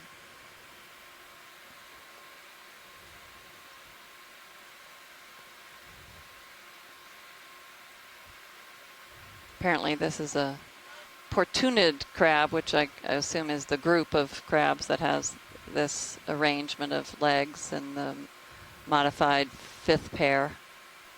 And here we see one of the pencil urchins with a very thick spines. So I believe it's a Siderus, but again. Some of you in the chat room should correct me if I'm wrong. Definitely out of my comfort zone here. Okay, video's clear. Maybe a tighter Right. zoom if you can On the which urchin, just for urchin? an ID Copy that. possibility. So rotate. You can see that it has little hydroids growing on it, Max zoom. taking advantage of that hard substrate. And in the sediment record, this is the kind of remain that we might see for these echinoderms, is the pencil themselves, the spines. They're very thick calcium carbonate, and they're very resistant to dissolution. Unlike the test itself, the rounded part, those don't typically get preserved. They dissolve away or get crushed. So Video's that clear. we might find fragments, but not Video. entire Head skeletons. come wide. And maybe take a quick zoom on the two organisms to the left of that. There's a feathery. Copy video. I'm just going to bump a little closer. Okay, and then the other Go you full wide. echinoderm. Perfect. Copilot, are we pretty still? It doesn't look like we moved much. Yep, we're holding. Great. I'm right above you. Looking back a little bit. And Ken Sulak Sounds good. says You a know if, protunid crab, a swimming good crab. well. That's how those fifth legs are used for swimming. And he suggests that it's Bathanectes brevispina. Thank you, Ken. All right, video. Start to come on in. Let's go for urchin first.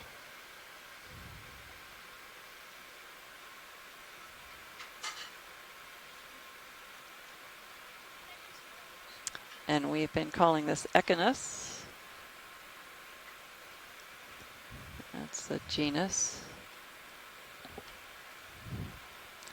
And these very fine spines are not preserved well in the sediment record. We may see them in the modern sediments because they do get broken and shed and break down when the organism dies. Do we know what those little openings are near the center?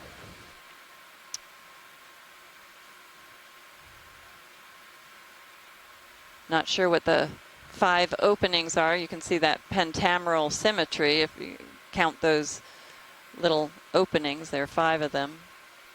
These are related to sea stars, crinoids, sea cucumbers, and the brittle stars. They're all related in phylum Echinodermata. Video's clear. Copy that, and then Okay, and we just want to go down to yeah, just to, there's an anemone over there, but now we have these feathery. Is this what you wanted to watch later? Yes, yeah, I just want to get a zoom in of that. So we haven't done that in a bit for our recent viewers. And we have the biologist back from lunch. Hello. Again, I see those little white dots close to the, right along the main axis there. I'm seeing that in the hydroids we've been looking at elsewhere too. It looks like there's a little amphipod. Mm-hmm.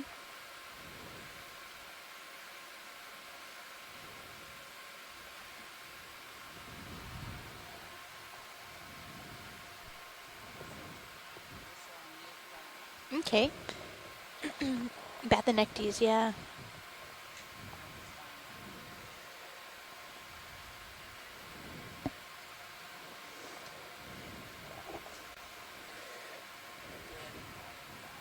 Okay, good. Video's clear. All right, Copilot, you want lasers on real quick so you can Coming on. measure it. There we go. Looks good. It's portunid. All right, video, you can go ahead and come wide. All right. So, Nav, you want me to push and go to port? Is that correct? Yeah, pilots. We're kind of looking more towards the south. Just maybe we can turn all the way to the south and see how sonar looks and see if we're ready to go south. Yeah. Okay, I'll bring Sirius around. Copy that. Oh, and I thought that was a hydroid we were looking at, but Scott France said that he thinks it's a black coral.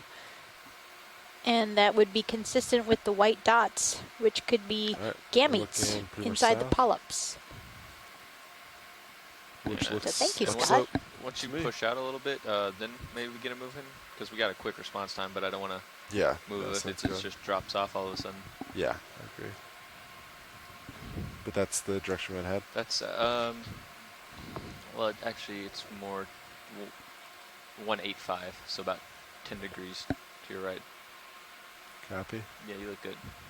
And video, if you want to fly past the skids, feel free to do so.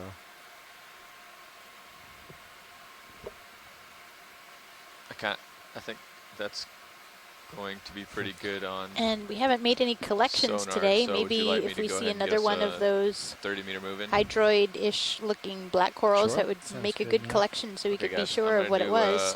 30 meters at 185. Yeah, watch it. If you want a collection, just let me know. Co-pilot's at 185 now. Copy that, co-pilot.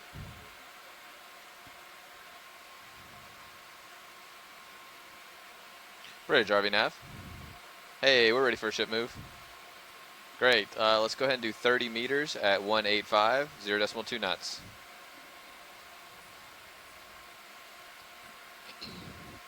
And we're at Correct, 403 meters water depth. Shoreside, this is Okeanos video. Could you guys provide feedback? Earlier today I heard somebody comment that Stream 2 had the quad split. Drop off right Can we just confirm you guys are seeing ROV on HD1? Looks like a dip though. You can see the Sirius on Stream 2 and the quad split with the that? computer screens on Stream 3. I mean, we could still, it's not Just bad. get some shoreside feedback.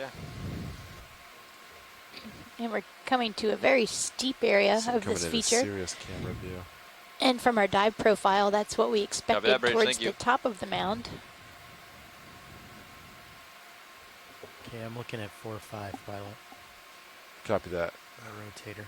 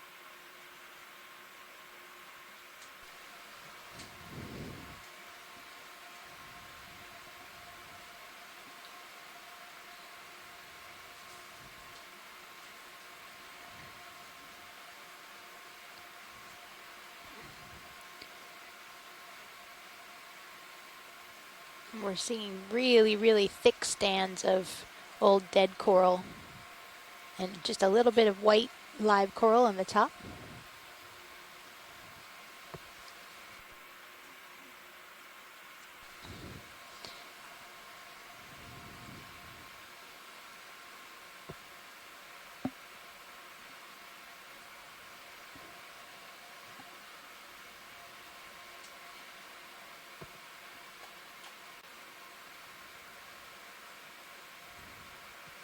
We have another one of the gullies here between these big ridges of coral.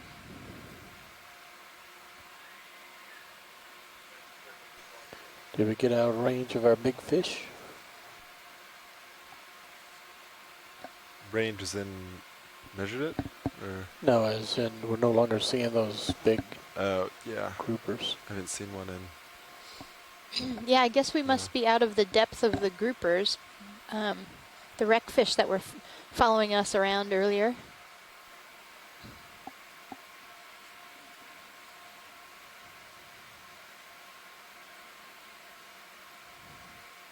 It's another one of these round demo sponges coming up.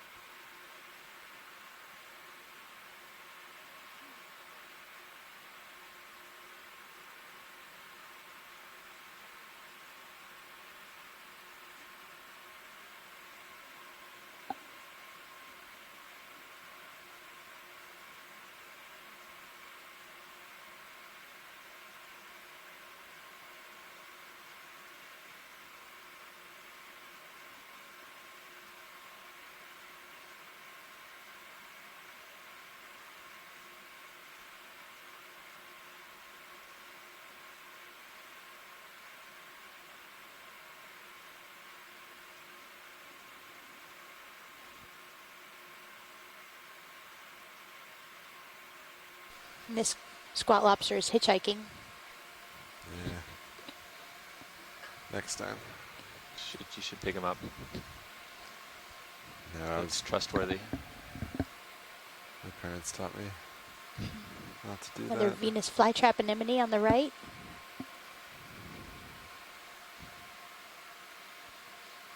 It's interesting that this coral mound is totally dominated by the Eumnidopictus squat lobsters, and we didn't see them on any of the other coral mounds that we've been on so far. I was just wondering where they were yesterday. Pilot, this is watch one. Hey, watch one. There's a thing that we thought was a hydroid on the right. It looks kind of like a coral feathery. Could we get a zoom on that where scientists are trying to figure out whether it is actually a hydroid or a black coral? Is it on screen or is it off screen? Yeah, just off screen to the right. Copy that.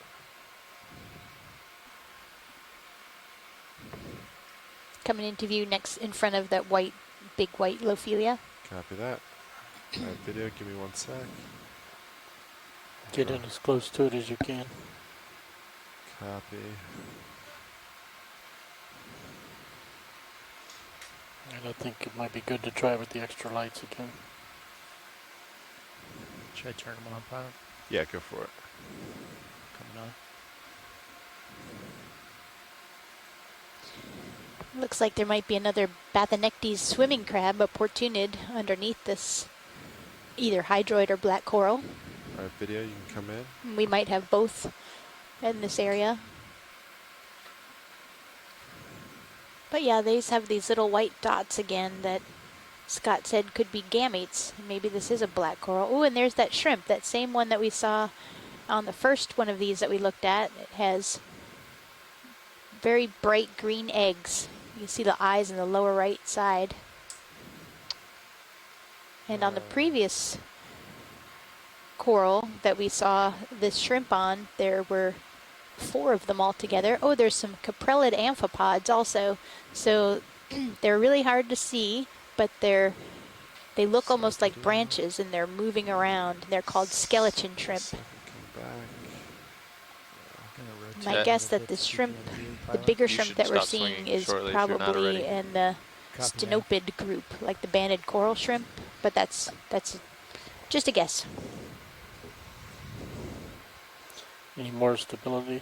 Yeah, Cap, stand by. I'm trying to get that. Awesome. Alright, video.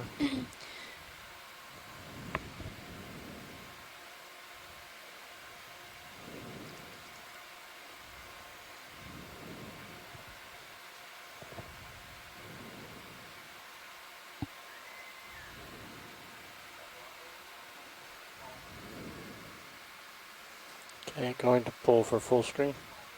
Copy that. Pilot, this is watch one. Hey, watch one. We are debating whether we might want to take a collection here, so if you could just hold on a sec. Yeah. Yes, feel free to turn with him because the ship's done. Awesome. And that's affirmative on the collection. We'd like to make a collection of just a small piece of this coral. Question for you, pilot. Do you want to try to put them in the starboard rather, just because of our discussions earlier in the cruise? Yeah. Okay. Let's see. Copilot, do you think we can open drawers here? Maybe partially, but I don't think we can go all the way. I think it'll hit on the right skid. Yeah, stand by. Video, can you come wide? I might have to rotate just so we can. And for the samples, we need to kill the extra lights. Yeah. Okay, fog light's coming off.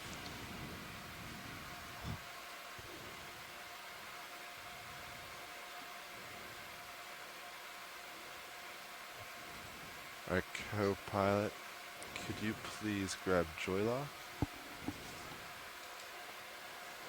Engaged. Awesome. You okay for the push past the skids now? Yeah, go for a video. That is a stable. And pilot, if this is so small that grabbing at the base and taking the whole thing is easier, that's fine too. Okay, sounds good.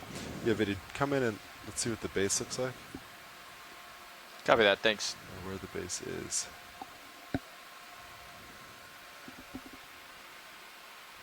Copilot, if you're happy and feel good, can we put any Zeus up on your screen?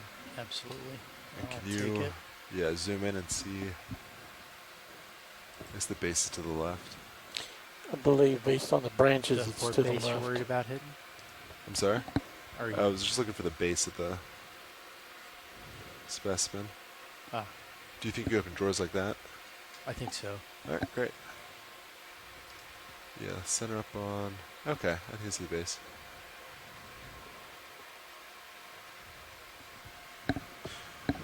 Great. All right, video. Can you come out a little bit on main HD?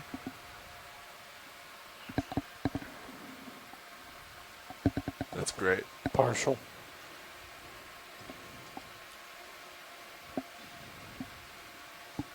All right, and yeah, I'll go starboard box with this one. We ramped up. Yep. Copilot? HP is spun up. Great. Arm coming live. 3, 2, 1.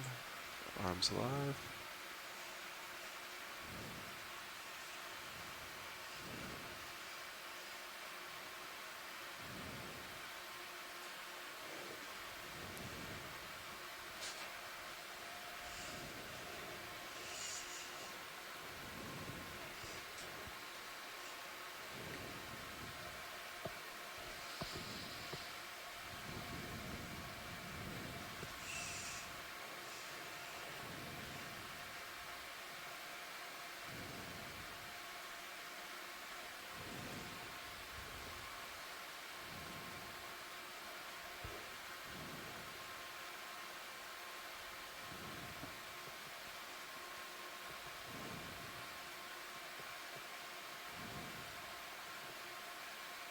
I think that lobster wants to fight you. Looks like the squat lobster is coming to defend the coral.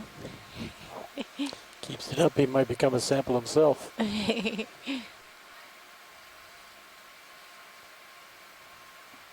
good, pilot. If you're lucky, maybe you'll get that shrimp with the green eggs. I sure hope we get the shrimp with the green eggs at this sample. That would be awesome.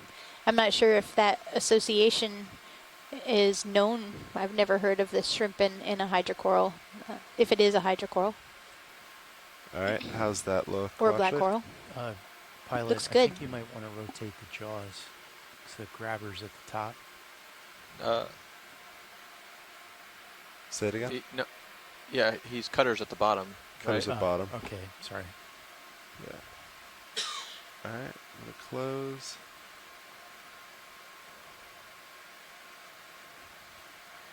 That's looking real good.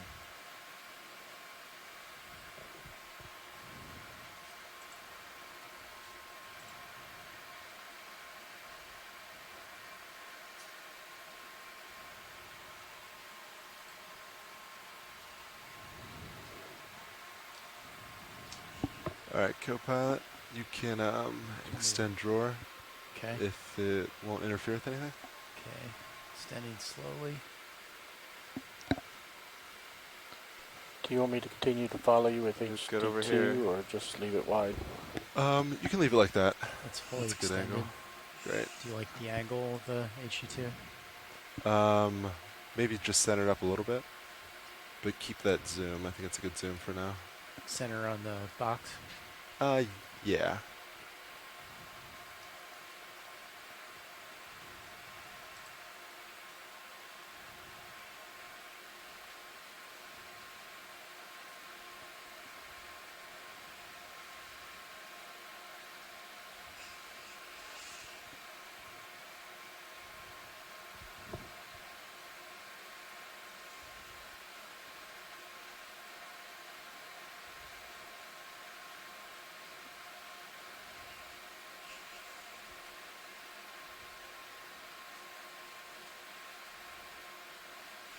Just a little tangled. There we go.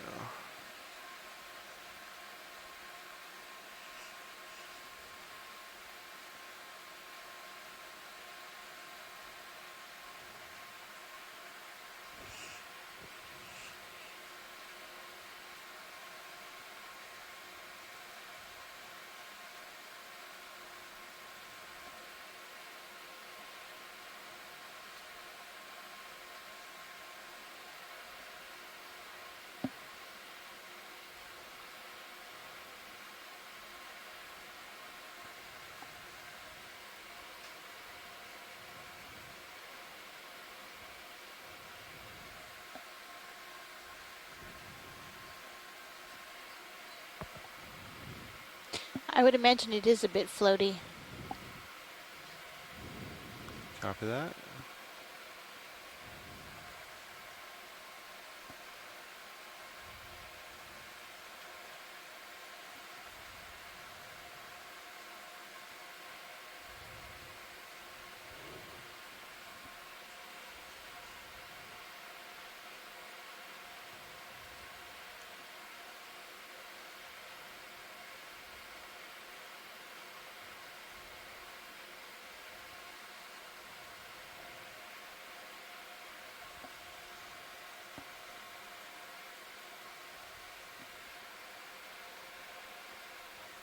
How deep does it look? I'm not in that deep, huh? Looks like it's just inside. Yeah, I might just go for the... I can't really get any deeper. Let's starboard out of the inner. Might just go inner. I can zoom in. You can see it better. Sure, video. Do a quick zoom in. Yeah, that's good. Should have to look at the angles of the arm itself.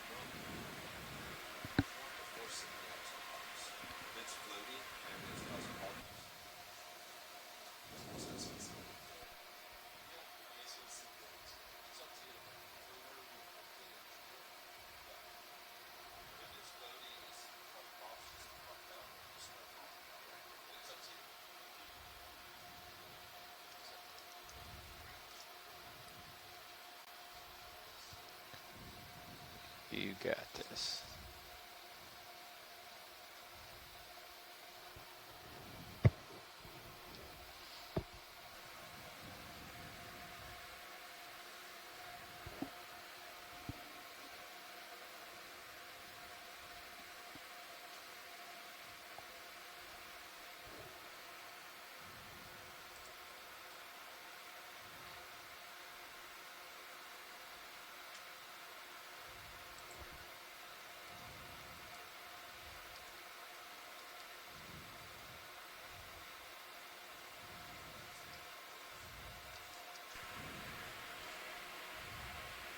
Alright.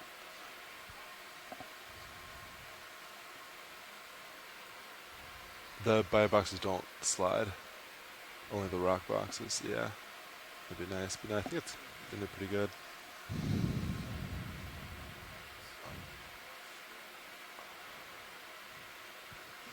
Alright. It's pretty deep in there.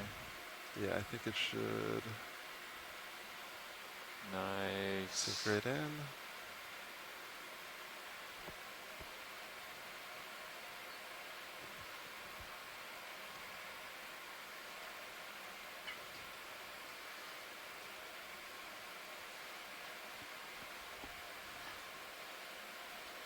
So there we go.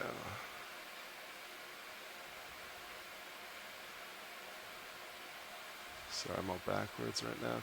Copilot, just give me a sec.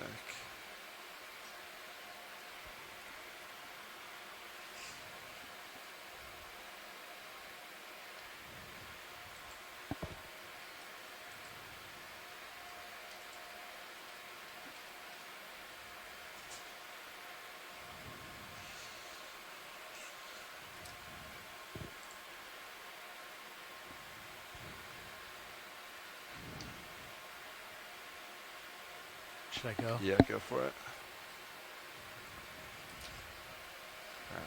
Alright, I'm gonna come back out. Yeah. Well, I think there's some still in there. Thought part broke off. It's floating away. Okay, Right. I'll retract. Yeah. Watch, I'm sure you saw what just happened. Yeah, I was afraid of that. I guess it was floaty. It was in and then flew off before we closed the lid. Okay, we'll find more. Thanks so much for the great attempt. I think there's another What piece are that was those? inside though.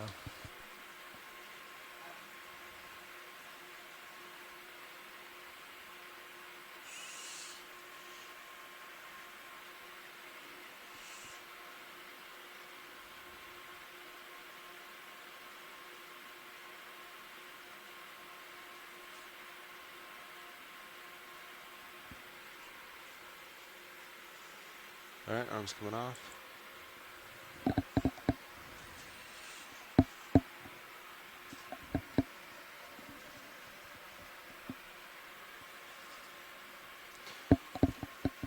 Alright. So, nav, where to next? It's still showing south is.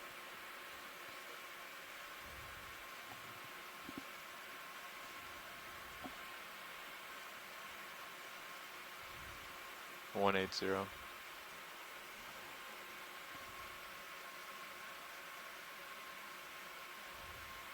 180, copy. Can we tilt up?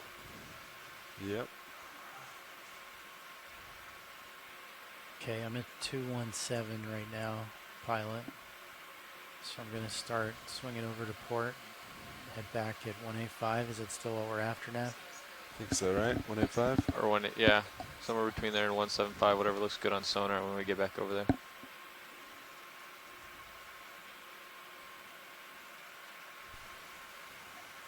And if you look at camera 2, you'll see, from the Sirius's point of view, many different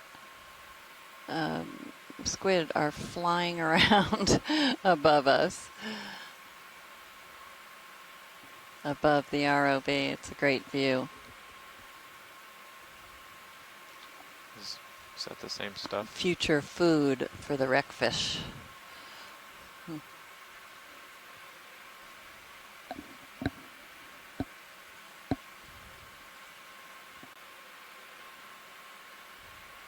Okay, I'm rotating up, pilot. Copy that. Looks like we're set up Do pretty we well. want to try another similar sample since that one got away? Yeah, watch it. Let me know if you want something different, or else we're going to move the ship and push forward.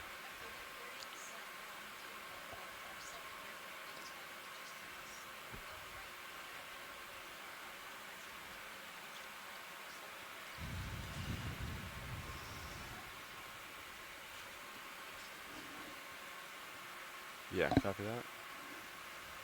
Give me a sec, video. Alright, video, you want to go for zoom?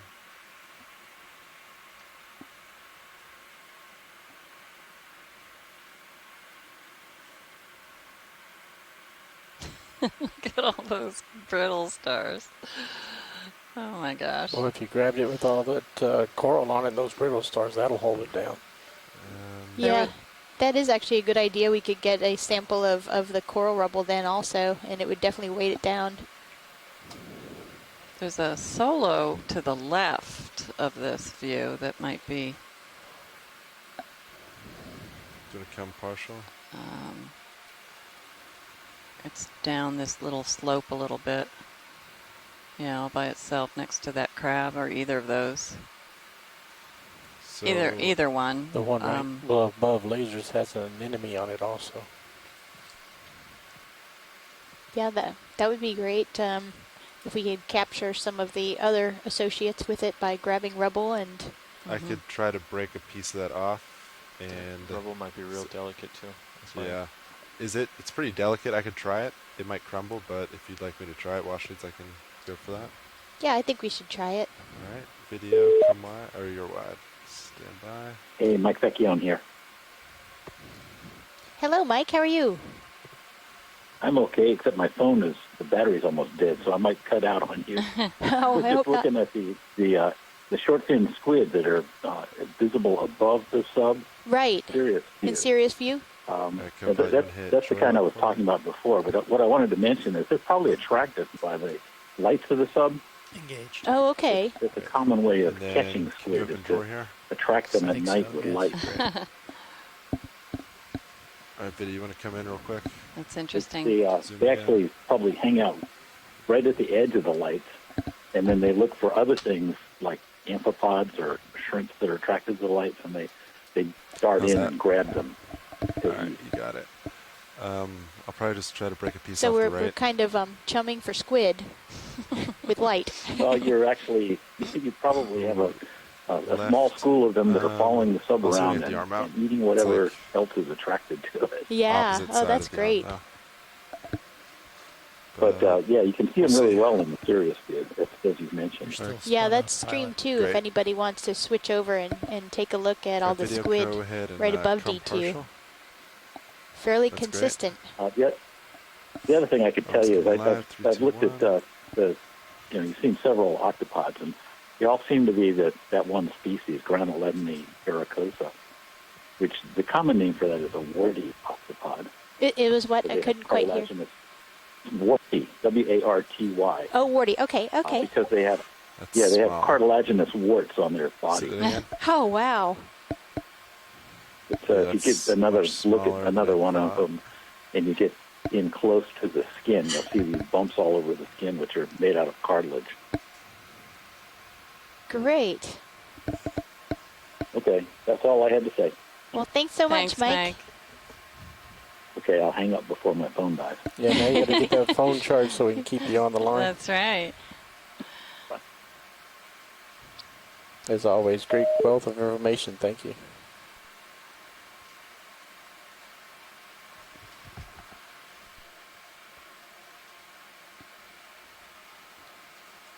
You're gonna go.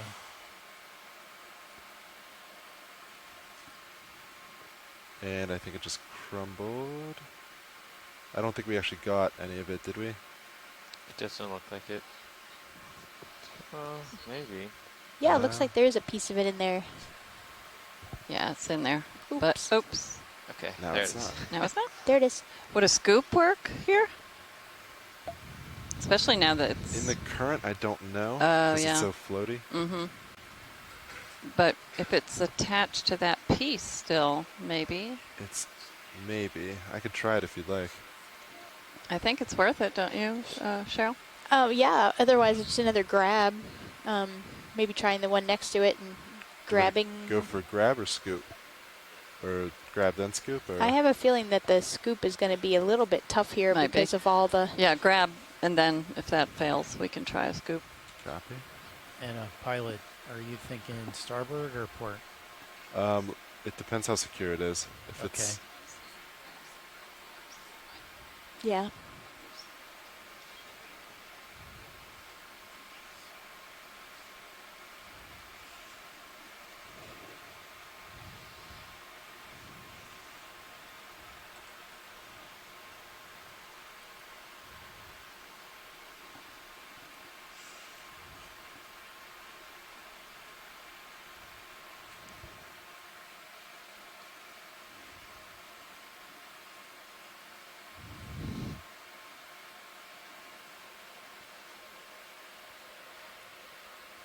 Can you zoom in on Vinicius?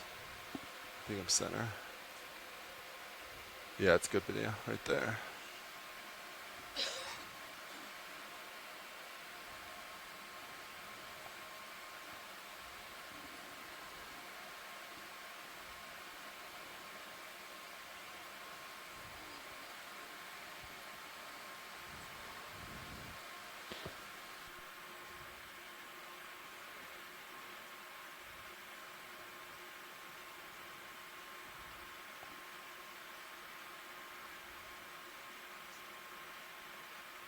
Yeah, watch it. It's just very small, just going right through the fingers. You might have to look for a larger piece I can actually grab onto. Okay, that would work. Or I could try to scoop, but I don't have high hopes with this scoop in this current and this setup.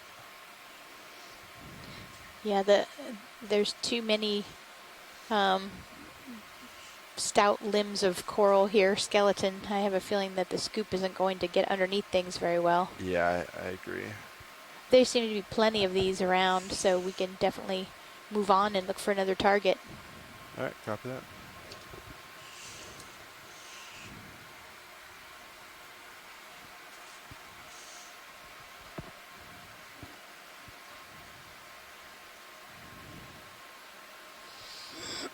All right, arms coming off. 3, 2, 1. Copy.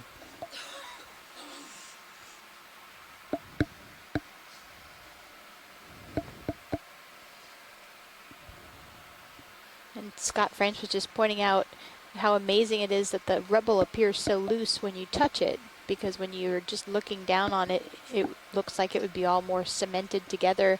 Otherwise, it would be rolling down this feature, but it stays.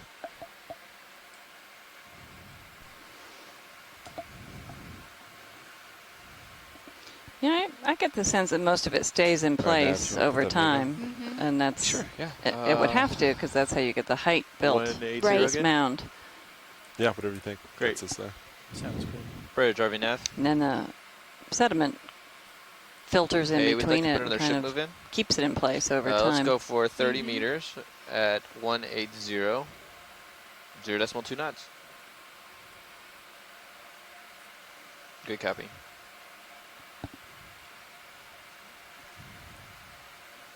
Okay, pilot, I'm lined up at 180 now. Copy that. I'm We're hoping to looking at get you a at 4.5. Sounds good. a new sub-bottom profile of this area if there's time. Oh, there's somebody new. Oh, wow.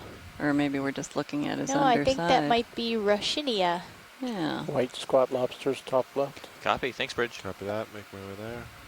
A true spider crab. I think it's Rushinia crassus, that tier.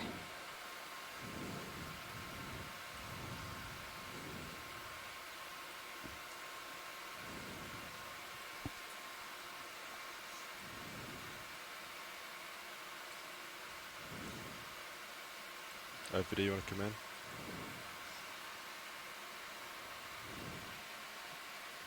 And Copilot, you can kill lasers. Coming off.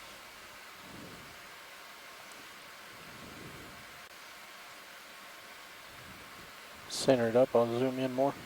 And if anybody has looked on the website at our profiles of the folks out here, this is the crab that I'm holding in that picture of my profile. So you're very familiar with it. Did we see the carapace of this earlier in the sediments? That might be, yeah. At first it looked like a horseshoe crab, but I think I didn't stop. I was talking at the time about geology, so I didn't stop. And I didn't stop because I thought it was one of these and not, Look at a the- new organism. The barnacles Oh, yeah. on its back. That's gorgeous. That's great. They're on his right side there. They're all over him too, aren't they? One more Yeah. tilt up.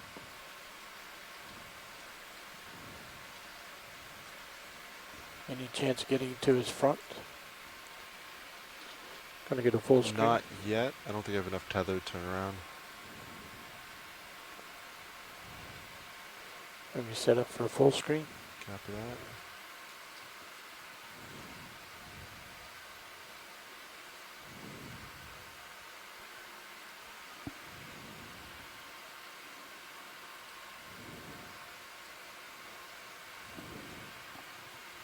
Okay, video is clear. All right. Go ahead, come wide.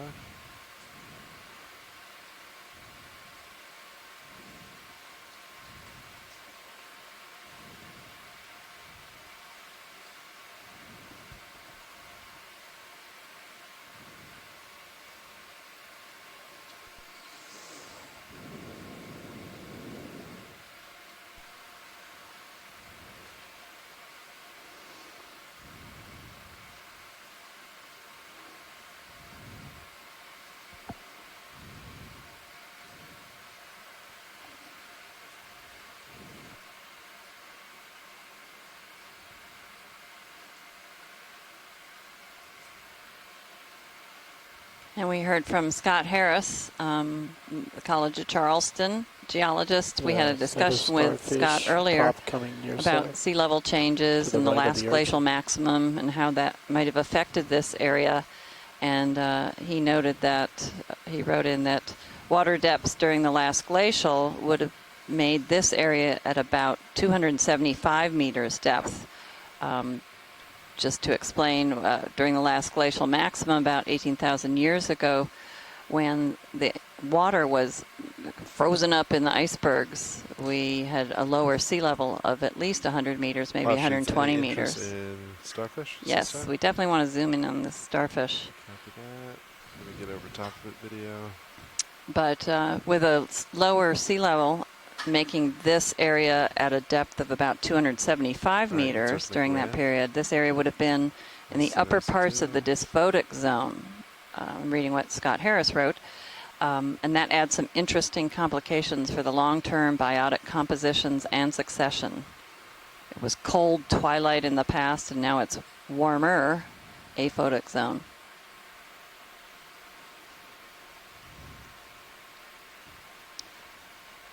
I don't know if we've seen this. No, I think this sea is star. a different sea star than we've seen so far. On any of the dives. We've put out our call, our bat star call, to Chris Ma, who is our call-in expert. And Tara Luke has been great at relaying some information to us today from Chris. So I guess Chris hasn't been able to be online with us as often. So Tara, if you're still there and if you can contribute to helping us identify this new sea star, that'd be great. Lower left. I'll go max soon. All right, video, whenever you're happy. I'll go your max soon. Yeah, go for max. See the madreporite, that yellowish additional hole on the surface. What does that do? I believe that's where the fluids come out. I can't remember if that's actually an intake or outtake. I thought it was an intake. It might be the intake, and the anal cavity is in a different location on the opposite side. The mouth is definitely on the opposite side. Yes. Well, I meant the opposite side of this surface, Oh, okay. but I'm really not sure. That was a long time ago I learned that material. I took one invertebrate zoology class my senior year in college, and I won't tell you how long ago that was. But I was fascinated with it, and I will have to admit that I thought, wow, if I'd done this earlier, I might have ... Okay,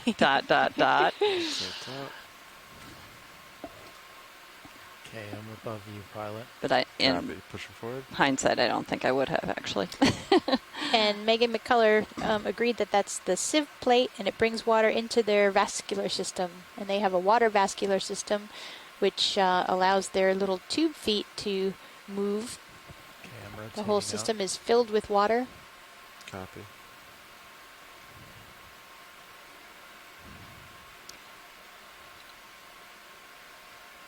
We have another rat tail maybe on the left.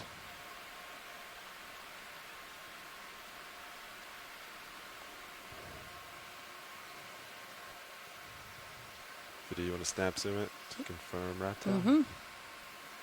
We also have a nice pencil urchin in the foreground. Yep. Well, actually, do we have good footage of rat tail? Or should we Yeah, I think we do. Thanks. copy that? All right, Oh, video, I come Thought on. we might see a little interaction there between those two organisms, Yeah. but Yeah, I was hoping for the same rat tail thing. is smarter than he looks.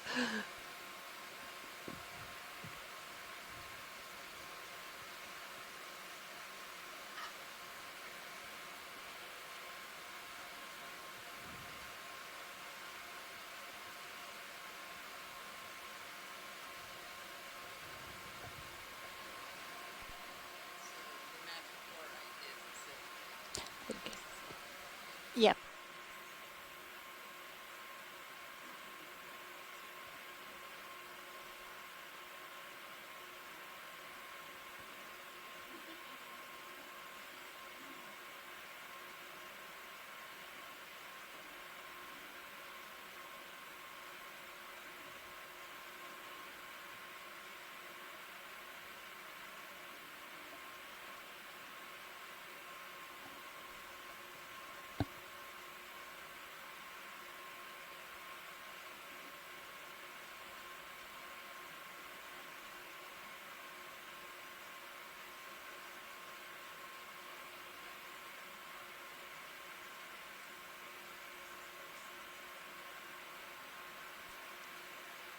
Oh, you did. Copy. Thank you.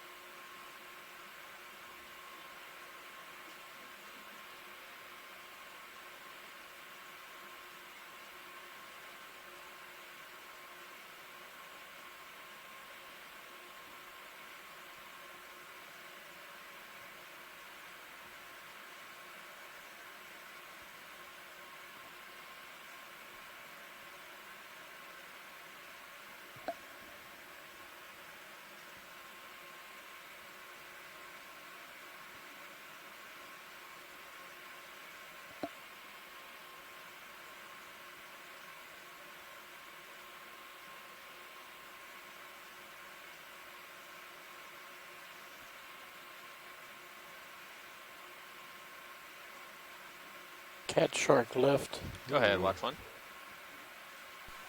And we have another chain dogfish. Let's see. Have we seen this? We Do have are. good Are footage you of this talking about Walsh? waypoint We 4? do have good footage, but a quick zoom would be nice. Just Copy so that. new viewers get to see them up Are you close. talking about Beautiful waypoint 4 or coloration. waypoint 5? Nice Go by camouflage. kill lasers 25 meters. And video go for zoom when you want. Lasers off, co-pilot. Lasers off, And co-pilot. this is a Co-pilot. cartilaginous Yeah. fish, as you probably guess. It's related to sharks, or it might even be considered a shark. we can do Probably that. is.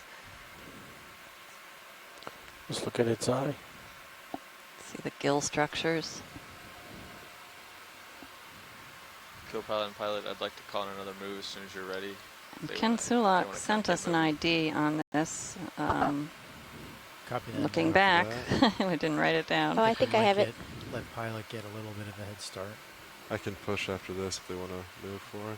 I'm at 62 degrees right Would you like now. me to call it now or See wait? that sandpapery Wait, skin. wait till after It's this. Silurhinus zoomed out, retifer. not a Is the problem. genus and species. Still down the body. Sciliorhinus, maybe. Sciliorhinus. Fish. It's a beautiful shot. Mm-hmm.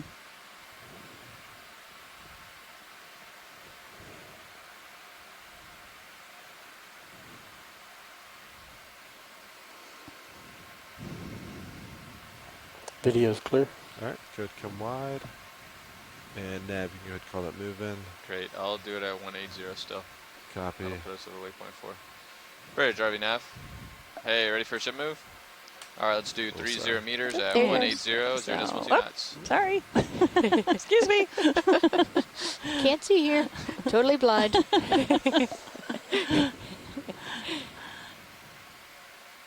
I'm rotating up, pilot.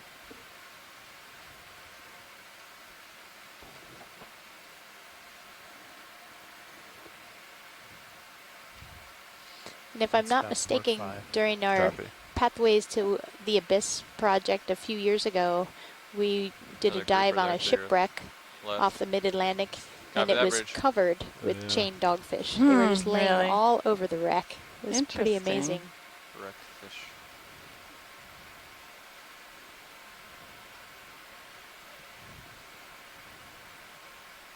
Oh yeah. We haven't seen as many of those recently, but the wreck fish are still following us. There's maybe. another in the distance just over that knoll to the left, just going out of view.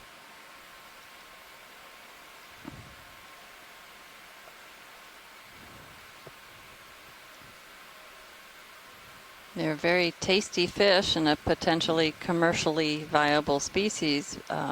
However, this is a protected area, and they live at depths that make it a little less economical to fish for. And so this is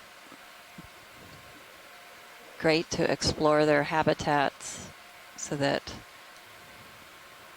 they can be protected from overfishing, because they are definitely top predators.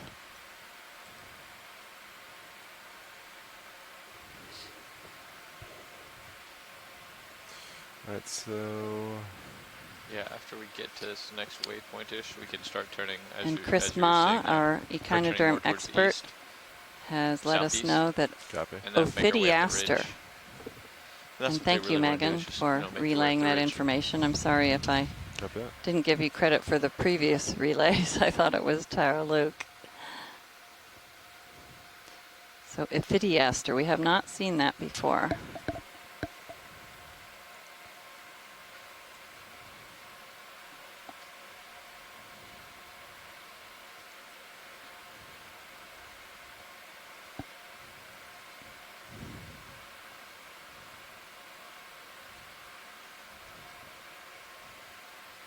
Let that dogfish again.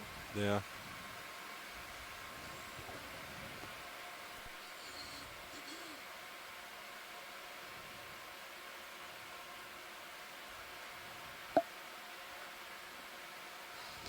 And the wreckfish is in the genus Polyprion, and that means, in Greek, poly means many, and prion means saw, and that's referring to their spiny fins.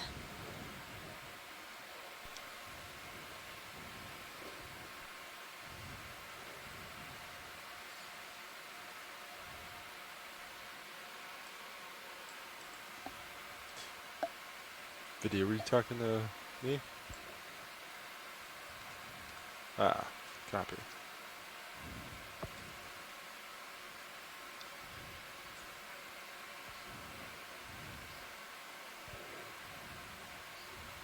I think we should take a moment to introduce ourselves. Copy. We have on the back row here, we have Derek Sowers, who is the mapping lead. He doesn't have his headphones on and he doesn't want to talk. So he's just waving. He's busy. He's busy. And there he is. And Derek has been up many hours. Many of these dives we have to map the previous night, pick a site, and then he spends the day working with the prep for the next day too, especially now that we're in the shallower waters. There's not much time to sleep. To your left as well. Maybe he'll say hello. Hi, everybody. So, Derek, what time did you have to get up today? Well, we were all up at about 5. Yeah, well, some of us got to go back to bed. You did not. So one way is 100. Yeah, we want to look more. But it paid off. I'm glad we were able to get here. Yeah, Very interesting. Yeah, we had not originally planned to come here. We were in search of. You want to talk a little bit about what we tried to find yesterday or last night? Sure. Yeah, we didn't have a lot to work with, but we needed a stop somewhere between yesterday's dive site and tomorrow's, and it had to be about this distance where we are now. So the best data that we had to work with was really the satellite-derived bathymetry for the region, which is very coarse resolution on the order of about 1 kilometer. And it looked like there was some relief that we could explore and map in high resolution and see what was there. And we did that overnight, and it ended up being just a very gentle slope, essentially flat seafloor. No real relief features for us to dive on. So we knew this was nearby. And it was definitely a definite target that we could get the vehicle down to. So we had to make some last-minute changes. But that's the nature of exploration. You never know what you're going to find until you go out there and map in high resolution and see what's actually there. So we'll be mapping again tonight. And who knows? We'll be doing some shipwreck surveys, actually, the next 2 evenings. So with any luck, we'll be able to hopefully find some promising targets to dive on later. And all this mapping data becomes available to anybody, and other scientists will use it for lots of other studies in the future as they plan their dive sites. And my students will be using it as well in our seafloor mapping program. They use a lot of the Okeanos Explorer data, which is high quality. You know that it was planned well and conducted well, and it's very clean data. Just want to split it, or and great training data as well as to use for small research projects. Say again?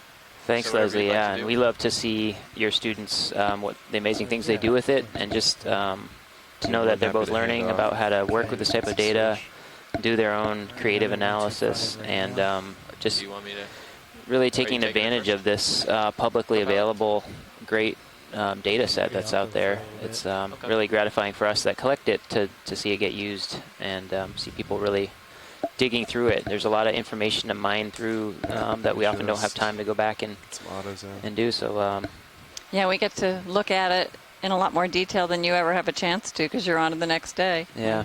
Yep. We forget that. Yeah. And as a reminder, we do really put a lot of effort into trying to not be redundant with our mapping. So we're always looking at mapping that was done previously through any type of cruise and try to always get new seafloor if possible. And this area that we've covered during this cruise is huge if you look at it on any of the maps of the overall cruise plan. And so it takes a long time to collect this good high quality data over this whole area. So we've been trying to contribute to that every night that we've been out here. Yeah, the advantages of having available maps really played a significant role a few days ago, where we had hoped we were using recently collected data on the last leg of this expedition, the mapping cruise, in an area called Savannah Banks. So we had a target dive, and it turned out when we were to go there, the Gulf Stream's axis was right over where we wanted to dive. So we had to plan for a different dive. It was a little farther east, and then had to go a little farther east. So we were taking advantage of those very new maps and finally found a spot that was diveable just outside the edge of the Gulf Stream, and it turned out to be a very surprising dive, a great dive. We expected it to be great, but we thought it might be a rocky ridge, and it turned out to be a knife-edged, very eroded. The edges were very eroded, but it was a coral mound, and it was much farther east than I certainly would have expected to find a coral mound. Yeah, that was really surprising. So, yeah, that was all in the nature of exploration. We expected one thing and found something very different, and so now that kind of has shed light on what a lot of the features on the seafloor that don't really look like rocky outcrops, they may well be these coral mounds. So it could be a lot more habitat out there than we realize, and we won't know until we keep mapping in very high resolution and keep visiting and ground truthing some of these areas.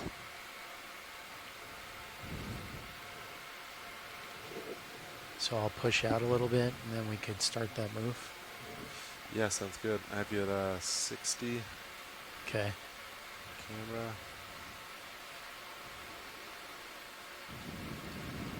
Oh, and if getting back to the introductions, that's right. That's yes. what we were starting to do.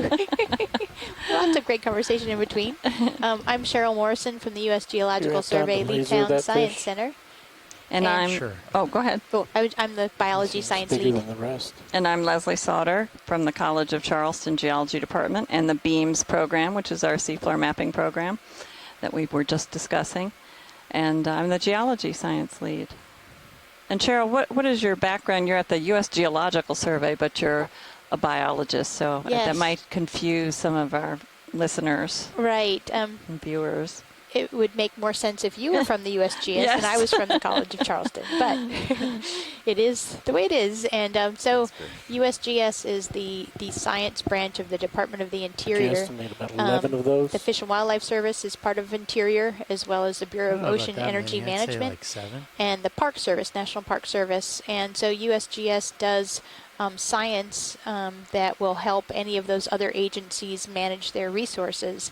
And so we have been working with BOEM for well over a decade now, and we help add expertise that explores these types of habitats to characterize them fully from the microbes up to the biogeochemistry and tell them as much as we can about the species that are living there and their distributions. And BOEM uses this information for areas of avoidance when they're leasing parts of the seafloor for extraction of resources such as oil and gas, or even wind farms, which are something that will also be potentially impacting these areas. But with the correct information, we can make sure that we have the resources available to the public that are needed, but still allow these really sensitive habitats to exist. And so we need to plan what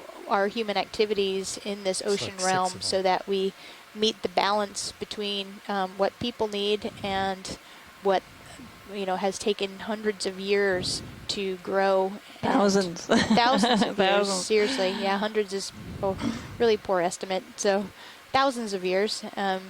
Some of the black corals that we've seen on previous dives are some of the oldest living known organisms and can be over 4,000 years old.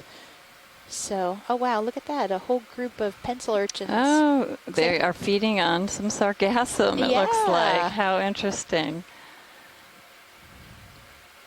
And a lot of urchins are herbivores, but there aren't very many plants down here. So when seaweed from the surface finally reaches the seafloor, I guess the dinner bell rings. And yes. That's great. I was going to say we haven't seen very much of it, but that's probably because all these organisms are waiting to feed on it, and it's already gone. Hard to say, but there certainly is a plethora of these brittle stars, the pink stars, and back in video. Many of these pencil urchins. Everybody's coming to the dinner bell. They're moving in. You can lose the skid sail.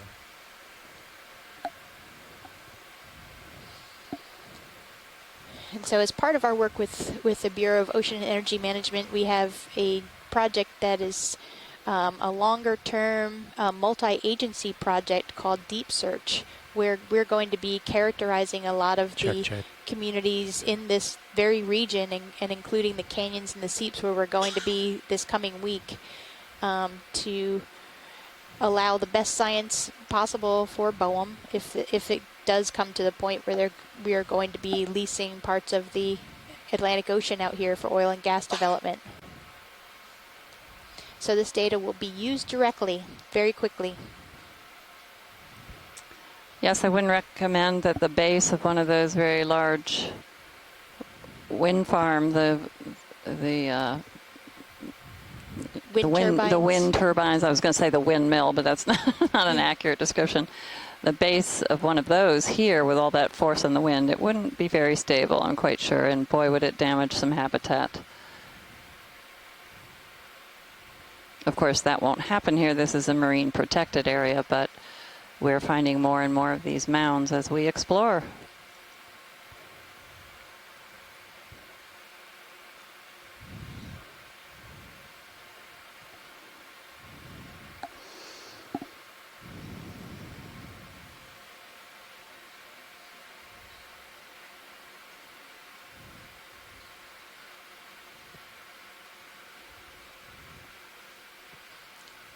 Yeah, it looks like we're getting more of the Lophelia, more live colonies, so the bright white colonies that you see. And basically the brown skeleton that you see all over the mound is dead skeleton from that species.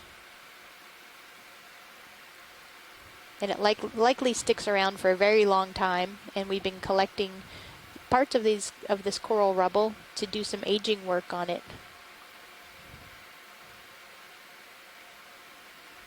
And by skeleton, we really mean an exoskeleton, not the type of skeleton that vertebrates have. And the polyps live within the exoskeleton.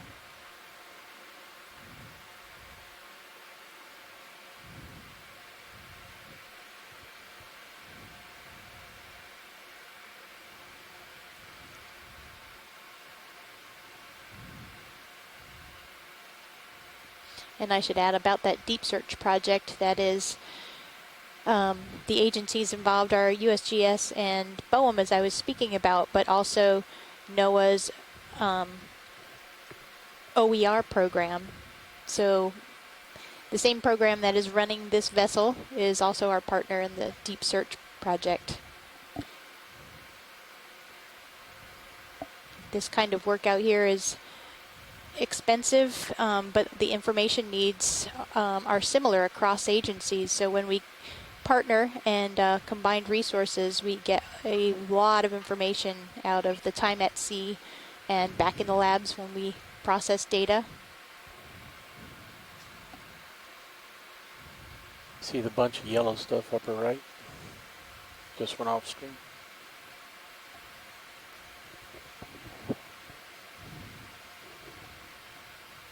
And is this a sponge up in the upper center of Those screen? yellow dots upper right. Might want to take a quick zoom on that. On those yellow sponges, Watchley? No, it's just going off the left corner. Okay. I'm coming around. I think it's the same thing we've been looking at, but we haven't done a quick zoom in a while. There aren't very many of these. Let me know when I line up with it, Watchley, please. I think it's one at the top. I think it's that one on the top. The sponge copy.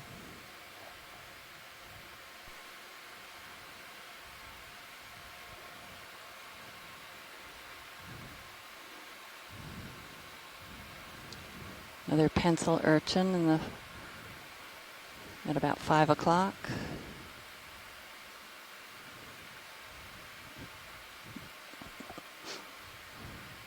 And it looks like another reef codling in the upper right, trying to hide from us.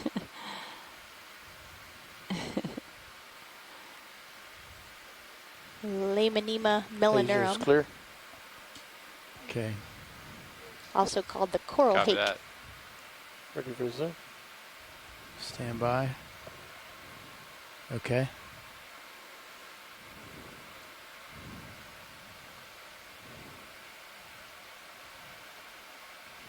There are so many of these round sponges and so many outer appearances. Some of them are prickly like this with sediment. Some of them are smooth. And actually it looks like there are feather duster worms growing on this one. That's interesting.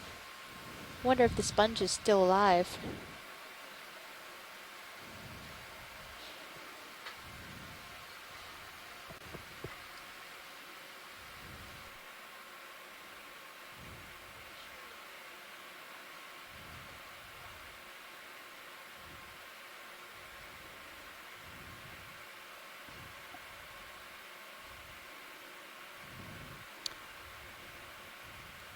Perhaps a scavenging worm too, right in the middle upper part of the screen at 12 o'clock.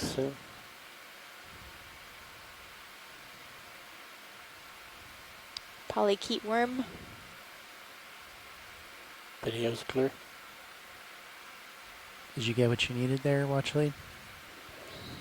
Yes, thanks. That's okay. That's All great. right. Full wide video. You can see those spicules Pilot, I have end to, up in our sediments and on our samples and in Copy our that. skin. Yeah. Stop moving, so. All right, I'll you're push no forward. rush. Oh, wow. Hello, wreckfish. Lasers on again. They are certainly not camera shy. They are not. Oh, this is great. His buddy said, "No, you go check it out." Go scare him away. Tell him to go home. Got any squid? He does have a little parasite on Yeah? his side there.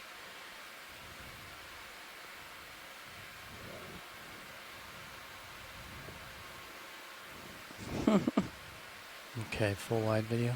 You are. Okay. Except for the skids. All right, thank you. Go ahead, Bridge.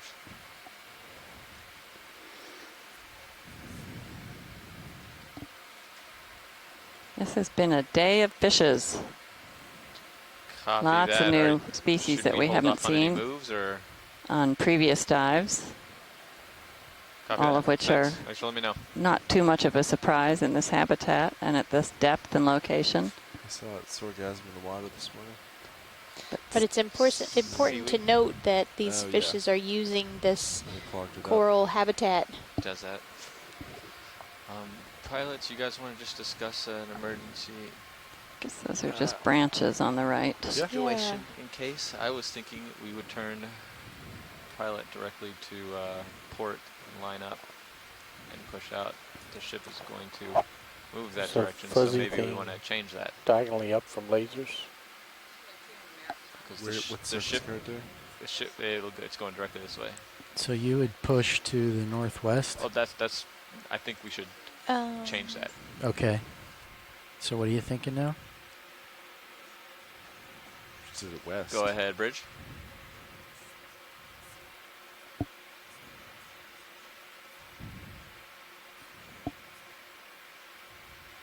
Copy that, thanks. So, yeah, that's what I would think I would do now. Because what the ship would do would blow us back this way. It would blow us to the northeast. Okay. The current will and the wind. So if the ship loses power, we're definitely going this way, northeast. So if that's the case, you could just turn. Sirius Right now I go to starboard, right? I mean, it put a turn in, That would maybe put a quicker. 0.5 turn, but then Sirius could turn as well. The quickest would be Sirius. And we're at 400 meters now. Yes. Faces the track the ship would take, and D2 goes starboard. That would put a Oh, half yeah. turn in there, though, correct? And we'd have it, yeah. Okay. So that'd be the That We've been quickest. hovering between 410 meters and 400 for a long time, so we've been exploring this kind of saddle that leads to the crest of this mound. And as we move up towards that crest, I bet you we're going to see more and more of the white live cover of Lophelia on the mound. still. Pilot, could we do a quick zoom of the sponge we're passing? It's right in the center to the left. What's that, Watchley? The sponge. Okay, will you be ready for ship move when we are? Left of your lasers okay, now. Okay. Baylet's going to Yellowish. northeast because that's the way that everything will go. Looks we a can little start more changing it to elongate than the northwest, though, barrel-shaped now ones that we're we've gonna be going seen. upslope, that'll be the quickest way off the slope. Yeah. That sounds good. Bridge, RV Nav. Hey, we'd like to Would you like a update zoom our on this, bailout plan Watchley? as well. Yeah, just a quick one, thanks. Okay. Okay, we'd like to change the bailout plan to northwest. We know it's going to take a little heading change, but that'll be better for the bottom. I'm working on a zoom Topology. requested by Watchlead right now, video. All right, you want to come in?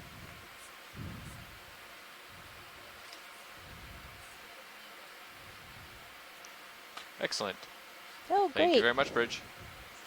Hey, pilots, It are you looks ready like for we a have ship a move as couple well? more of the nudibranchs that we Yeah, saw earlier. Yep. Pilot 3-5. Or no, maybe that's an anemone. I think it's the anemone sorry. because there's one on the I was looking at left. my Looks camera the angle. same. Whatever. Okay. But yeah, they do look really They similar, have the don't same they? white 140 Uh-huh. little is not much. tentacles.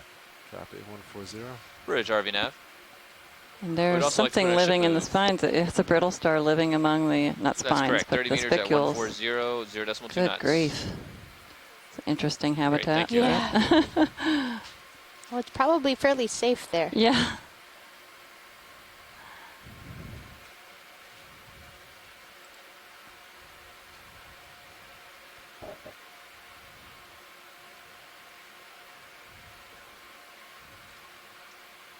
Video's clear. Okay. That's great, pilot. Full Thanks. And to the left, there might be something. Thanks, Bridge.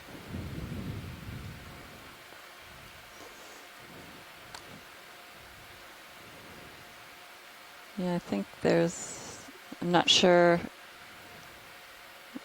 Upper left. what of Roland lasers, was referring to. Orange and white striped anemone. Yeah, I think that's a Venus flytrap. But yeah, let's take a quick zoom. We probably haven't done that in a bit.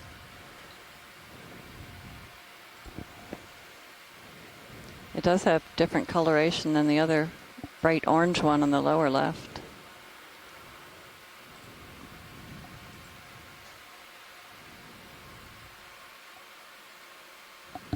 What's the one above the lasers? Yep. Mhm. I'm just setting up. Okay. Kill lasers. I'm not sure. Well, it's a beautiful one. Yeah, that is. I guess it is a Venus flytrap. It looks very different. It might be different species. Yeah. Good eyes, Roland. Roland is our video lead at the present.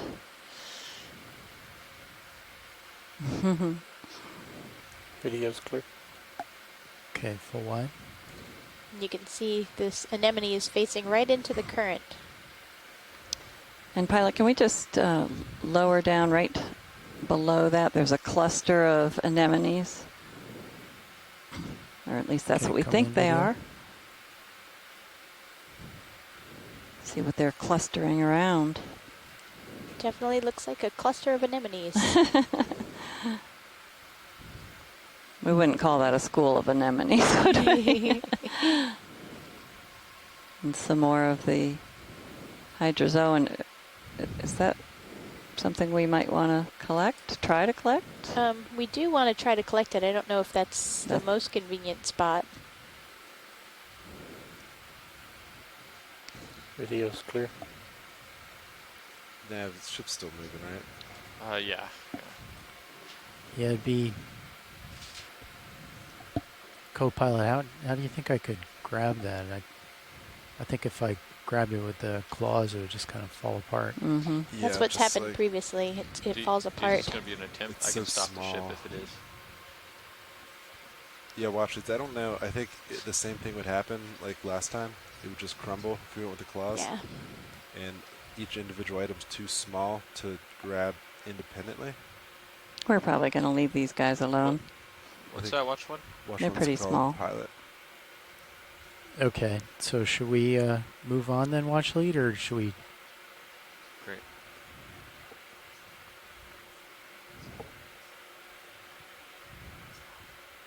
Okay, all right, full wide video. It is interesting, though, that those had the little white, I don't know if they're gametes along the center of the... Okay. Video, could you pull in so I can see the skids very briefly? You're full wide. Oh, full wide? You are full wide. Okay, great. Thank you.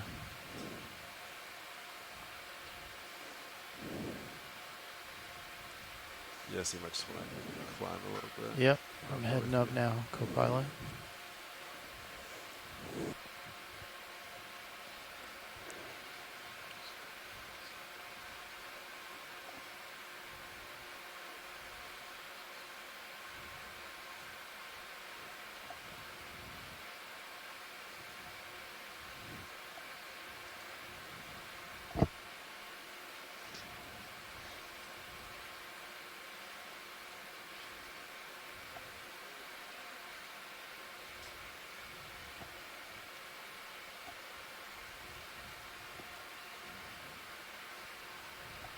Getting into some pretty steep slope here. And we're hearing from Nolan Barrett, who has reviewed the sponges we've seen, and he's saying that some of the ones we've seen are true geodias, a couple of small Afrocalistes, probably A. beatrix, absolutely, and some round, smooth demo sponges that he is not certain of their It's going to have to species. be a brief look. There's a crab on the right. Yeah, I don't know if that was a Chaseon crab. I don't think it was. But this is one of our first soft corals that we've seen, so I thought it'd be worth a look. Oh yeah, definitely, it's beautiful. And you're interested in the coral here, watch lead, to the left of the lasers? Yep, roger that. Okay. Isn't that pretty?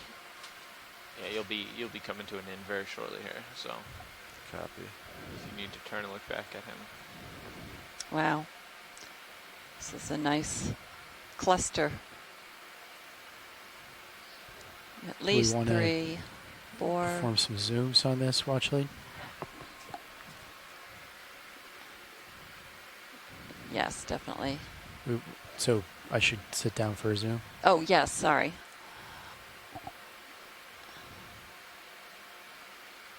You can see one of the Venus flytrap on the right of the cluster. There are 3 that are wide open, and then to the right is one that's closed in, so you can see what they look like. Looks like a shark. Giant mouth. They look threatening even when they're closed. I was thinking it was Anthothela, and that's what Tina also is thinking, although the zoom will help. This is a soft coral. Now that's a pretty scene. I don't know if I'd call the one on the upper right pretty, but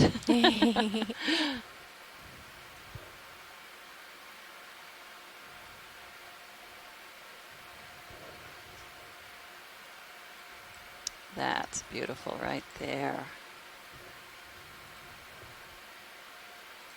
I'll bet that ends up in one of the screenshots on the web. That's beautiful.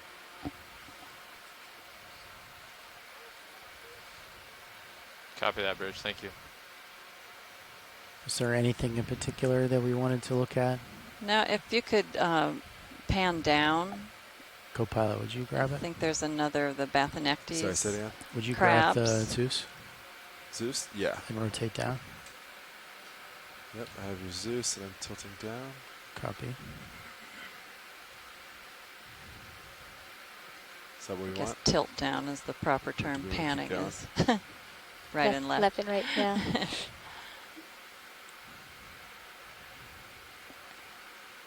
It's probably not into the view unless you zoom out. Is it further down? Watch leads.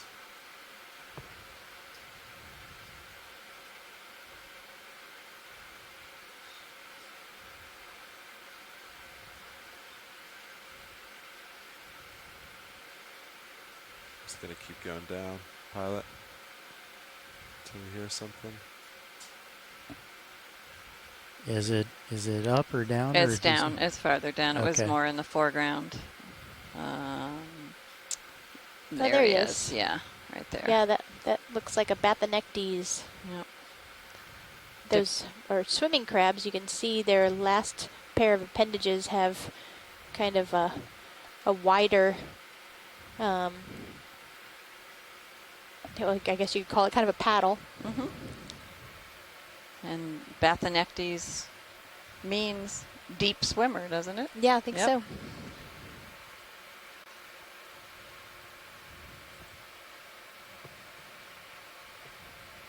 That's great. Thank you. Great. Full wide video. All right. And would you? Great. Thanks. Yep. Move your camera. Okay. And you can see another Bathanectes Then up and to the left. But I'm also looking. Then as there was far another back crab on as the I right. can. We'll see if we can see I'm him gonna as we pick fly up away. and make some speed. He's just off the view on the right. I just got a glimpse of him. Need?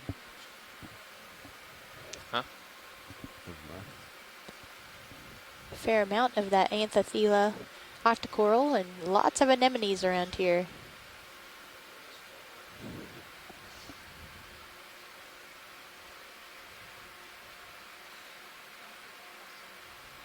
Some more of that octocoral.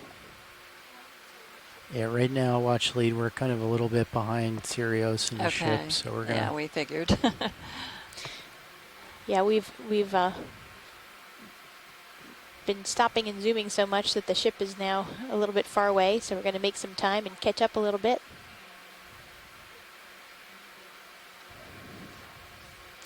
And we're now at 387 meters. Lots of anemones. All right. It's about 80 in my camera now. So we're starting to get in front. Okay.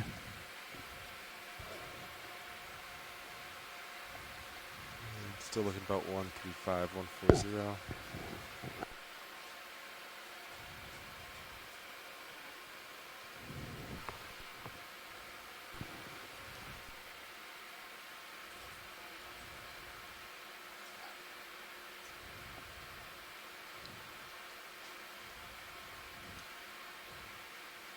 It really looks like a garden of anemones, Yeah. and they're all in bloom. Just as we're passing over it, we're kind of leaving that area, but it was interesting how clustered they were there. Mm-hmm. Conditions must be perfect for anemones In there. the metropolis, we're moving out into the suburbs. Actually, as the lights hit them, we're Let's still see you seeing at just as many. 45. Copy. So I see a good return up there in the distance, 37. Oh, it looks like there might be Wow, another look at the dip. current. Ridge, Little yeah. dip. Yep. So we are heading in a northwest direction. Yeah, definitely a lot more than before. Oh, no, I'm sorry. I have it backwards. The we're in a southeastern direction. The opposite. I got And- the back from the front mixed up on the view. We're caught up again with the ship. Watch leads. Great, thank you. Sounds like we're caught up with the ship, so we can have more maneuverability and zooming. If anybody sees anything that they want to take a closer look at, let us know. Like. Yeah, I think it's fine. Copy. Yeah, sounds good to me. Okay, maybe 135 or so. Yeah, sounds Kind good. of what the. There's another Pilot's happy. crab on the Oh, yeah. just next to the lasers now. Bridge, RV nav. So that looks more like cancer. Yeah, genus Hey, we're ready cancer. for another that's move. 30 meters at 135 degrees, 0.2 knots. Good copy. and that's what we saw earlier. Just didn't get a chance to take a peek at it. Can come in for a partial. Lasers are clear. He's small. are Remember coming that out. those lasers are only 10 centimeters. So his carapace is only about 10 centimeters in width. It's a little tiny sea star just behind the crab.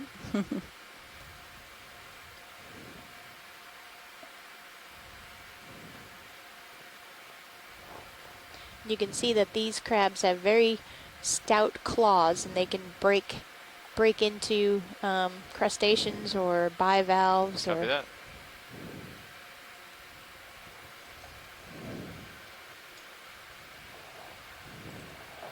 A little tilt up. Stand by. That's a cool shot. And one of the anemones just closed up. Maybe it caught something. Either that or got trampled. Okay, full wide. Wow, look at all those anemones. Pushing past the skids.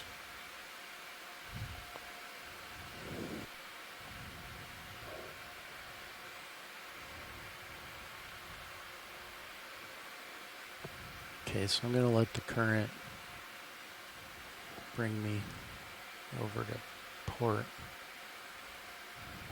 So we have flytrap anemones, the big one in the middle and just to the left, and then we have the smaller orange anemones that have been carpeting everything around here. And then there's the white anemones with an orange mouth, the center.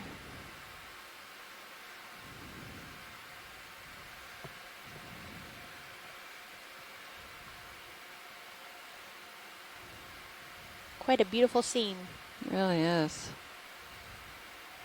Those pinkish ball things you're seeing in the foreground, those are the Venus flytrap anemones just closed up tight. Our thrusters probably throw a little bit of water movement at them, and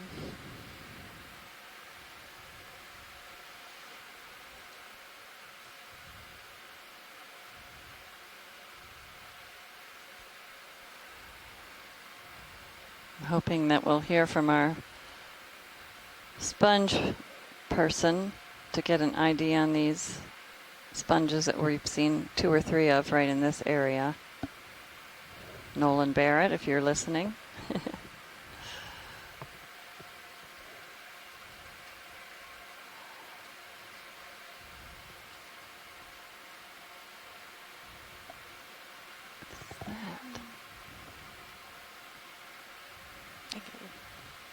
Looks like there's something of interest on the left of the screen.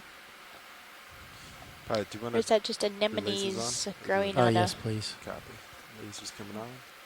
a raised piece of coral skeleton? I can't tell what that is. Yeah. Pilot, We if you take wanna, a it's been about moderate half zoom time.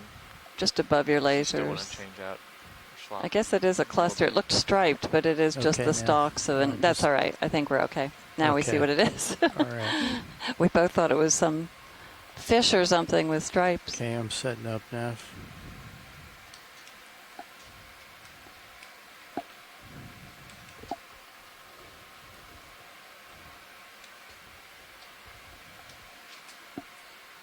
And we're at 380 Let me meters. just see if it's And the top of this feature was supposed to be about 375, so we're getting close.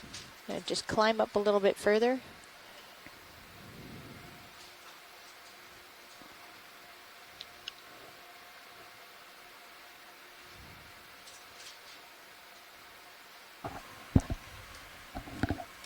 That was the quickest pilot change I've ever seen. Musical chairs. We're quick.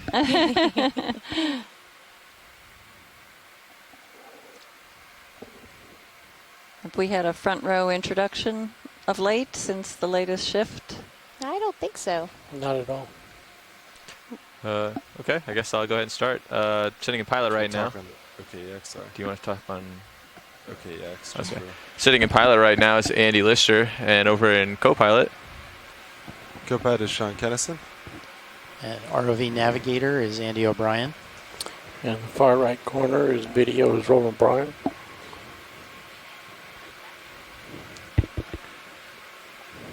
Oh, and in the back row is Annie White on clipping, and we're all with the Global Foundation for Ocean Exploration. Current picked up a little bit, huh? And kudos to all. There's like weird And you guys are? ridges. Yeah, I can see the. I'm Leslie Sauter from the College of Charleston Geology Department, and Great, I'm that's the what I was just Geology calling to Watch ask Lead. about. Thank you, Bridge. And I'm Cheryl Morrison from the U.S. Geological Survey Leetown Science Center, and I'm the Biology Watch Lead.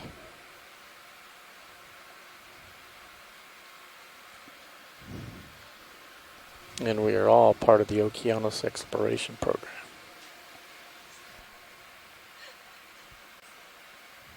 So let you get a little bit farther out, pilot, and then put another move in. Sounds great.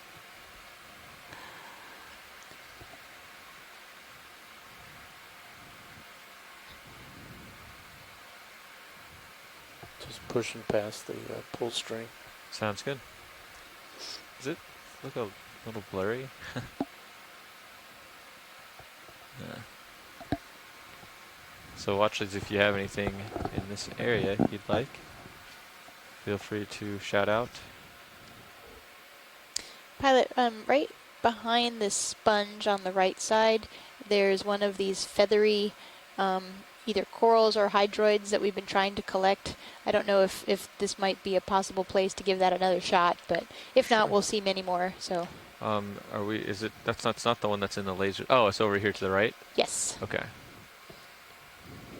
Just behind the orange pinkish urchin. Urchin. I was trying to see if that was a closed-up anemone. We've seen so many anemones.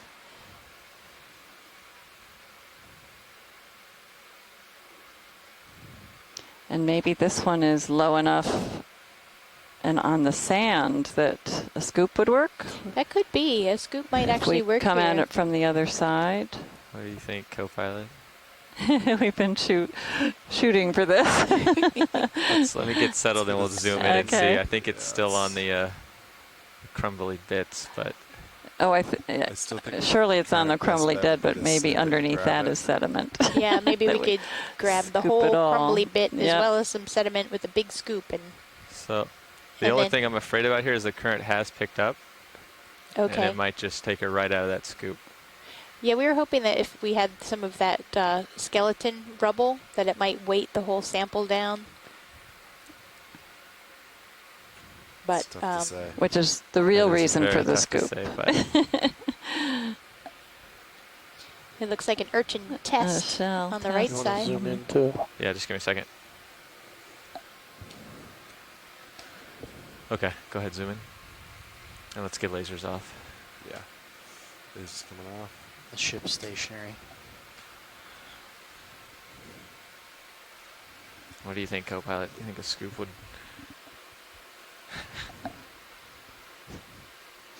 I know I can get it without the scoop, but we won't have the coral underneath it. I still think that, I mean, the best method would be to snip and grab with the tag on. I think so too. But if they want... So watch leads, we can try with the scoop. We think that the best method is definitely going to be grabbing it with the tag on and getting the whole sample in the box. If you want so after that, you can go back with the scoop. Yeah, we could always go back afterwards and get right. some soil. That's Yeah, that works. That works fine. You know best. Okay. What if you were to use the Tygon upside down so you actually cut the top off and had the Tygon on the bottom? So you want to go ahead and spin up? It's already spun up. I guess if it doesn't float away after the first attempt, then it's attached to something. So Yeah, that's Can I good. take your screen? Yes. Okay. And pilot, just so that you know, this is likely to be very floaty. Okay. So All right. So yeah, I think I'm just going to go straight into my port side and get it in there real quick. great. All right, port is ready. Do you want me to lead you with? Yeah, minisys, I or- can get out there. I can get out there with it, but we might zoom in a little bit.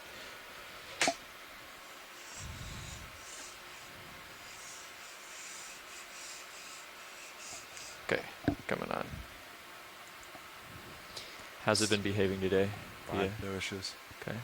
So Great. we've been debating whether this is a black coral or a hydroid for this whole dive, which is why we wanted to collect one.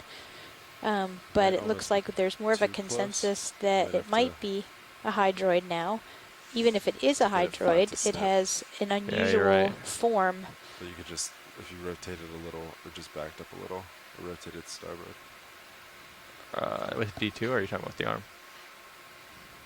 I bet with D2, but that might work too, what you're doing. I was just going to come at it from this side. That looks great.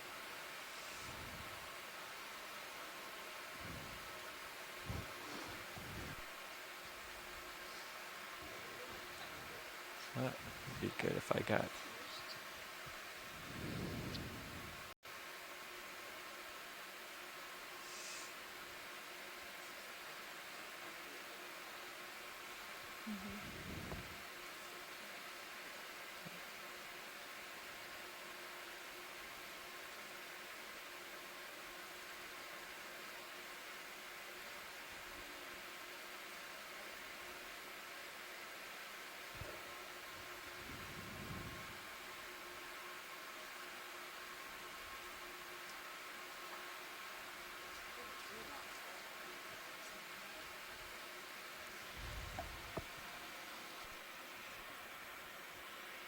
There we go.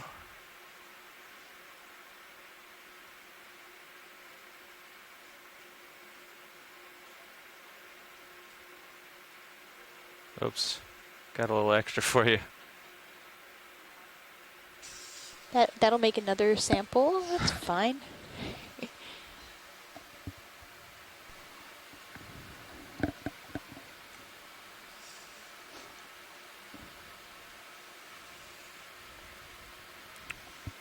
Hey, the green is grip lock, right? It's not there. Right there. Yeah, I need to hit it. It's not lighting up? It will now. Oh, you have there to be goes. outside of, yeah. Yep. Text.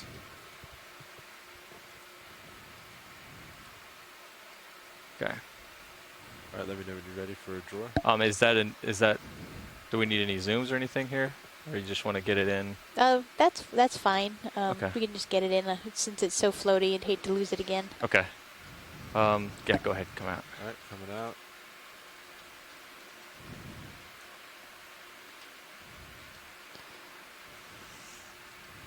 Oh, the one's actually still there. Oh yeah, we actually do have the other sample. Still, really? It looks like if you look on our barely right screen up there.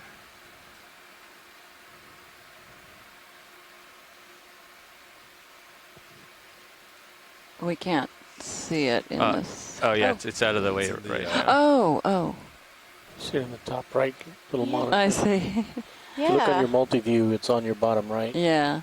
So our first sample actually might go ahead. come I'm actually with us using to the the nip cans, surface. but Is that on the edge Alrighty. of the rock box, I guess, that it's caught? That's actually the right corner of the sample box. Okay. Bio box. Oh, so it was escaping. Yeah, we thought it all the way escaped, but What do you think? that's Is that good. a good depth there? Yeah. I think so too. Yeah. It does make it It does sample make two. it number 2, yes. My downfall was coming up too quick, and I kind of Copy. moved Sure. the water around. Okay, great. Yeah, it's sinking.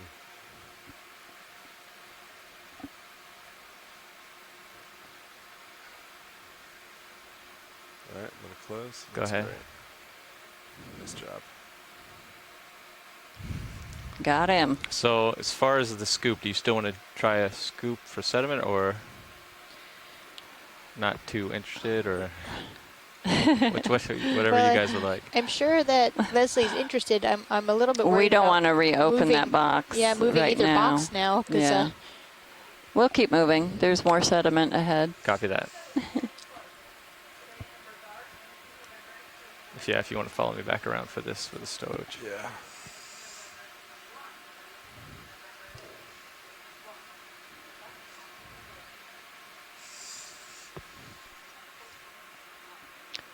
That was Port Outer.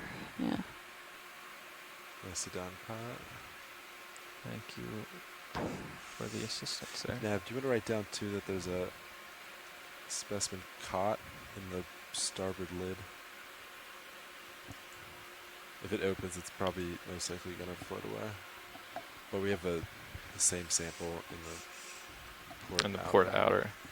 So I think now, once that it's in there, I think we can probably safely open that slowly and put another sample in there.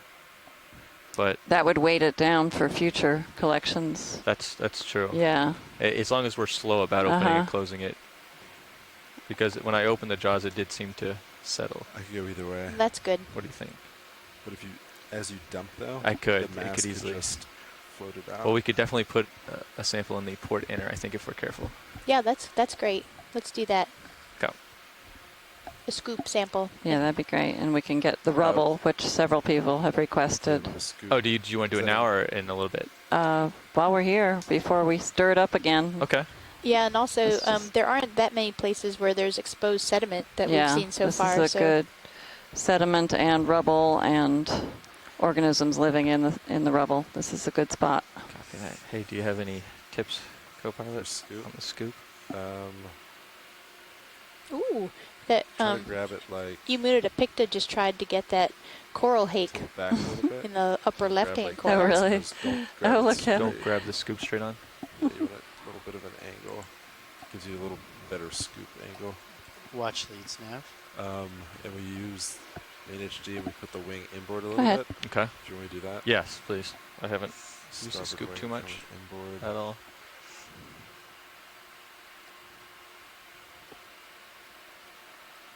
Watch lead nav. It's usually about right there. Then I just let it wanted to tilt the confirm that cameras up. spec 01 Yeah, go ahead. So I'm bio. going to come out from it and kind of from the other side of it, yes? It doesn't have to be extreme. Just almost Copy. like that, Thank you. and just angle back a little bit, and like that. You should be good. Yeah, something like that looks great. Okay. Use your mini Zeus though, and your manip. See a little offset. More like that, you're saying? Yeah. Yeah. And just close it slow, and the fingers will find it. And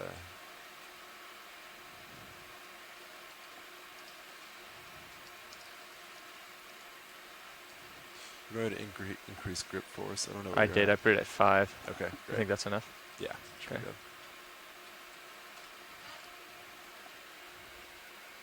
I think you're slightly off. Yeah. There we go. That's That better. looks great. Yep. Okay. Lock it in. Just pull it out.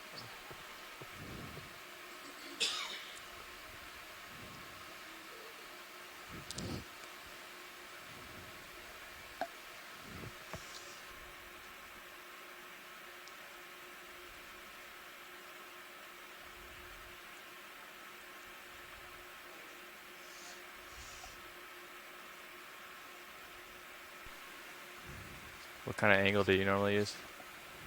Like that angle. Okay. I don't know how tough the sediment is, but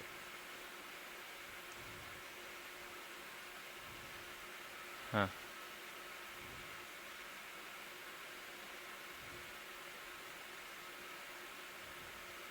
Not maybe try to exactly not tough. Maybe try to straighten it a little bit. So you're kind of almost hitting it with the corner.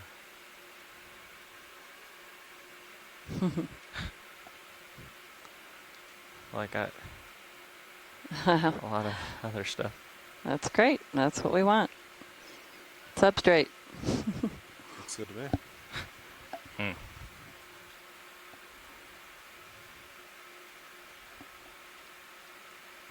And then let me know when you're ready, and I'll come out slow with the drawer. And then you might want to straighten up before we just your arm up a little bit. Make your life a little easier when you dump it. Current is starting to blow it. That's all right, you still have plenty.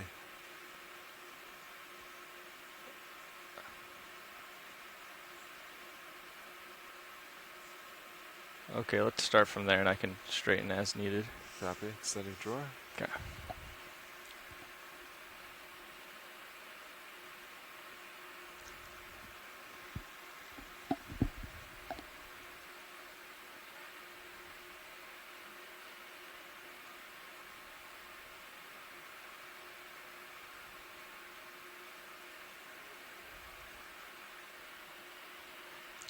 That's the way they work.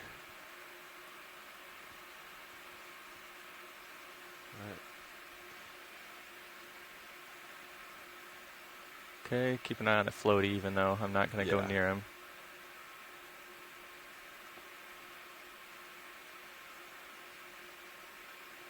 And then you could just, yeah. Like that? That's what I was thinking about, just pouring it in and coming up a little bit. No, you're doing great. Okay.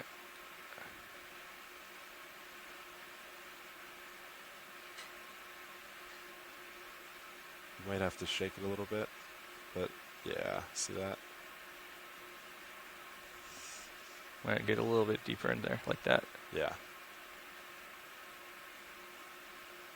Oh, this one's getting nice and dirty. That's what we like. So Some of us. I think that's pretty good. Yeah. There. So I'm gonna come on out. Close the drawer. Yep.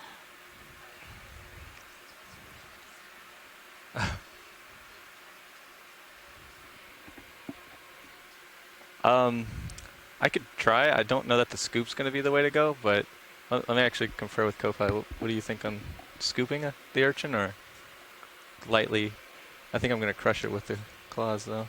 It's small, too. It is small. I can try real quick with the scoop. Yeah. Okay. While it's out. Okay, let's get this guy away. Get out You of here. could put it in the same box as the sediment. We can certainly try real quick. Okay, it could go in the same box as the sediment. It won't Okay. matter because it's not alive anymore. And Yeah. Okay. Sorry about that. no problem. That's all right. And it was living on the sediment anyway, so that'll be okay in terms of associates. I think it was these two. One of them. Yes. That's actually the same one that's in a couple pieces, I think. So. And for anyone annotating, that sample we just collected Okay, is watch me closely because this is going to be a weird move. O3GO. Yeah, now you look good. This will be O4 bio if it's successful. Nice. Ooh, nice job. Come on, don't blow away.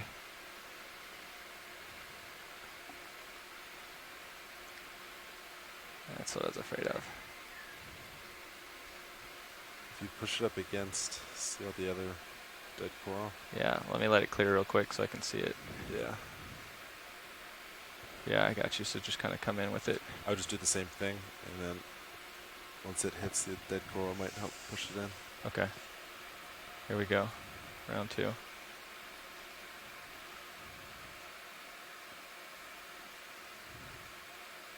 you want me to center up Mini Zeus? Yeah, please. Yeah.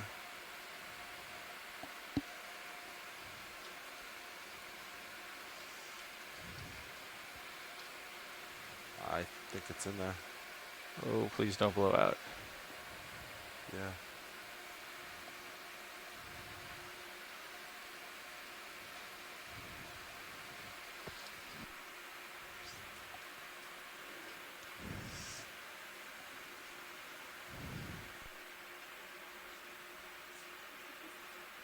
Alright, ready for extend? Ready.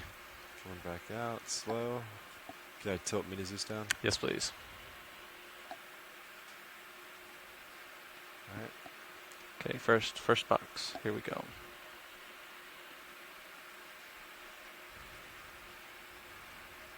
It's all the way out. Okay, watch me on that still. Yeah. Might want to. Yeah, you're right. Yeah, That's what I was just gonna do. straight as you go. Nice.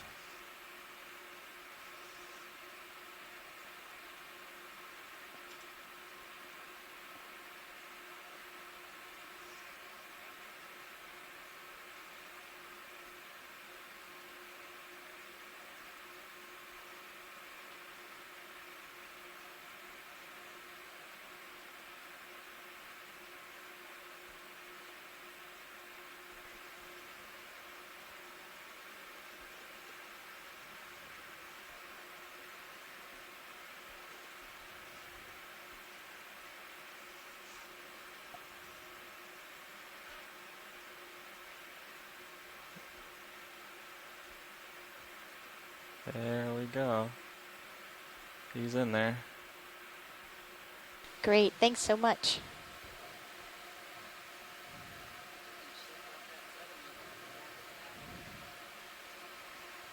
Alright. Tracting drawer. This is 04 Bio.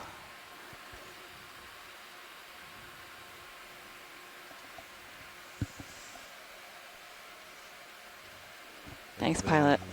Yeah, just same way came in.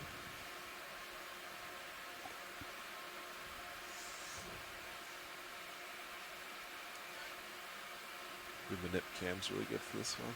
Copy that.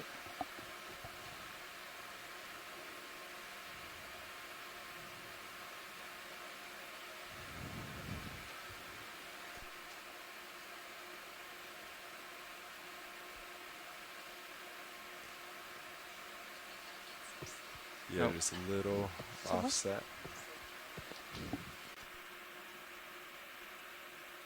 Right there. Oh no. And we have our That looks friendly good. wreckfish. You just gotta get it in a little Checking bit, it out. and then you can release, and then just Kind of push force it in the there? rest. Yeah. Like that? And then I can release? Yeah. Okay.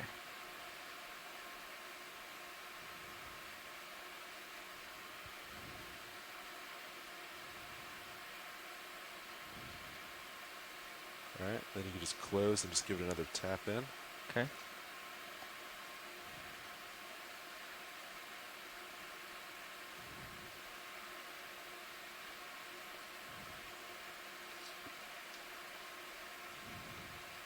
And she's in. Okay. Very Job, nice you did scooping, great. pilot. Thank you. Do you want to come up with mini Zeus? Yeah, sure. All right, coming up.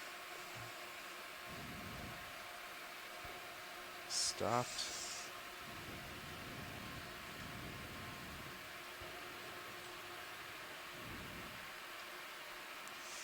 Nicely done. Okay. There we go. We're secure.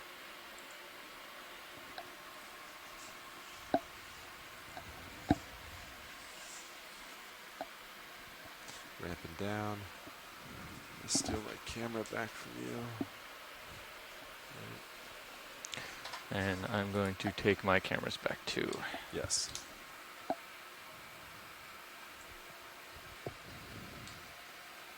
And if you want to bring them outboard again and store my wings. Oh, the wing, yeah. For flying. This guy's just checking us out today. Yeah, he thinks you're just an old friend. Yeah. Get out of here, fish.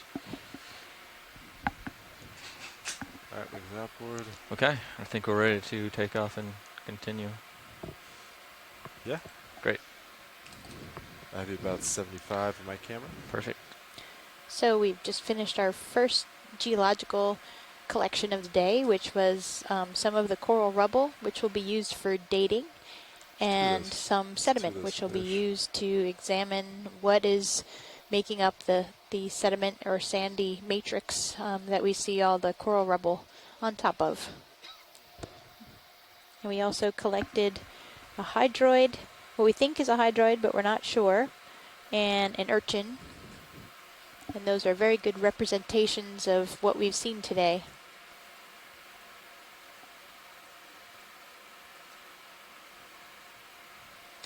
And we have an hour and 45 minutes or so left on the bottom. We're trying to make it up to a depth of about 375, and we're at 385 meters now, so we're making good progress. Pilot, can we look at the yellow, I think they're corals in the upper left? Absolutely. Good Let's go ahead and get snap lasers on. for Yes, lasers are stuff. coming on.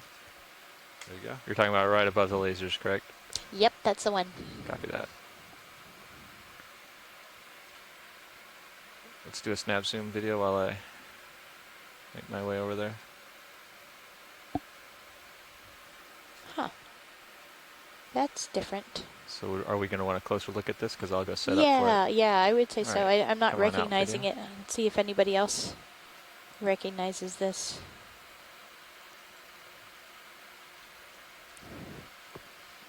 They're quite a mustard Do color. anything where you sit really close to it. Yeah, I'll do what I can. Gonna have to land on.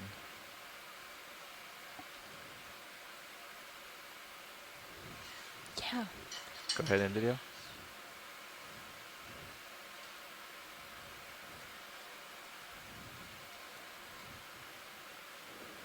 you guys just lose a light? Because I didn't change the iris. That wasn't you? Stand by. It wasn't me unless it was a delayed reaction. My manips never changed lighting, so Okay. I don't think we lost one. You got lost lens communication momentarily.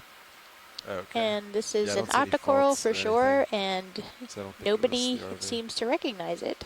Do you want to try the fog lights for this guy? Yes, please. Okay. All right. Should be a good placement for it. Fog lights coming on.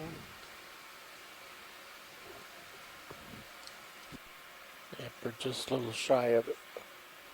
Just a little too far out.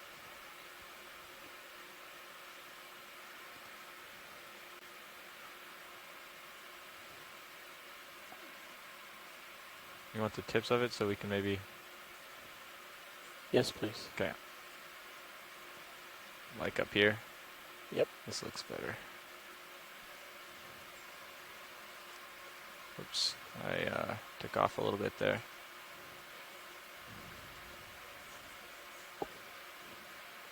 We'll go back down towards the base. Sure. We can definitely set up for that.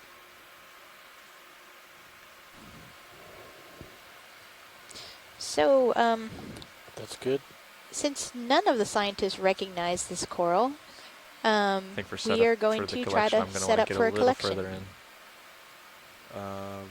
Yeah. It's definitely growing on dead skeleton matrix from a stony coral. That's a great shot, and that little bitty squat lobster, he's still giving it his all. I can't believe he's holding on right now.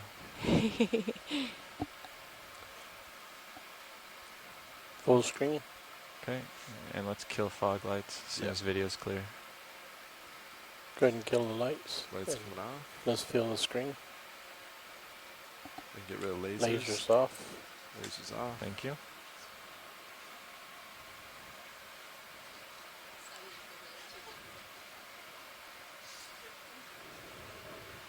Watch lead, Nav. Video's clear. Copy that. Go Come ahead, on Neff. out. Video. I'm going to Just set up for a be little advised, we have collection here. 120 minutes on the bottom, and if we headed straight for it, it would take us about 30 minutes to get to this peak. If I set up for... Great, thanks very much. It sounds perfect. Are we going to be able to get our I'm trying to think. skids out?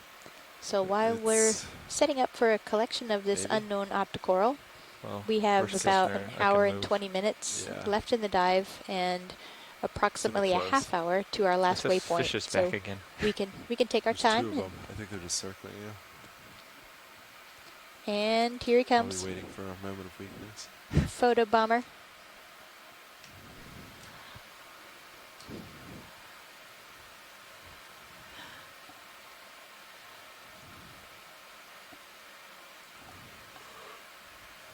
He's making loops around you. Okay. I don't know if He's we'll be able to come out or stalking not us. I know. with that right I'm skid, starting to but get a little creeped see out what by him. happens. It's possible because You after start the fact dreaming rotate about it. a I'm little glad I'm not a starboard. crab down I there. think- Yeah. Yeah, After the Or fact, a rotate a little squid. starboard and then... it might. Okay. We'll see. Okay. I don't think that's too far out, do you? I think it'll be fine. Yeah, I think so. From Sirius view, he just turned at the blue lights and looked like he was coming back around. So this is again. going to have to be a starboard. Yeah. I'm gonna go for the starboard in there. Yeah, it's fine. Okay. We've heard that he is circling us. You're ramped up. Ready to go. Excellent. Starboard. Hydraulics on. Grip force. I'm going to change down to a 4.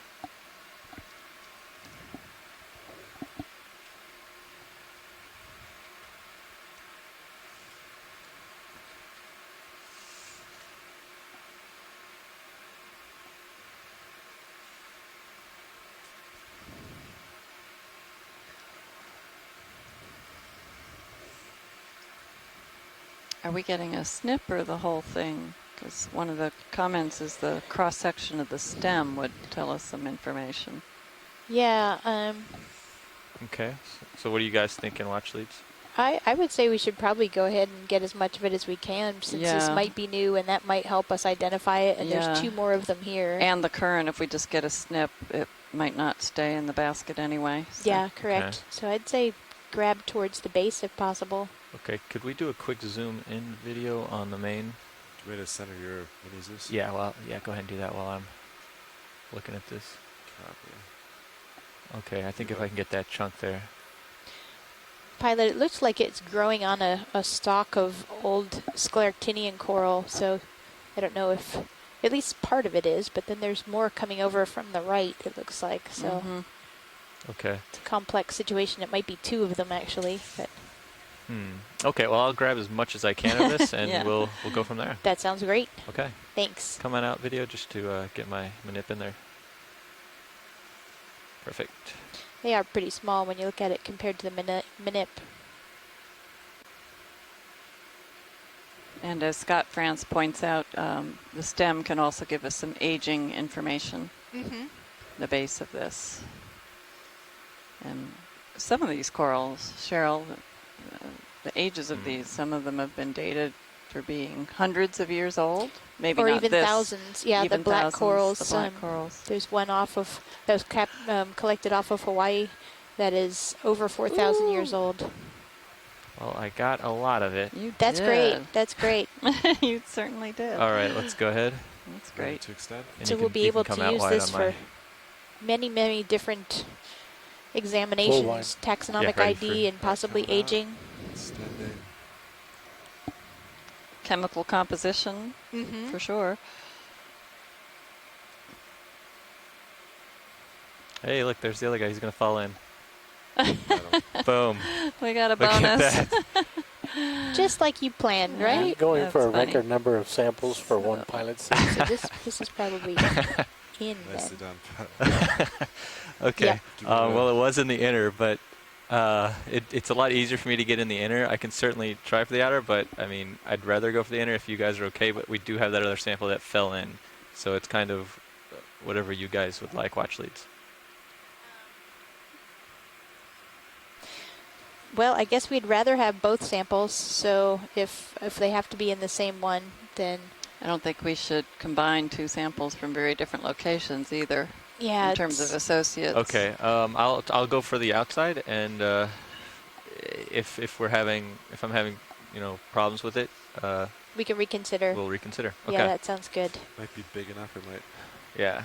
fall in because it's weighted. That's what I was thinking too. So you might So- not have to physically get it in there. Okay. Do you want me to rotate down? Yeah. Copy. You go ahead and keep me.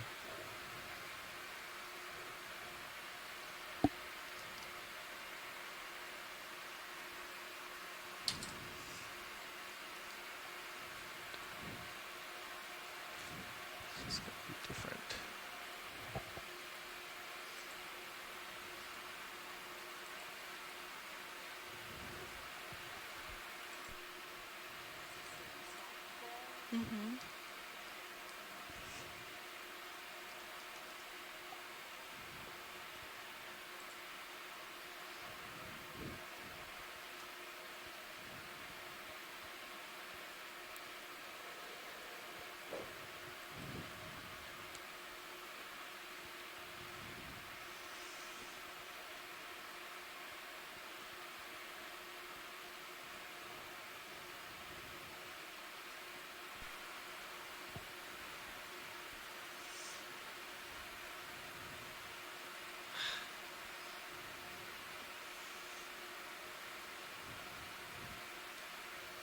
Well, I'm in there.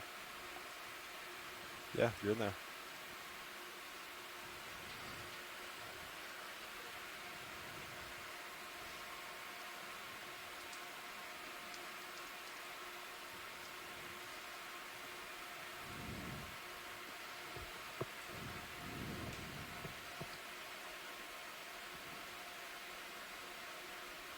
And it's in there. Very good. We are. Jaws.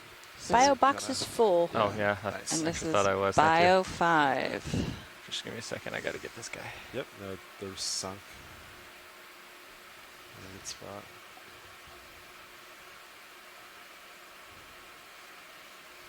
All right, retracting. Once door. again, Okay, here we great go. job, pilot. Good job. Okay, if you want to follow me up. Are we zoomed out on there? For Mises? I Yeah. think we're full wide on it. Copy that, thanks. We're having a hard time seeing any rocks today. Fortunately, I wasn't expecting any. So I'm not disappointed. We're not done yet either. Yeah, So. that's right.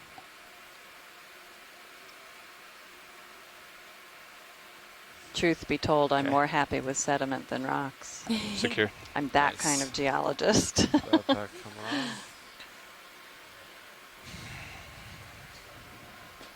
Yeah, that really helped that it was heavier, so it sank in there.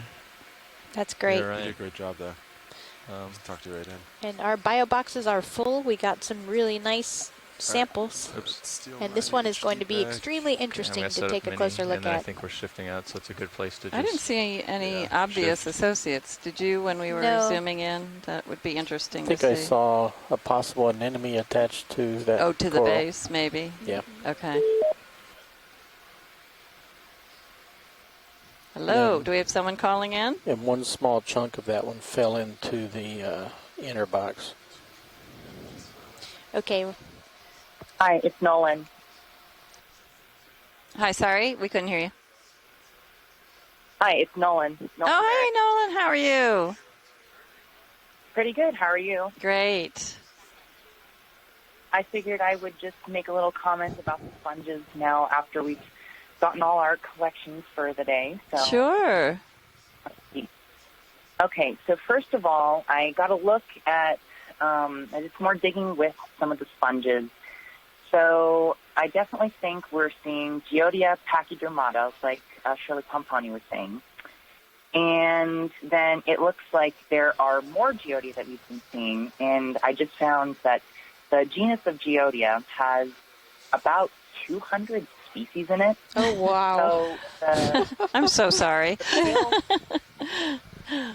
Yeah, so the pale, round, smooth-looking sponges are also Geodia. Really? Okay. And they look like, they look something like Geodia notistrella or Henchley. I think that's how to pronounce it. Huh. And, and so the sponges that you asked me to look up initially, the sort of like fuzzy base-like ones. Rounded sort of base. like, Oh, no, the ones, were more vertical. Mm-hmm. Maybe like the one in the field of view now. All right, go ahead. Video? Again? Like the one We're in the doing- field of view now. Doing well, pilot. How are you doing? The upper right-ish? Yes. Yeah, so those look something like Or just don't clip it out as a sample. glass sponge, and it looks something similar to Acanthacus or Acan. Yeah, should ask them because that was from one of the original samples. Something like that. Mm-hmm. There's a whole cluster of sponges coming into view right now. So the images we have of it in the animal guide are from the Pacific, and I have not been able to find any information on it in the Pacific or in the Atlantic. Go ahead, And Watch of Lead. course, neither Shirley Pomponi or Joanna Xavier are on the line. Ooh, yeah, I see more of them. Okay, I think I have like a 10-second delay. But since we've been seeing them in multiple Watch Lead, this is dives, Nav. maybe sometime in the future we could think about collecting one of them just so we can figure out exactly what it is, maybe?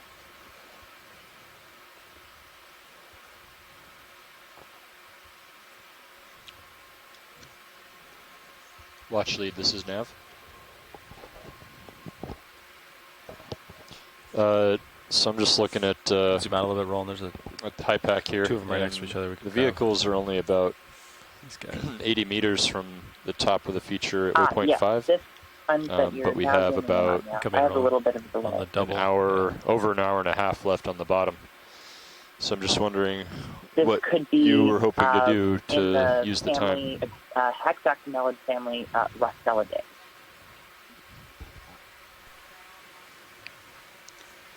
Well, thank you, Nolan. Just so happened that we saw this little cluster, so you get to talk about the sponges while you're actually looking at them. Okay. Yeah, yeah, All right, that's so pretty we'll cool. And make sure we if you'd like, explore I can talk a thoroughly little bit more and about just the slowly general so that we don't reach taxonomy the top too of quickly. sponges for the audience. Okay. Maybe we'll continue to move on while you do that, but please, yeah.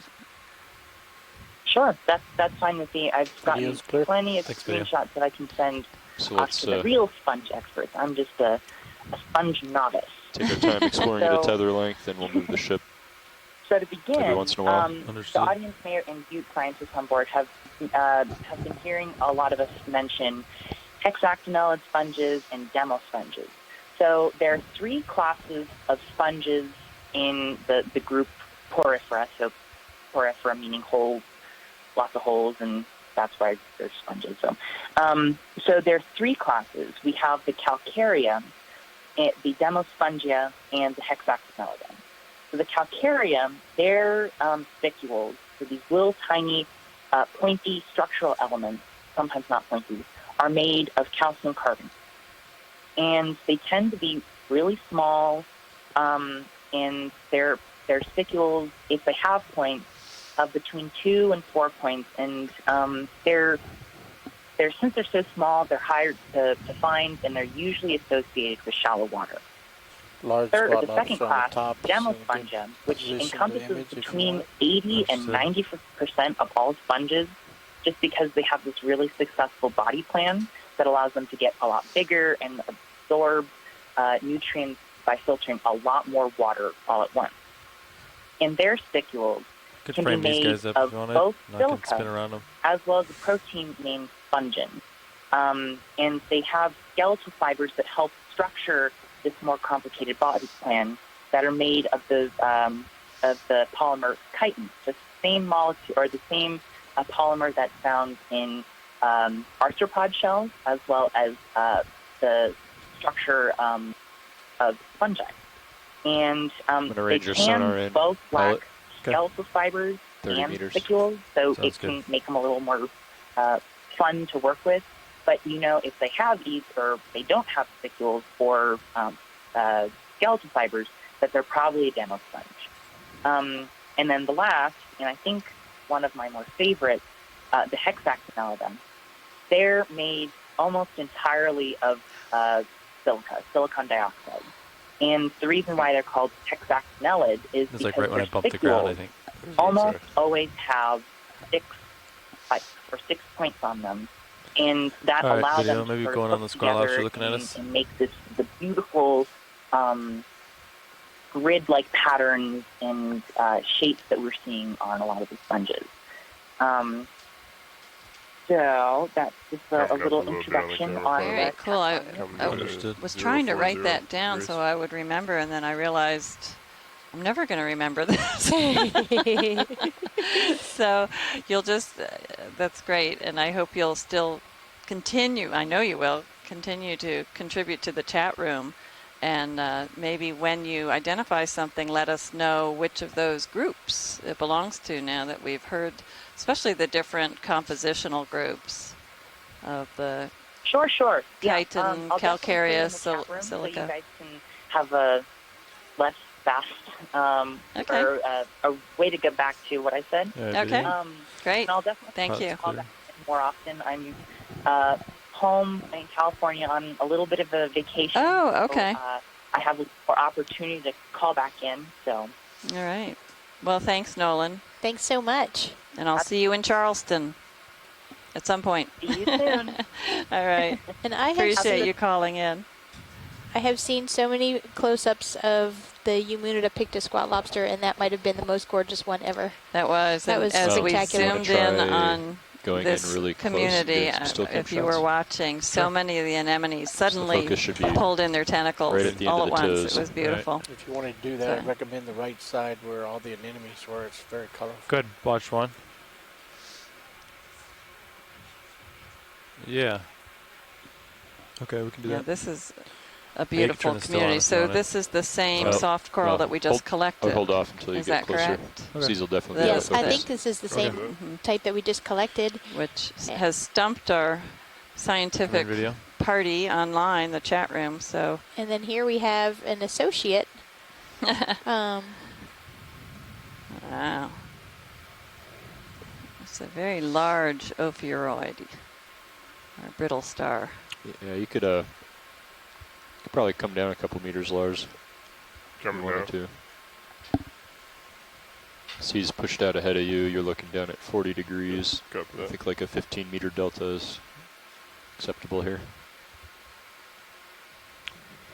Yep, you'll still just be at 12-meter altitude, which is good.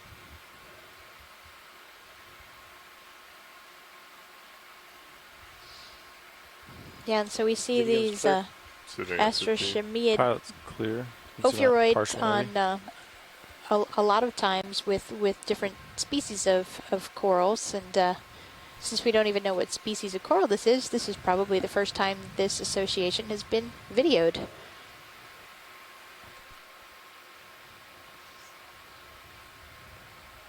I wonder if the size of the ophiuroid correlates to the age of the coral, because if that's the case, then this must be a pretty old piece of coral that's relatively slow growing.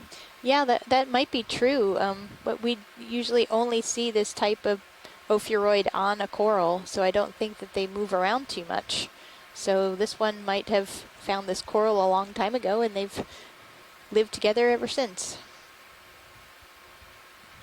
We'll try to get close. Yeah, I for the still remember camera. Scott France telling me about this sort of relationship, I think in back in the Pacific, and he said that they start, or the corals tend to find their ophiuroids, or maybe the other way around, really quite early on, because we've seen some very small corals with their associated You can turn on just so you can see ophiuroids, and then other corals with their associated coming on. other the lights. Yeah, you can bring and the lights so on. it probably could Fog be lights that they've coming on been now. together for a long while. Yeah. Fog You lights wanna- are on. Can you put it up on this monitor 12, Lars? I'm not sure where it is here. Oh, here. No, And there's actually a Bathanectes swimming Yeah, crab monitor 12. underneath this dead coral skeleton. And There's then, so RV much to still. look at here. It's pretty It's the amazing. bottom row. Go in the middle. Yep. And at least a half a dozen the Eumunida picta squat lobsters. Did you see the stills that we got of the rake or the wreck fish? I did, yeah. Yeah, we got quite a few. Looked good. How about a slow pirouette at the same distance around as the still camera's doing its thing? Yeah. Just use the HD2 to know where your skids are. Gotcha. You could actually. Yeah, there we go. Just taking a little time to get some beauty shots here. I think we should take some time for that beauty shots. This would be the place. Look at all that color and life. It's amazing.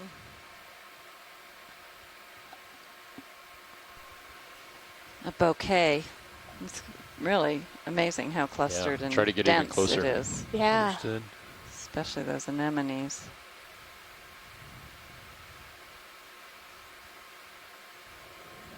The more colorful side is the other round to the right. Did the coral actually That's looking facing good, us? Levi. Yeah. That looks like it's in focus there. You can see it's like just at the edge of the toes.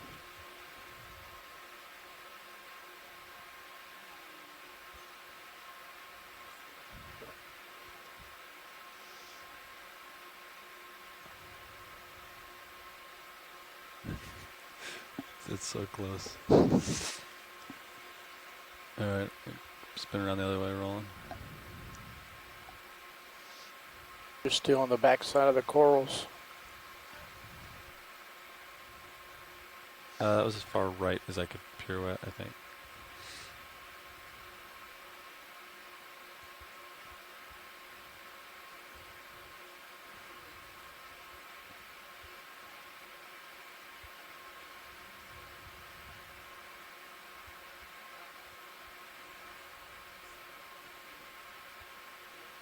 Yeah, getting some good ones.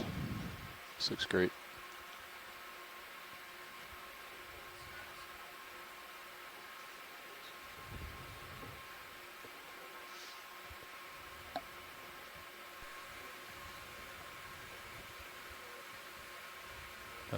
Yeah, I'm gonna go for brittle star here.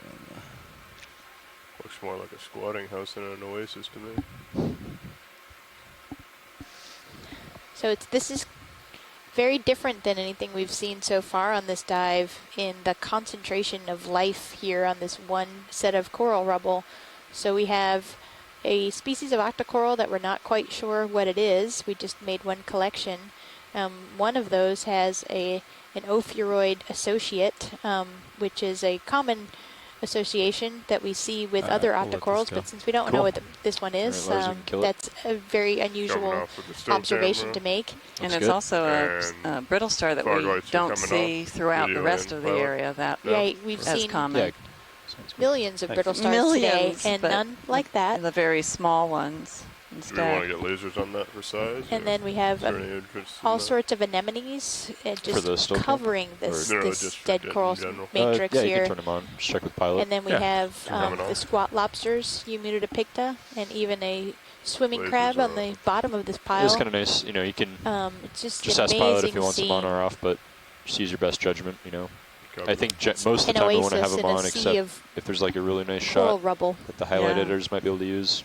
Just go ahead and turn them off for a few seconds so they get a good shot. It's just amazing.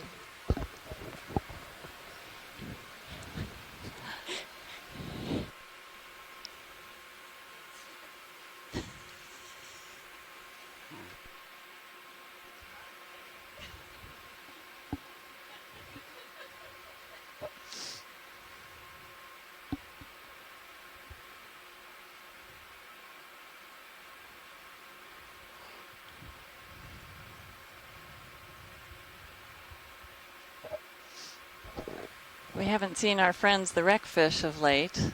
Maybe they gave up on us or decided we weren't going to be too threatening, but we are still seeing a lot of squid in the water column above the ROV. Wow. Serious view shows that. Maybe they're feeding now and not worrying about us. And we should be getting to the crest of this mound. We're still going up. We're at 384 meters. You want me to give you the stand of coral is you want me getting to give you higher. like 20 meters? Yeah, I think so. Just ahead at 145? Yeah. And from previous dives, I actually did a dive on this very site, but coming up from the south side of this mound, so the other end. And once we got to the top, it was just covered with Lophelia, so we'll probably see that. On the south-facing side, there was more live Lophelia further down the mound, and that's something that we're seeing We'd like in to put in a general. move, please. Different scientists have contributed that 20 they meters, see that that's pattern, 20 and meters, that's bearing 145. most likely because of the Gulf Stream's 2 knots. influence, and that side will get the full brunt of the Gulf Stream current, where That's we're a good kind of copy. tucked in the lee of the current a bit here. So they have a faster delivery of food, and they also have the current will take sediment away. The corals can only handle a little tiny bit of sedimentation, so that's something that may limit where they are able to grow.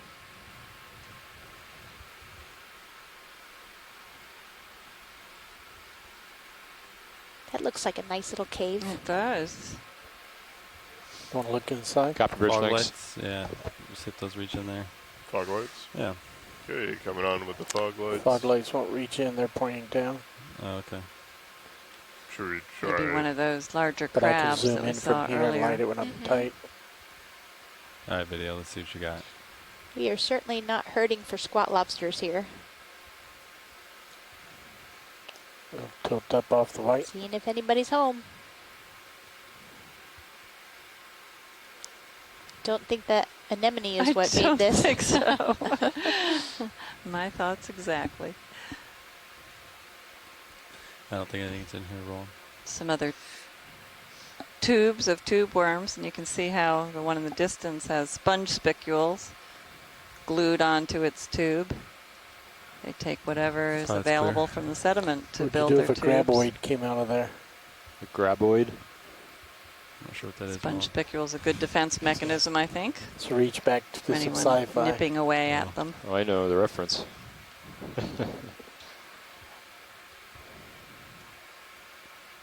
Fish tail in the upper section. Zoom from here? Yeah, snap. Like. Well, there's somebody. Ooh. That was long. Wonder if that's a conger eel. Yeah, that was long. And that would be another likely suspect in. Yep, there there he it is. is on the other side, conger eel. Yep. You see the tail at one end and the head at the other. I think he's wise to you. Yeah. I think he's hiding from me. We'll let it go. First one we've seen today, but we have seen them in other similar environments.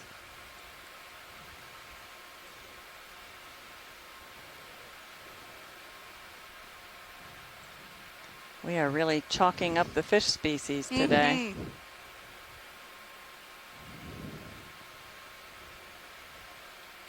That's Conger oceanicus, I think. But I'm not a fish guy or girl, so. Oh, now the head's out. He turned around in that small space. It might not be as small as we think. Yeah, it's probably. Snap on his face? Yep. And wow, are we Quite a bit. continuing to see anemones?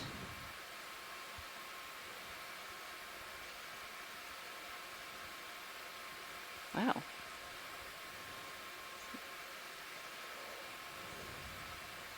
I think that's the closest I've ever seen a conger eel. That's amazing.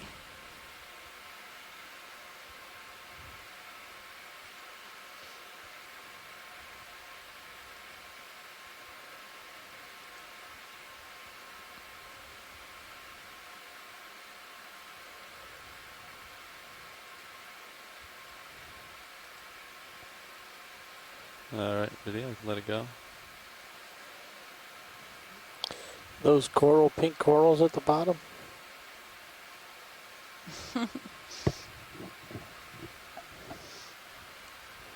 Nice little neighborhood.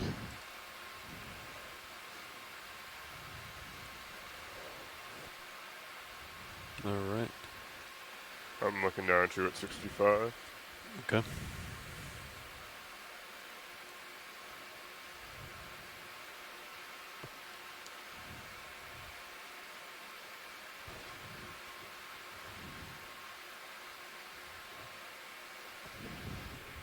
Copy, bridge, thanks.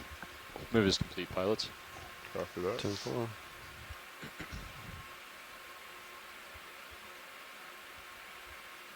The density of these those anemones redfish is are still up astounding. behind you. They are clinging to every Hanging square centimeter of that dead coral branch or that framework.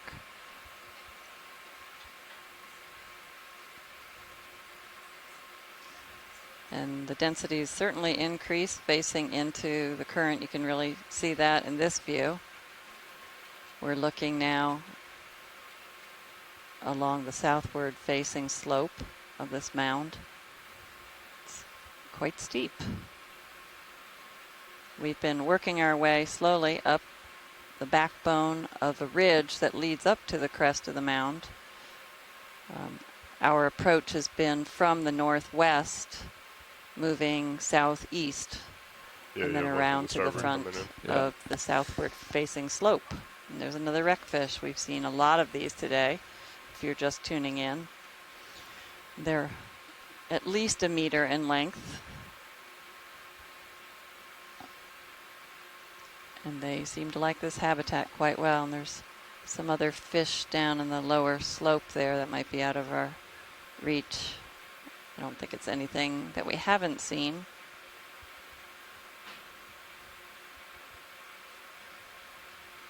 Other fish getting awful close to him.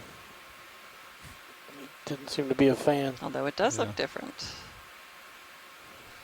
That's not a black belly rosefish. Well, I can't tell if it's that pinkish color or not. Yeah. It may be. Oh, Oh, no, I'm not There's talking two about of the them. one in the laser beams. I'm talking one Oh. now at 3 Yeah. o'clock, but I think that's also pink, yeah. Yeah, they think that's the black belly rosefish. Yep. I wasn't even looking at the one right in the middle of the screen. There's so much to look Yeah. at. And Ken Sulak confirmed what I said earlier about the black belly rosefish, that it's kind of an unfortunate name because there's nothing black on it on the outside. And it gets that name because if you were to open up the fish and open up its gut, the inner lining of the gut is black. So it has a black belly on the inside, but that's not a very good name for being able to identify it from the outside. Well, good thing once you know it, it's easy to recognize. Yeah. You don't have to cut it open to identify it. And it is quite common. Especially with Lophelia.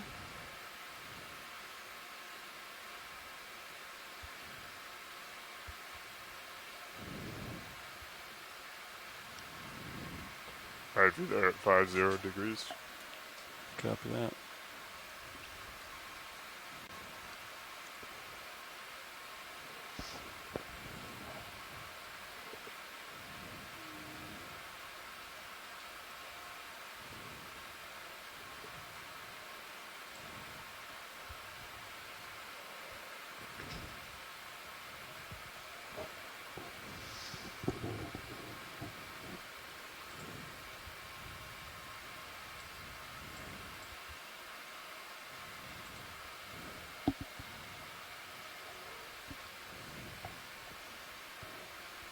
Now we're seeing higher densities of sponges than we've been seeing on the lower slopes. Gonna take lasers off. Go. Same Seems like species, we're I seeing believe, everything but more in of this them. area. Sounds good. And Joanna says that they might be Vizella portiolesi.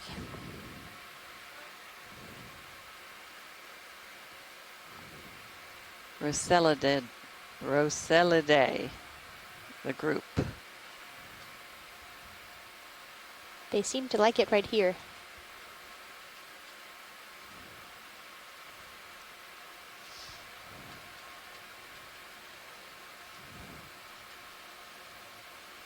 Lots of Venus flytrap anemones and, of course, the other pink anemones, pinkish coral-colored anemones that are strikingly abundant.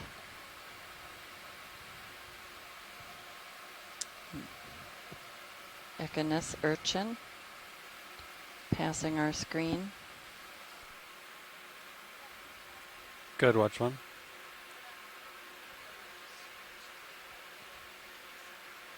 Yeah. Yeah, understood. We're going to climb a little. We've got to get up to the well, crest. actually, we actually just put in a ship move, so we have been moving. And we're just about at the top. We're at 380 meters depth, which is our last contour line before what we estimate to be the peak. So, yeah, we'll keep moving ahead, but we got plenty of time.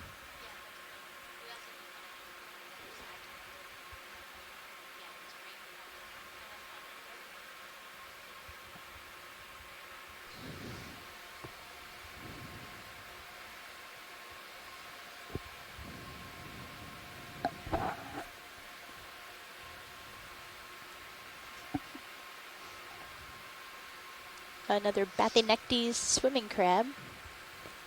Go ahead and put in 20 meters. Yeah, quick zoom on that. I'll be there at 40 Hi, meters. video. Snap on. Degrees. Go bridge. Two of them. I wonder if that is another mating situation.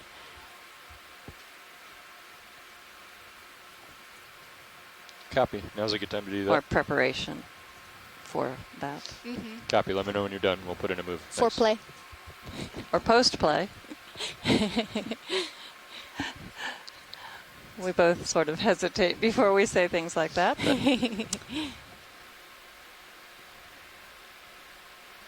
They look happy. Yes, this is for sure. Yeah, you can come in further if you'd like. I think he's winking at us, actually. I think so.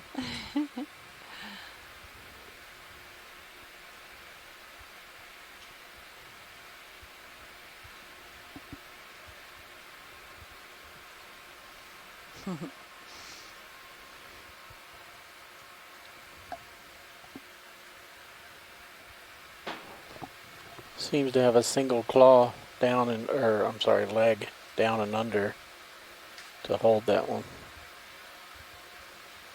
They seem to be quite peaceful with each other.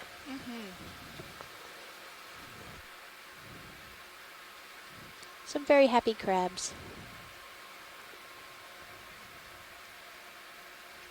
All right. With some very Pilot's clear. dangerous claws. Dangerous looking.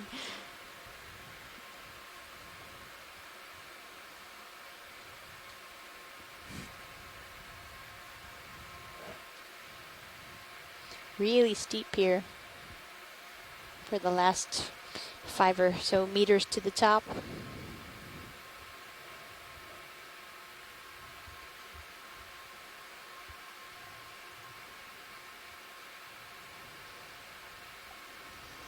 It's like an anemone carpet. Light straight ahead. Ooh, and here, this might be another Rachinia spider crab coming up.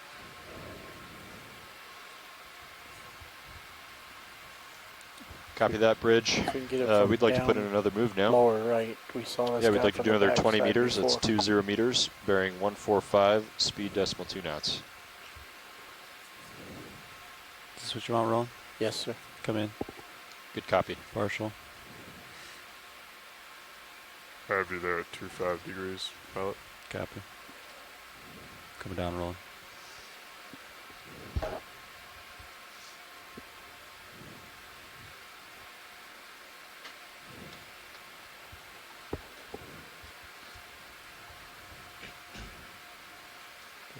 Get a tilt. This guy has such long legs, he can walk right over the top of that prickly sponge without even touching it. Oh, it looks like he's missing one of his front appendages as well. And lots of barnacles on his back. Look at all those.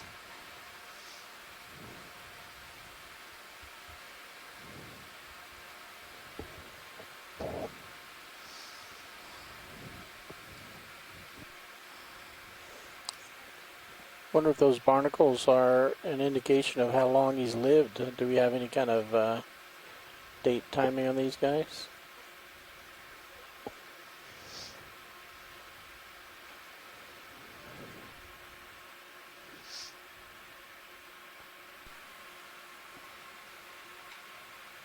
The anemones close up as the squat lobster backs up.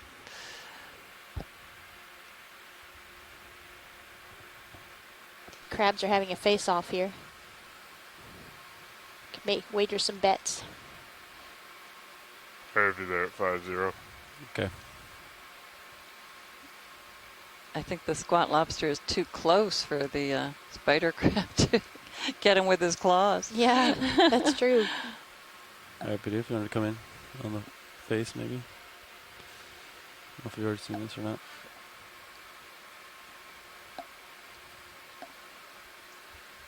Little tilt up to the horns.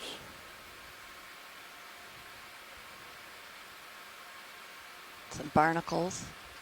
See these on all the crabs when we take a close look. Mm-hmm.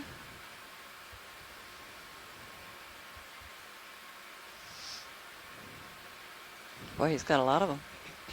Yeah, he sure does.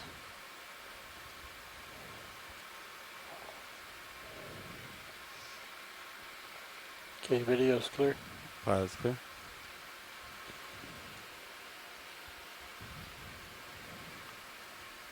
So we've talked about a lot of the corals and sponges being pretty old down here, but because of the cold water and the slower metabolism, as we can see by this crab, a lot of the other organisms can get pretty old down here too.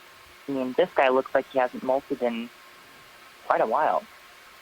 Yeah, that's true. Yeah, that's a good observation.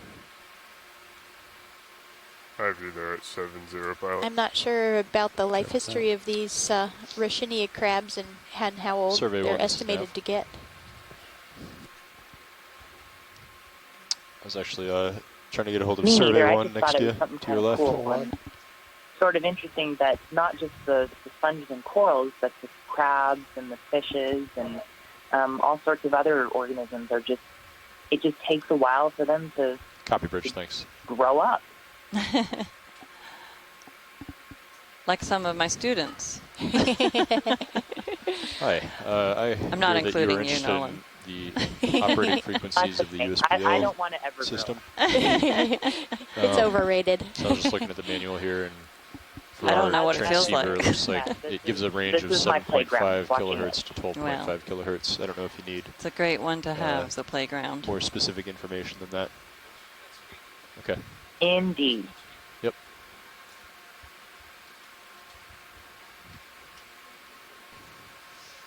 Have you there? You guys have 80, actually made students of us engineers as well. You guys have taught us so much about all the biology and the geology over the years.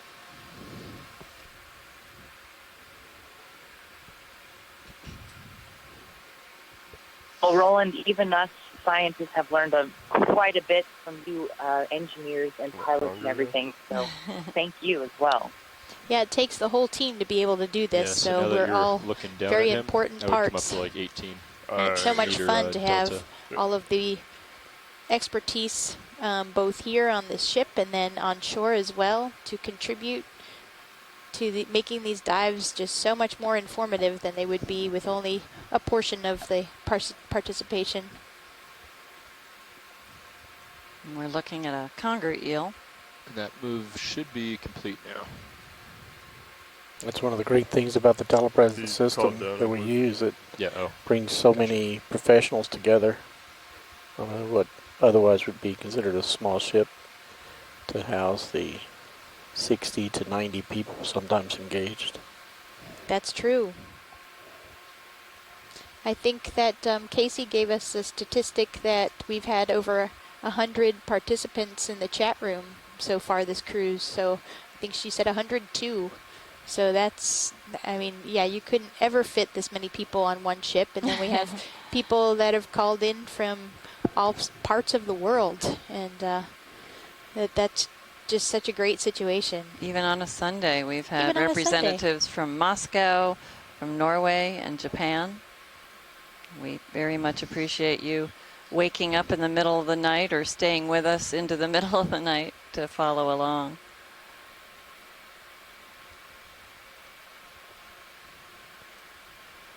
And with the technology that we put out there, we've actually had people communicate with us while they were on a plane, using the chat and no kidding, watching the streams and on the So what do you think about another trains as well? 5 meter. Or at home, well, sitting in your actually, living shove enough room. Tether, looking down at 80. We could just, you could great peek that over we're the edge able of the to ridge, and then we'll all just be kind of able to saddle watch up the this slope wherever along we the ridge from can. there. Yeah, do that too. And we have our OER folks on shore who are also overseeing the Facebook page and the Instagram and other social media. So they have communicated with us with several questions that the public have contributed. So it's a very broad ridge community of looks like input. It's maybe along. Very different from most types of expeditions, and particularly useful or so. because of the exploratory nature of these cruises. That I think it's wonderful that the public realizes that 145. scientists get just as excited as they do, we can seeing move it something they 210, already are and you just follow familiar D2 with or up have the seen ridge. samples of, but maybe not in the natural Does that work for habitat, you, pilot? but Yeah. also to see things they've never seen and to have this international discussion on the chat room as to what it is we are seeing and how we could identify it and comparing ideas. It's been very rewarding to see this in the chat room, and I'm in awe of all the knowledge in front of me on the chat room screen. Yes, me too. You've made our job a lot easier. Certainly mine. You've helped me because I certainly didn't know these organisms, and I've been trying to learn as we go, and at least I know when I often know something that I've seen before, but I may not know what it is. Some white crab activity on the far right just went off screen. See if I can find it back. Here's our wreckfish again. Yep, and I did recognize him from previous Maybe two of Johnson them Sea arguing Link there. dives, Oh, yeah. submersible dives on the Charleston Bump in the early 2000s with George Sudbury's group and the South Atlantic Fisheries Management Council, along with Department of Natural Resources in Charleston in South Carolina.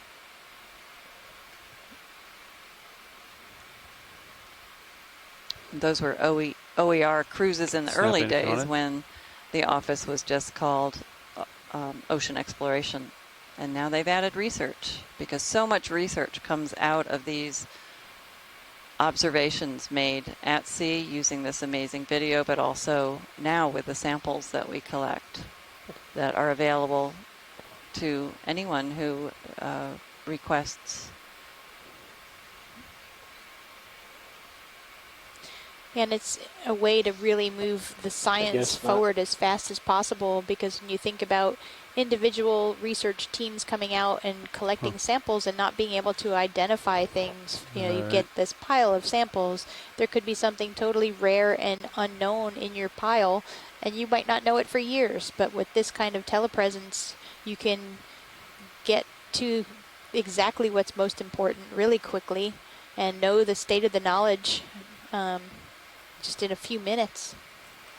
And Adrian Copeland just sent us in the chat room a request from one of the audience. Adrian is the OER person I was actually referring to, who is overseeing the questions that come in from social media. And Joe Vaughn asked, I'm sure you have addressed this already, but would you explain why there is so much dead coral on the bottom and what species?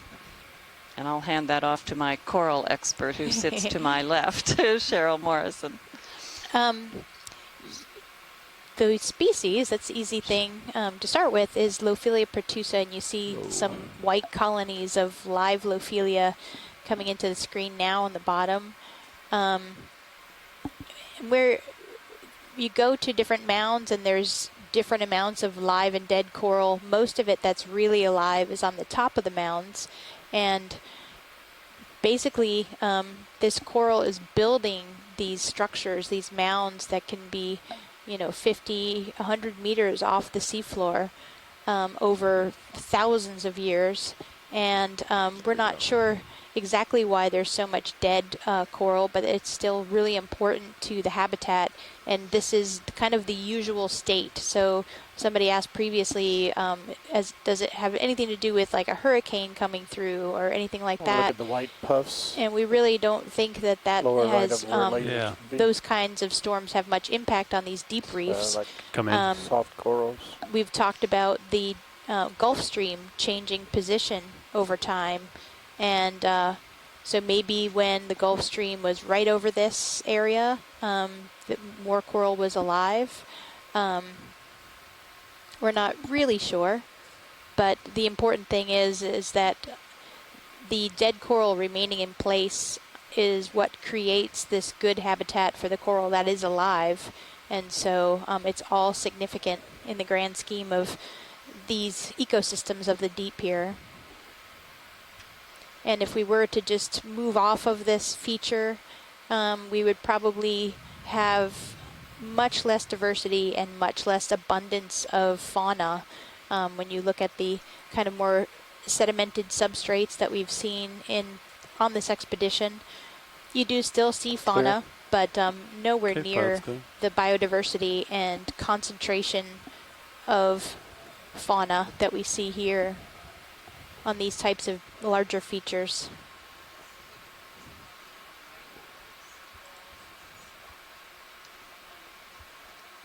Video come back in.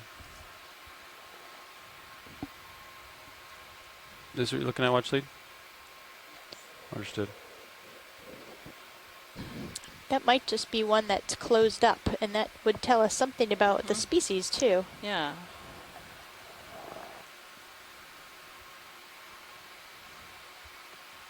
Unicella is what Scott France is suggesting. Something like what we collected last week, so that would be interesting to compare. Through video analysis, we've sadly filled up our bio boxes for collections. Usually that makes the scientists happy when they've got their boxes full. Oh, it does make us happy until we see something else that we really don't know what it is. We had 10 bio boxes. Video's clear. Thank you, Pilot. That's great. Thanks, video.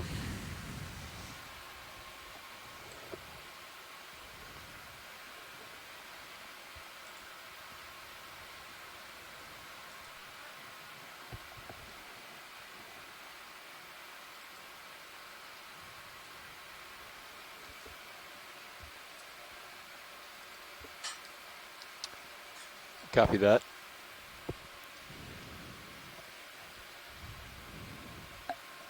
Well, it seems like there are more sponges than live Lophelia here. Yeah, I'm a little bit puzzled because a decade ago or so when I was here, there was more live coral on the top of this, but we might not be in the same place. This is a fairly large feature, and that's something else that even if there are some dives that have been done on one of these features, So upslope to you only get to see so much of it at any one dive, and so it could look totally different on the north-facing side versus the south or east or west. Like and, a 180, huh? We're on the inland side of the mound, so it might be very different on the outer part as you go into deeper waters. I don't know if the mound is lower. Sounds good. Is shallower or deeper as you go farther offshore. I think it's about the same height, though. Seemed like that was on the bathymetry. What do the coral experts think?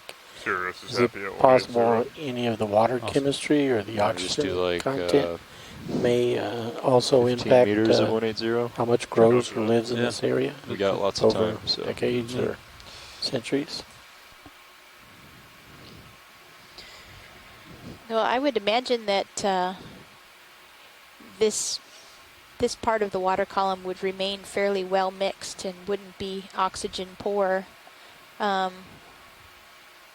And I think that the ocean chemistry would be okay here for corals. 15 I guess meters, there's that's a cruise coming up next meters, month bearing that is going to study that speed a little more carefully. Any other ideas from other scientists on shore? Or? Good copy.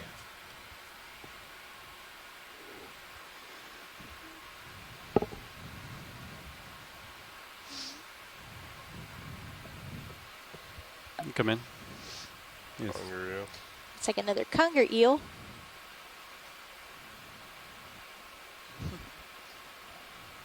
Yeah, you can call up. Copy, Bridge, thanks. And you can see that they really like this dead coral matrix. Does anyone mention why there's an abundance of squid up by Sirius? Or? I'm not sure. Could ask Watchlead about that. So many. Watchlead, this is Nav. Go ahead, Nav. Yeah, Copilot was wondering if we've had an explanation as to why there's so many squid in this area. So many squid in this area. Let's see, Mike Vecchione actually, when he called in earlier, said that he's seen much bigger schools of squid. So hundreds. I think that they're a fairly common squid, and you think those? And I guess they're fairly common in this area. Okay. And the wreckfish that we've been seeing supposedly eat squid, right? When the squid come down. Yeah, the squid feed in the surface waters at nighttime, and then during the day, they don't want to be the subject of another larger organism's dinner. So they head down into the darker waters, but often in these areas, they don't realize that the wreckfish are sitting waiting for them to descend during their diurnal migrations. And most of the wreckfish that we have seen have been just perched in the gullies of these features here. Oh, here's a shark. Come in, partial. They're one of the chain dogfish, maybe? No, that looks like the... Or is that the cat shark? Yeah. Shark. Oop. We keep seeing them run into the coral because they don't know where they're going with us here. They're blind. Well, they're blind to begin with, likely, or well, can they actually, see? From what I've been reading, they have really sensitive eyes. So there is a little tiny bit of light that's available down here, so they probably can see at least a tiny bit. But obviously not when we blind them. If their eyes are that used to darkness, this is going to be a little bit rough on them. Oh. The crab tried to catch a shark. We just had a question from I guess, the social media audience that asking if squat lobsters can close their claws. They always seem to be open, and I think we just saw that actually right on cue. Yes, they certainly can. We've actually seen them feeding in the past. Grabbing little fishes, or that's just their threatening stance, letting anyone who's near know that they are ready to use that claw or those claws. This is watch one. Go ahead, watch one. Could we zoom in on one of these furry sponges here? We've had a request. Thanks. Guess furry isn't the right term, but Iris Sampaio and Joanna Xavier are cringing to hear us call them furry. Spicually. Is that a word? Spickly. All right, video coming in on sponges. sponges.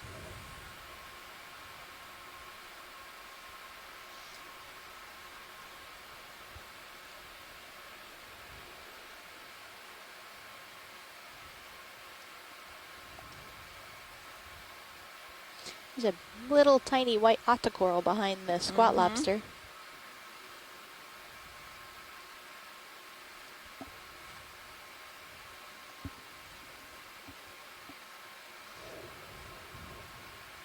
Squat lobster looks like he is presenting the sponge to us. Copy.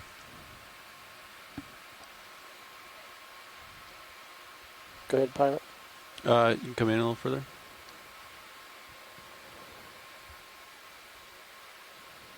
Now you can see the inside.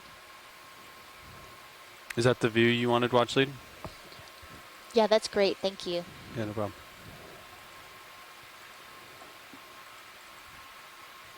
And we've done several zooms on these and haven't seen anyone living on the inside, although there likely is in some. We just haven't caught them. But we did see some brittle stars that were living at the bases of these spicules. Pilot's clear. Right on the white surface itself, All right. which we hadn't seen before.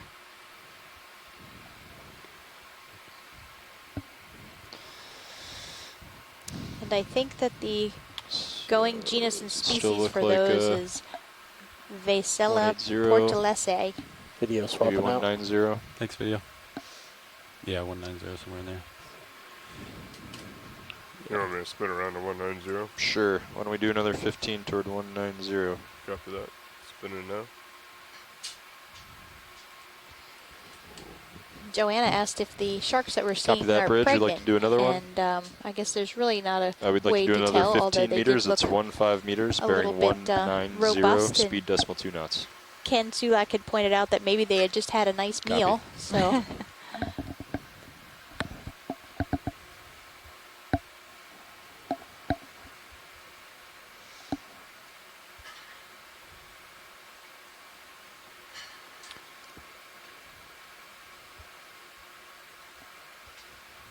Watch lead, this is Nav.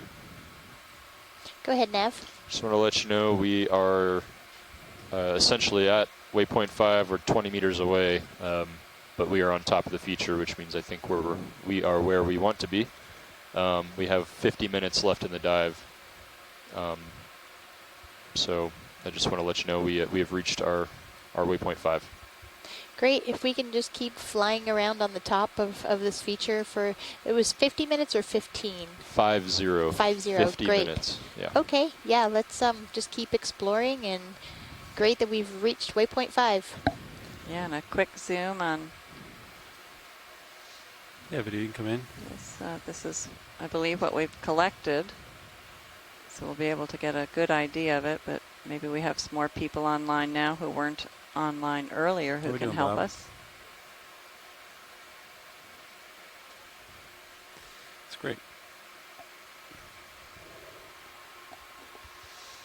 And we're thinking it's a hydrozoan, correct? Yeah, that's the consensus.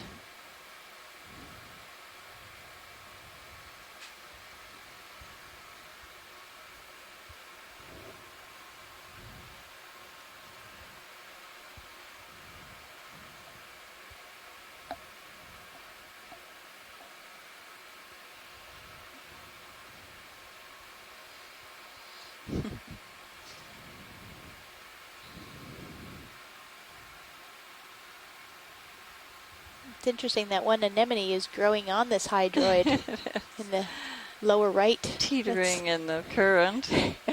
Doesn't seem like very much to grab onto, but no. You can see the anemones in all stages of retraction here. There's one right in the lower left that is completely pulled in. Looks like a little knob. Some brittle stars still. All Copy underneath that, these 80 anemones Copy that. are Pilot. where the brittle stars are Pilot's clear when clinging. video's There's clear. still millions of them in the area. and brittle stars. Just another couple meters left in the move, Lars. Copy that. You can zoom out video. Thanks.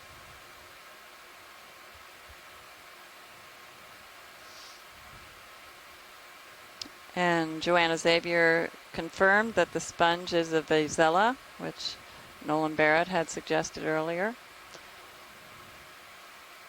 That's great. They're certainly the dominant sponge at the top here. Mm-hmm.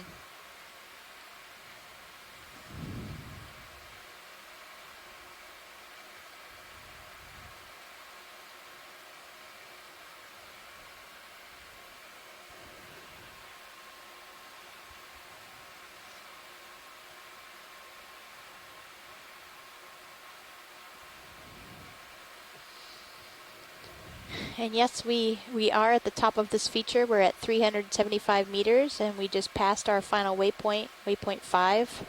So we must have traveled over 600 meters or so since we reached the seafloor, I imagine. Although we might have shortcut a little bit around one of the Copy waypoints. bridge, thank you. Move is complete, pilots. Copy that. At any point, we've reached the top of this feature with a bit more time to explore, so we're going to keep moving around and seeing if The current increase on top at all? Smidge, yeah. Seeing if we can find those abundant concentrations of Lophelia, which we were anticipating. This area is known as Lophelia Banks and is part of a deepwater marine protected area located off Cape Fear, North Carolina. I think typically they run at like 14 meg. Oh, that's up to 32 meg. Tossing on lasers. Huh. And judging by the substrate and the reliance of all these living organisms on the dead coral structural framework of the skeletal material, can imagine what damage any trawling would do to this area. Maybe just a bad reading? Yeah.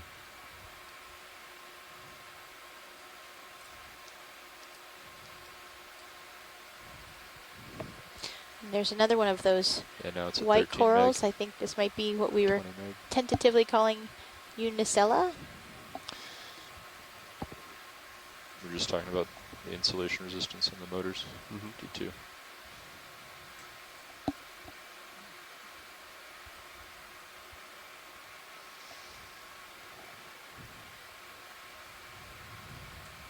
It's like a little sponge bowl behind the Unicella.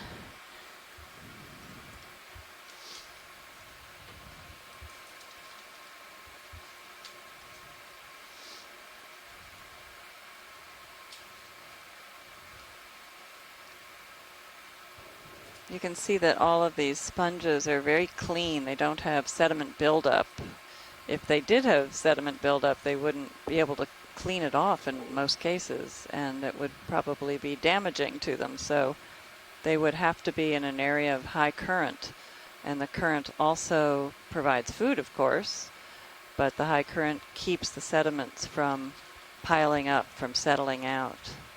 Only the very coarse materials can fall out of this kind of current, and we'll be able to analyze the sediment sample that we took earlier when we dug up some of the rubble that we wanted to use for age dating analysis.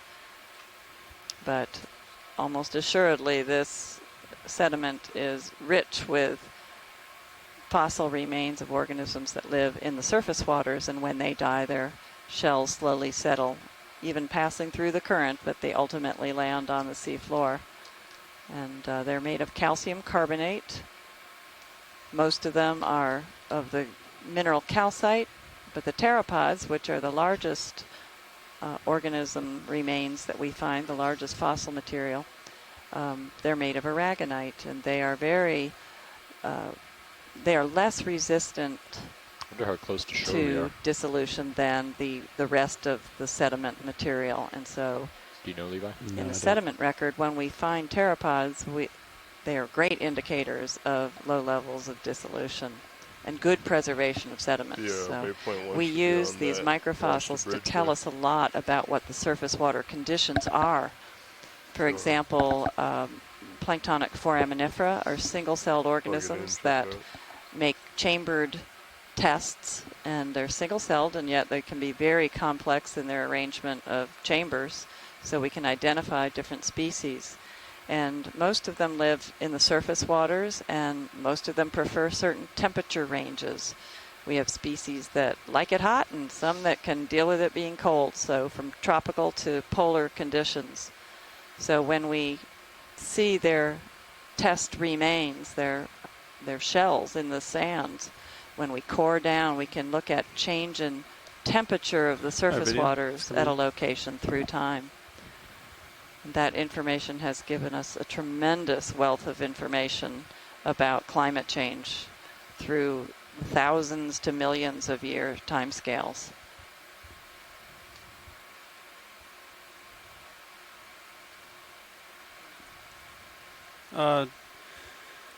Just thought it looked like a good shot to stop for a second.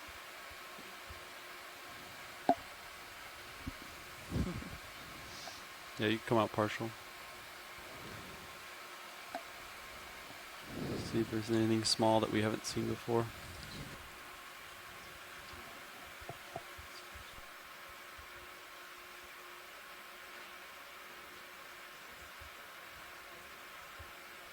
Could probably get a short move in, Dan.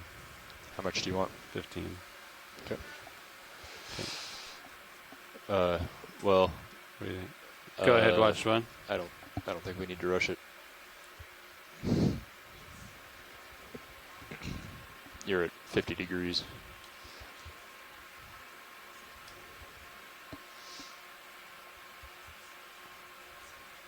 You can come out video. Yeah. We can talk about it. Great, thanks.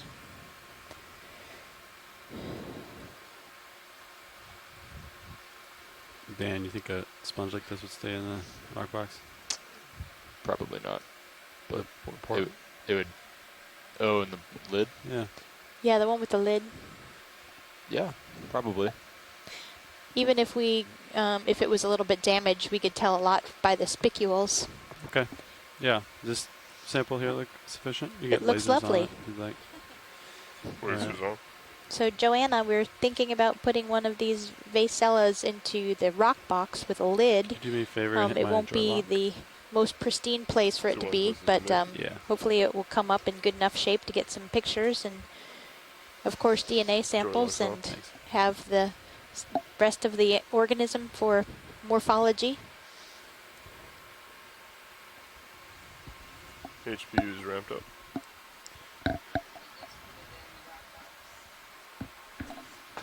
We can put it in the forward rock box You that bring has a lid port to it. So rock box inboard so I can open he the won't lid. float away, but he might be copy. tumbled around 10 so minutes. much. There may not be much left. We'll see how sturdy he is.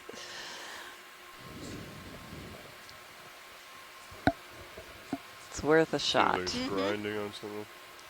Okay. You keep it there then. It's definitely one of the characteristic organisms of this site, so that's video, also can you good. zoom out on main Zeus and then he'll wing in. Take a look. Okay, coming in. Yeah. Is that far enough? Yeah, I think that's good.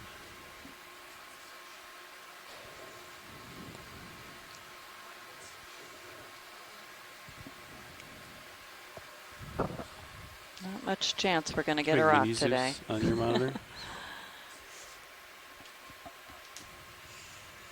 And we'll still have one rock box. That's Or right, you just want me in to put case. lasers up here? Yeah. Excuse me.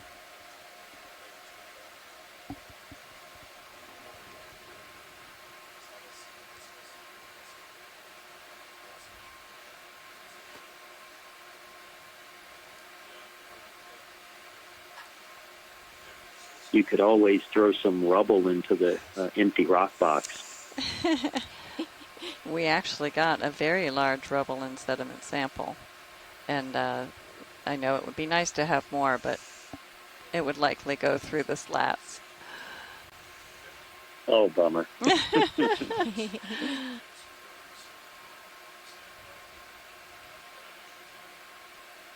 Who knows? Maybe it'll be attached to some. He's got to hold on to something.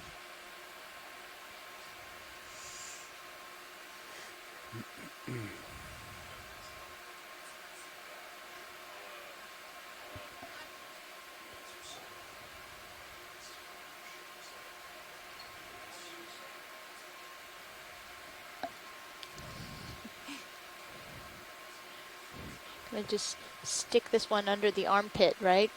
Oh, ow. Ow.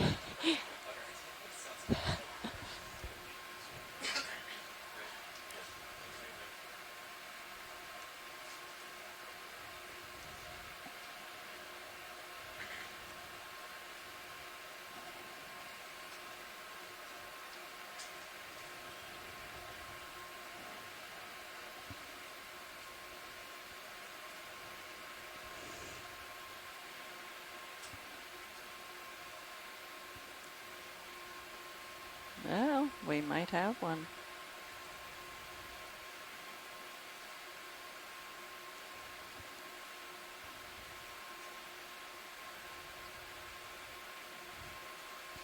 All right, I think it's mostly intact. Yeah, it's beautiful. Both the sponge and the rubble looks like they are large enough so they won't filter through the slats. We'll just see what they look like after the pot gets stirred. Port wing going outboard. Watch leads, I just want to confirm this is Spec 06 Bio. Yep, that's correct. Thank you. Okay, port wing is stowed. We have Niskin bottles we haven't used yet today, too. Oh, yeah. Pilot, if we could fire the Niskin bottles, that would be great. Would we like all 5 of them here? Yeah, we might as well. Either that or if you want to do 3 now and 2 later, but I'm afraid I'm going to forget. So we could do them all here.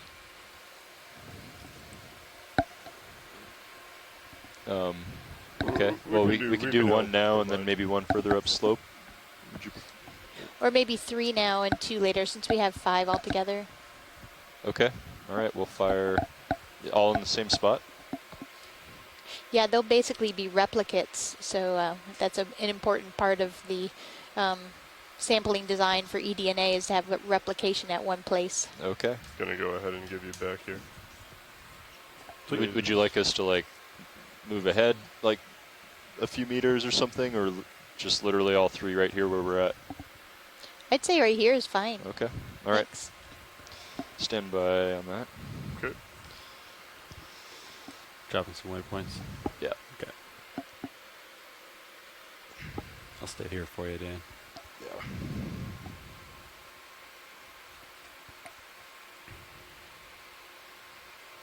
You could probably fire it now if you wanted, Wise. You alright with that, Nev? Yeah, go for it. Just don't move. Alright. Yeah, he just needs me in my position so that way he can properly drop the waypoint target. Resetting and firing number 1. There it goes. Resetting. So this is Firing spec number 2. Spec 07 watt is our code. And resetting. Yeah, you can look back to the previous dies. And number 3.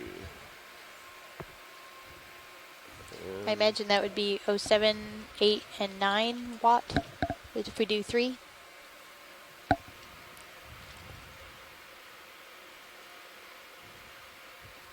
All right. Let me know when you got those targets dropped in. Yeah, they're dropped. All right. Cool.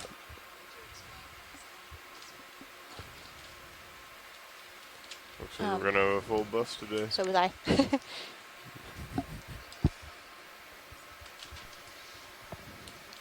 So what we're doing right now is, or just did, firing what are called Niskin bottles. And Niskin bottles are open tubes that have discs at each end that are held open during the descent, and they are held open through some very strong rubber tubing. And when we are ready to fire the Niskin bottles, that means we send a trigger that releases the tension on those rubber tubes, and the ends both close and encapsulate a water sample. So they were all so at it's almost 1939. 2 liters of water, and we decant that water when it comes to the surface, and we'll be freezing these samples so that we can filter them once we're back on shore. But they are used for all sorts of chemical analyses, as well as looking at the organisms that are living in the water, the microorganisms and algae and whatever is available. Looking at the DNA of some of the organisms as well. Right, so that's called environmental DNA, and that's basically any DNA that is in the water column here. And one of the reasons that we want to look at it at these coral mounds is to determine what organisms are available for food. You know, we know that they're filtering the water. A lot of these organisms, both the sponges and the corals, are collecting their food from the water column, from everything that's passing by. And so getting these samples allows us to use DNA sequencing to determine at least a big portion of what is in the water column and what's available for food. And we can do that in different places and compare and see whether the food availability differs between sites. We could even go at 0.1, unless you want to skip ahead. I could cut back and forth. I think we're running out of room to skip. Okay. Nice and slow is fine with me. And this is a sampling that Okeanos hasn't really done before. This is new for D2, and this is just a demonstration to see whether this is useful for scientists and whether it impacts the operations of the whole bridge. This is RV now. ROV mapping and everything else. See whether it fits in and whether scientists would like to see more of this. 15 meters, that's 15 meters, bearing 190, speed decimal 1 knot.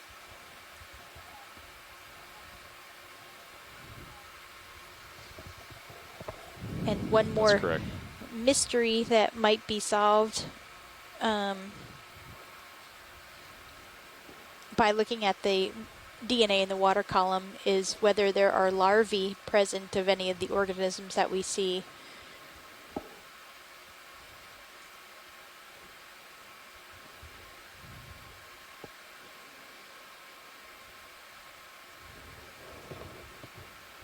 Copy bridge, thank you.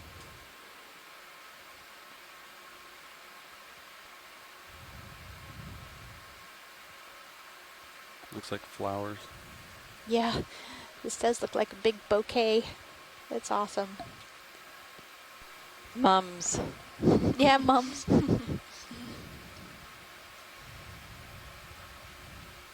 The conger eel that lives underneath that has quite a lovely home.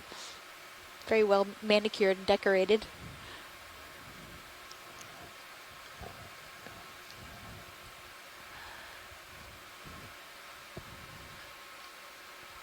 He got Mound of the Month award this year, I think.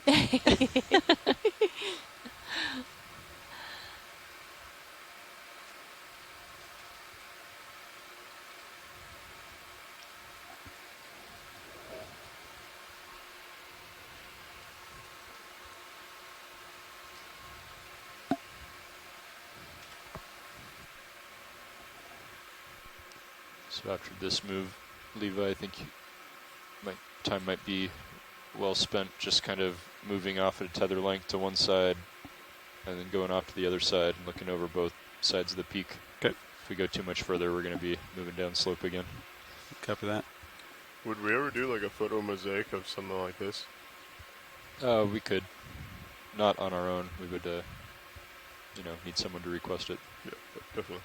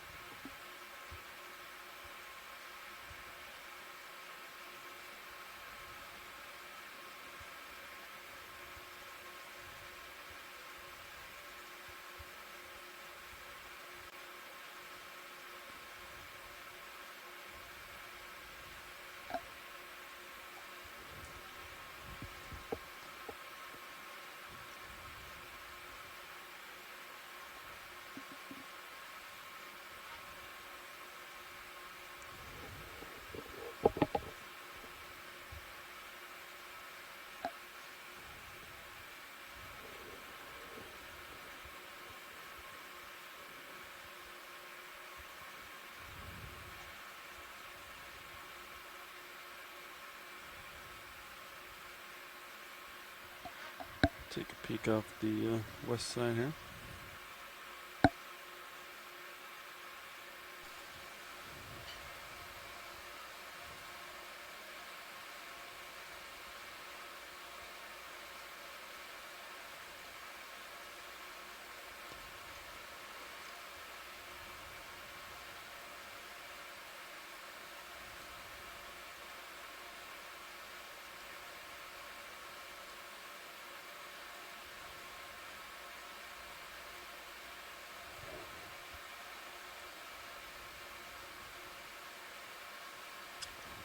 Only about 80 to 90 miles from shore here.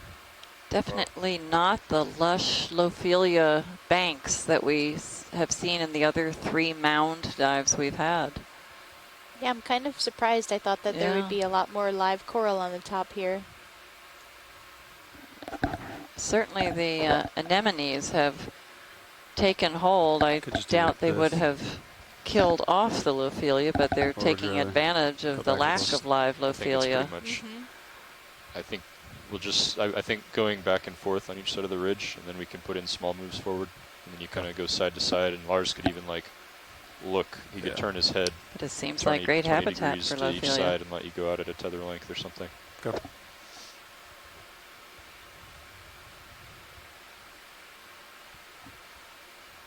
think that just... Maybe it does have something to do with the water chemistry, so it's good we just got some of those water samples. And that there'll be another cruise here coming to this site next month to study that in much more detail than we will.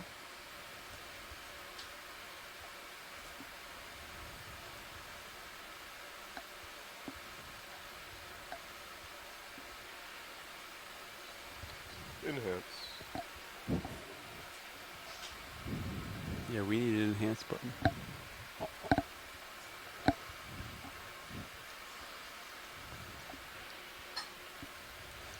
Sounds good. Thank you, Bob.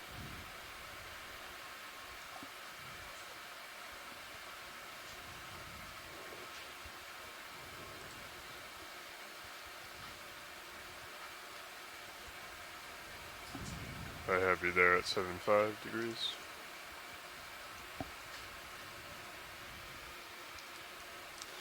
Copy that. Hi, video. Hello.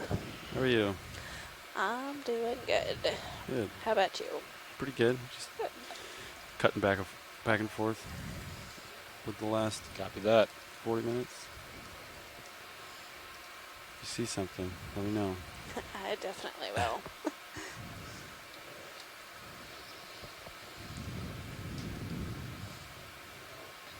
So we're coming into the last 10 minutes or so of our dive.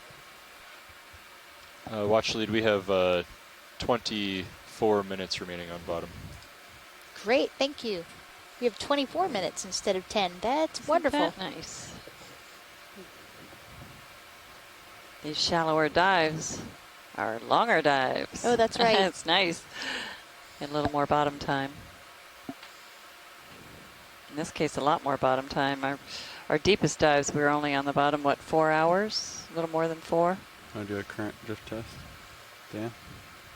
Yeah. See what the current is? Sure. I'll put my 2 head hours into it to and then we'll do it. ascend and descend. So that took a big chunk out of the dive time.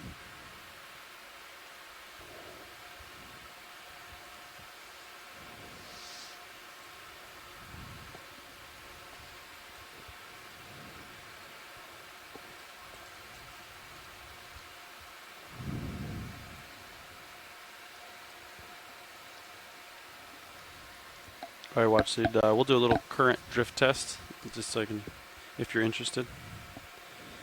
See what the current magnitude is here. That's great. Okay.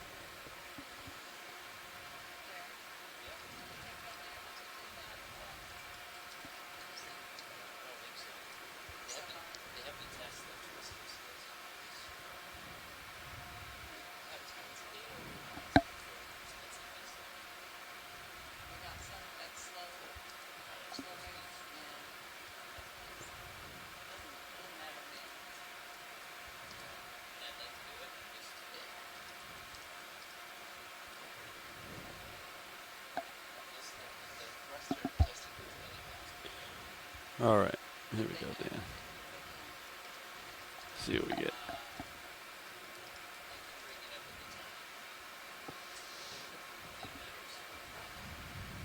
Oh, a ton of current. There's a squid in the water column ahead of us or something going off, right? Yeah. Let me know when you think you're locked in. Can snap video. Or just mucus. That's wishful thinking. Yep. All right, Dan, what do you got? 0.28 knots, and it's seems to be just bumped up to 0.3. It's probably pretty close. Okay. About 0.3 knots of current. You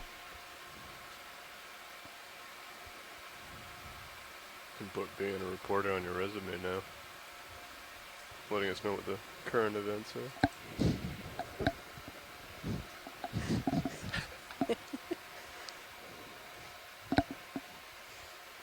That's good. Very nice.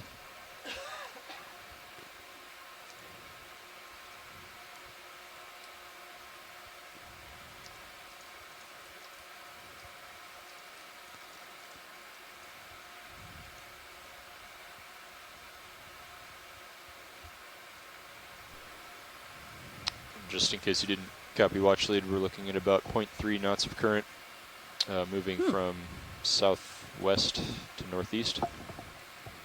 Great, thanks a lot. Roger that.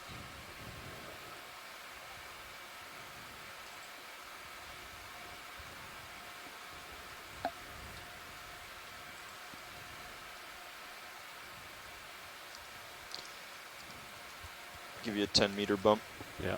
I already do that at 6-0. Copy that, co-pilot. And I would, just keep moving back and forth across the top of the ridge. Sounds good, Dan.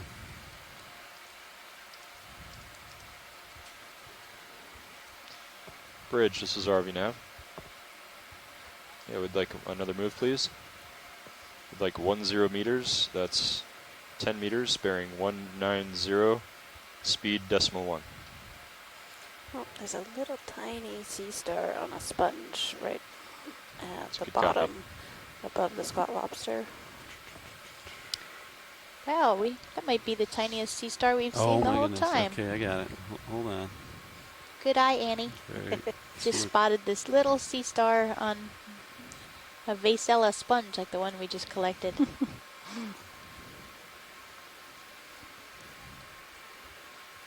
Copy, Bridge, thanks. Just getting you a stable here video, and then we'll let you come in. That might be the push in cutest, partial. cutest one we've seen. Mm-hmm.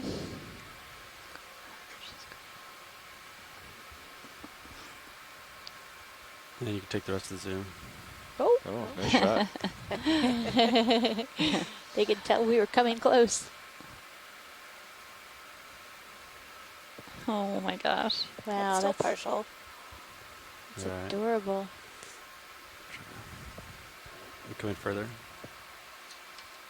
That's full. There you go.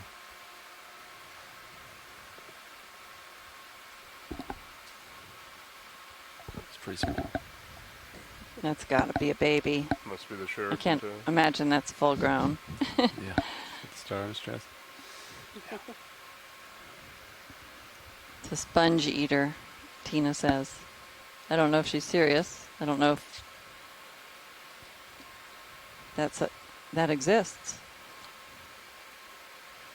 I think we've seen some. We saw a sea star on a hexactinellid glass sponge. Well, this is another hexactinellid, but on a different, the more lacy vase sponge. Right. I actually mean these because they're so. Yeah, that they one's have so many tiny. spicules, and it's so tiny.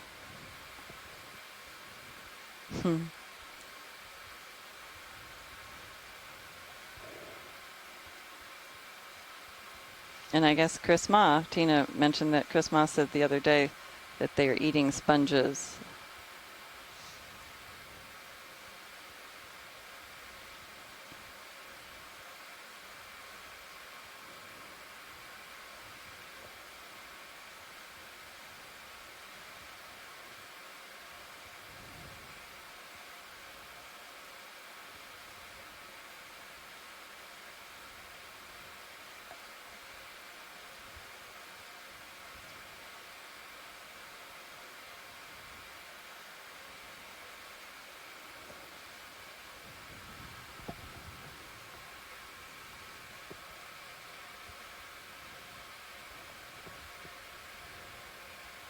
Yeah, Lars, you could just turn your head to follow him as he moves over. Copy that. Coming to port. And Nolan wrote that Also, would you that like me to Sea toss Star the was lasers on? Yeah, so sure. small and its texture is very unusual, and that it Lasers makes it on. difficult for him to identify a juvenile asteroid physical characteristics. So you would need to be able to see it clearly, and the underside would also help, no doubt, Yeah. in its identification.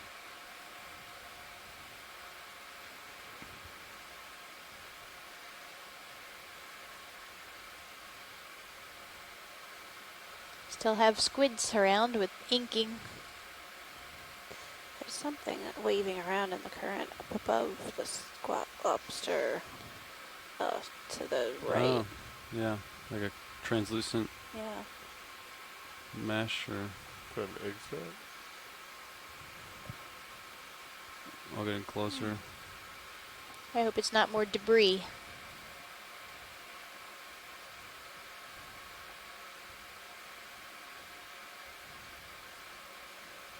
You can come in partial. Looks like plastic. Hmm.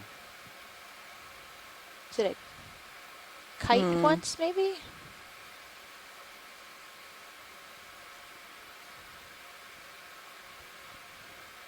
Maybe the sticks are rolled up portions of the plastic or something. I don't know. It's like trash to me, I think. Maybe? Yeah, it's trash. Yeah.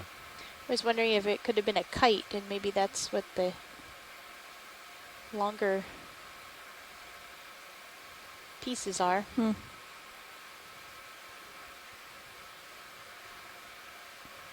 All right, video. That's good. Yep.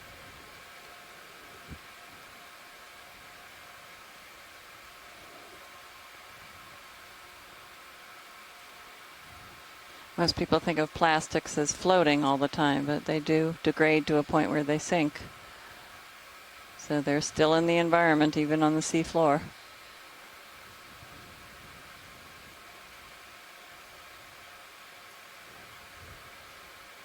Copy bridge.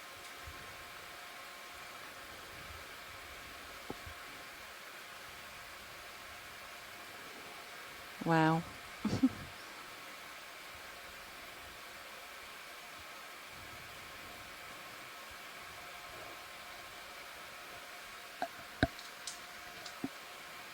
Should we just try another 15 at where you're pointing now? Chris Ma here. Yeah. Hi, Chris. Did you see that little baby sea star? 4-5. Yeah. I just saw it. I hope you're not already done. We are past it. We are past but, it, yeah. Is there anything you can tell us? Well, but you're still on the bottom. Yes. Bridge, this is our Okay. nav. The best Yeah, that another I move, can please. come up with is that We'd is like 15 meters. a strange little sea 15 star meters, called bearing Marginaster. 145. Huh. Speed decimal 2. I know.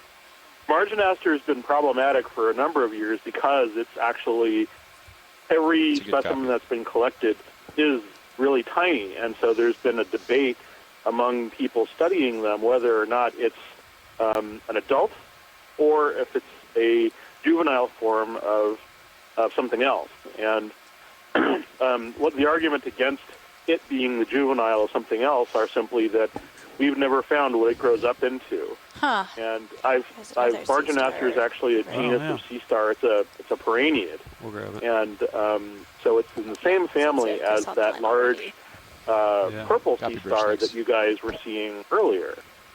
Huh. So this, in one sense, complicates that whole discussion because now it's possible that that could actually be the juvenile of that big purple perenniid that you guys were looking at, rather than the idea that that others have subscribed to that's simply the adult. Zoom And further if you'd like. so, Oh, and fish as, is photobombing in us. answer to your other sort of line of inquiry Of course. about sea stars feeding on sponges, We've gotten this before. sponges So are a go back. plentiful food source for sea stars.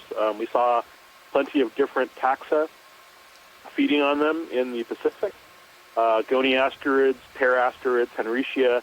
Henricia especially is pretty well established as a predator on sponges. So they're That's the one you sent, they're Dan. Fish may be not good. Maybe it looks similar, yeah. as sort of eye-catching as some of the like octocoral predators, the ones that are seemingly suspended in the branches of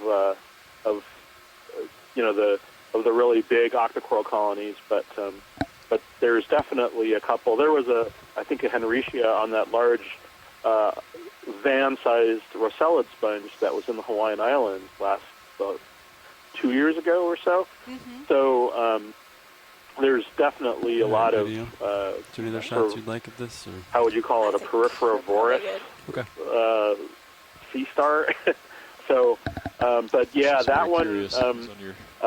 Just from the outline, that would be my guess. I'd have to look at the higher res image in a little bit, but there's very few things that that could be. So I'm looking forward to seeing the better picture of it. But all things considered, I'd be pretty comfortable calling that marginaster. I think the species in the area is called Marginaster pectinatus. So, but good catch by Annie, and great visual by the camera. So thank you. Great. Thanks so much for telling us more about that. We were totally convinced it was a juvenile for sure, and that was it. Well, it's always a question, isn't it? Is whether or not it's. I mean, your question is literally one that has echoed the taxonomy of this species for probably the last 50 years or so. Yeah. Anyway, have a good remaining time on your dive, and I'll catch up with you guys tomorrow probably. Okay, great. Thanks for joining us, Chris. If not already. Have a good dinner. Bye-bye. Bye. Thanks, Bridge. Yeah, the move is complete. Copy that. That's right. Tonight is the ice cream social night. Oh, it's Sunday. That's yeah, it is. Right. And while Chris was talking, we saw another of the sea stars, the goniasterid variety, that we've seen several of members, or really 2 species of those. He may come back on. We thought we'd let him go for a minute. Where is he calling from? Do we know? Washington, D.C., I think. Well, he works at the Smithsonian, so somewhere in that vicinity. I guess it was just that he was in Japan earlier in our cruise? Right. Okay. He was at an Echinoderm conference, that's right. Got a tail hanging out of that one coral rubble bush. Imagine that is attached to a conger eel. I would love to see them building these little caves that they live in.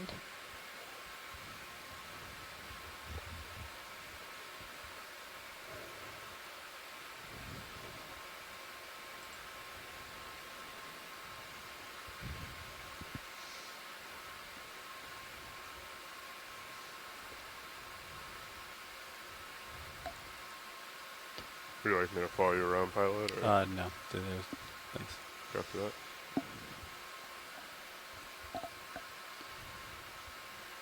Have you there at 90. Okay. And Nolan identified the goniasterid sea star that we saw just a few seconds ago as a Plinthaster dentatus. And that's one of the time we have left, Dan? 2 species we've seen of the goniasterids.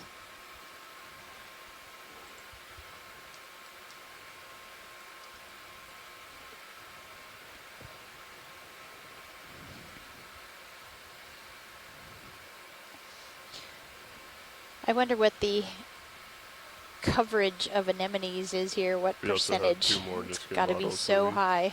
Oh, yeah. Good fire. Look at that in the background. We didn't see as many when we were deeper on this feature.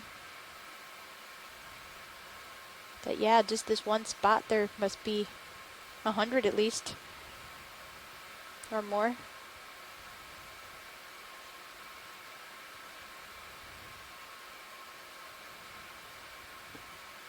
And the Venus flytrap, larger anemones in the foreground. Watch lead. Seen a lot of them as well. At 70. Go ahead, Nev. Just letting you know, we have 5 minutes remaining in the dive.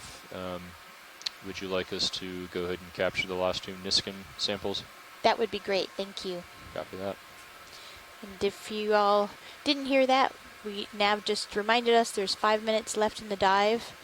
We're going to trip the last 2 Niskin bottles, sample 2 more, approximately 2-liter samples of Go ahead water. when you're ready, Lars. Copy that. Resetting. And firing number 4. 4 is fired. 2006 UTC. Resetting the last one. And firing number 5. Number 5 is fired as well. 2006 UTC. When we get a chance, could we kill the lasers? Yeah, absolutely. Lasers coming off. Oh, yeah. Thank you. Do you think this is the first time we've ever had a spec 10? We got up to spec Might be. 12 the other day. Did we? Yep. Okay, darn. We still have one more open rock box. But no Let's rocks. not give them any more ideas. Alright, video. Can you look off in the distance? Look at all these things. Crazy. Looks like a field No, of there's only dandelions. 2, Right. 10 and 11. Alright, keep going. Mm-hmm.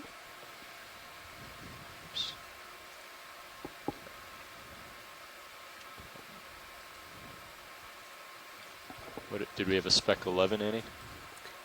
That was a good question. This might be a new record. Yeah.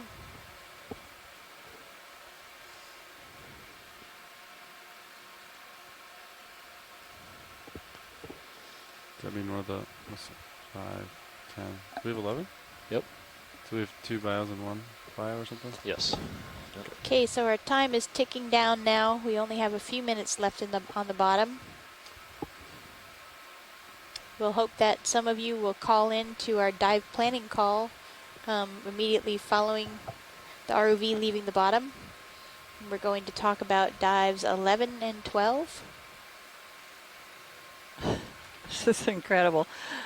I'm thinking if somebody just tuned in, they would think we were looking at a garden of chrysanthemums. These are actually anemones. Hundreds, thousands of them.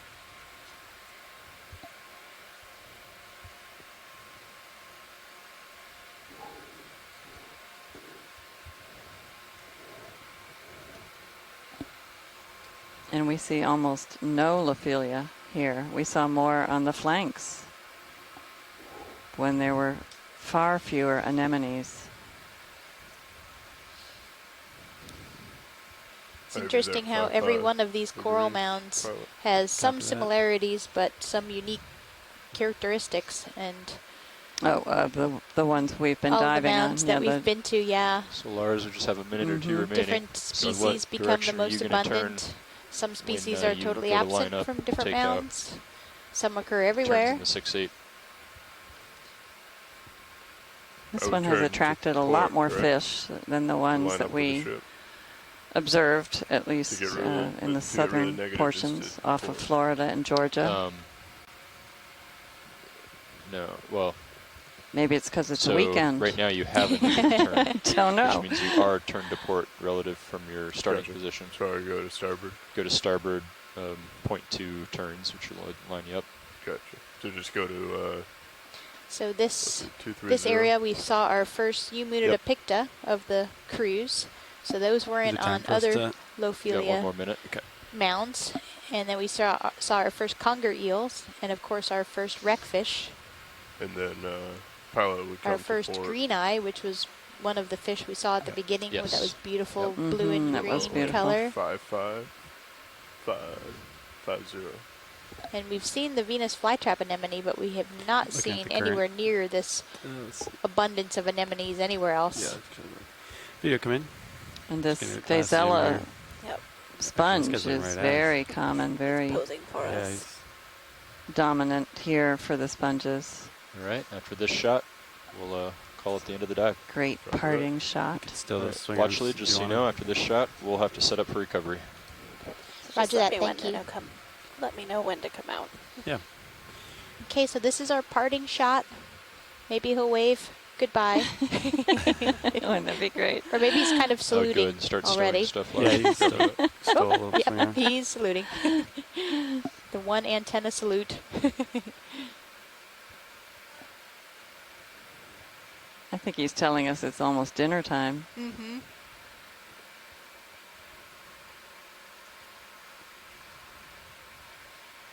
So thanks to everybody who joined us today in the chat room and online, on the phone line. All right, video come on. And we hope that you'll return with us Okay, tomorrow set up morning for for recovery. another great Sounds day good. of Deep Sea TV. We're not 100% sure that we can promise where we'll be tomorrow. We have to evaluate where the Gulf Stream is. We'll be doing some mapping tonight to better define a location. So you may be surprised when you tune in tomorrow, but wherever it is, it will be an exciting dive because all of these areas have had plenty Levi, maybe you want to that we can walk talk through about, with Lars what you observe. need him to do and all that? Yeah. Great once video. It's doing it, you can haul in on the And winch each and site look is down. different.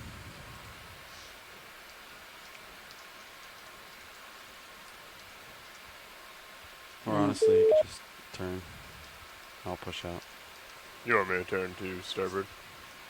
Yeah, once you get that stowed, you'll turn So to I'd starboard. just like to thank line you with both, ship. Cheryl and Leslie, for being awesome moderators for this expedition, and like to thank the whole OKEX crew for not just this dive, but all of the dives on this expedition. So thank you so much, and I look forward to seeing the rest. Well, thank you very much. Who is this? Swinging to starboard. I didn't hear you say your name. Is You this? could haul in on the winch too. Get like a It's Nolan. 18, Oh, yeah, hello. 18, Thanks. 20, something like Thanks so that. much, Nolan. And thanks for all your interactions and helping with IDs. And Your voice sounded different, Nolan. I should be familiar with it. It was louder this time. I think that's what threw me. I heard it better. And at 20. But thanks for all your help, Nolan. Up and down to 90. You're welcome, and thank you, and have a good Sunday. thank you. You too. Okay, sitting at 90 degrees on my camera.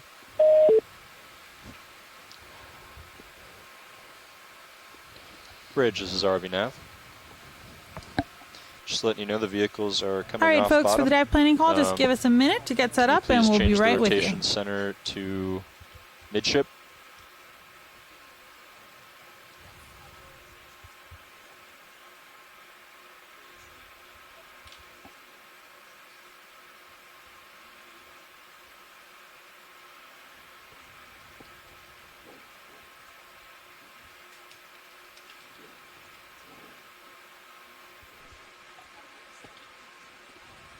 Copy that. Thank you.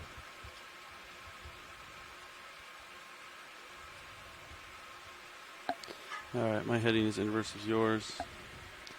Copy that. I do not see you in my aft cam. I think I'm off to, of that aft cam, I'm off to starboard or port. I see you the could, little take bit of out light. take out auto heading. Okay, auto heading coming off. Yeah, alright. Auto heading off. There we go. Let's see which way we naturally spin here. Tether lock. There we go. Auto depth out. Yeah, I see you're Tether's- slightly below me. Yeah. Alright. Pushing out. Copy that.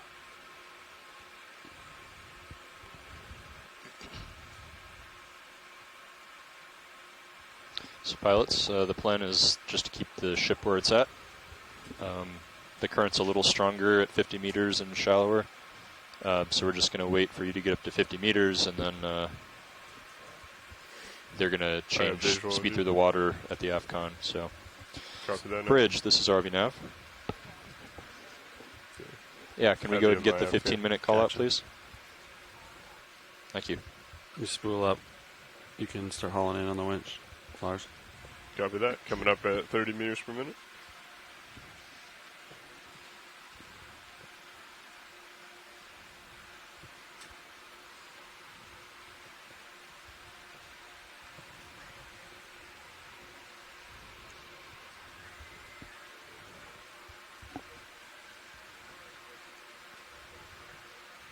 It's sitting there at 30 meters per minute. All right.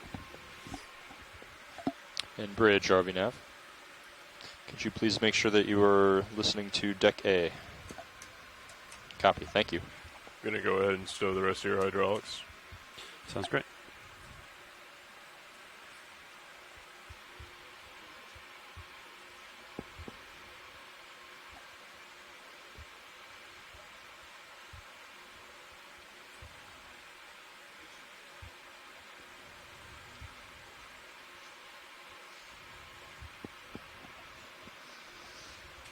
And we should reset the Niskin, correct? Yes.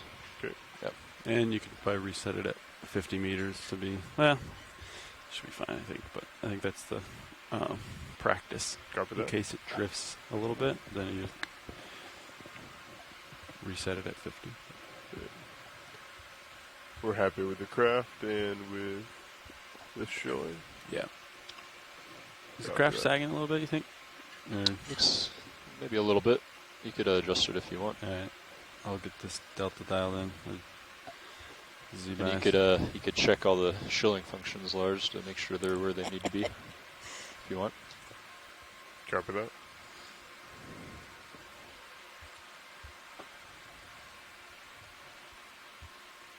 Yeah, hydraulics up. Hydraulics are up. All right.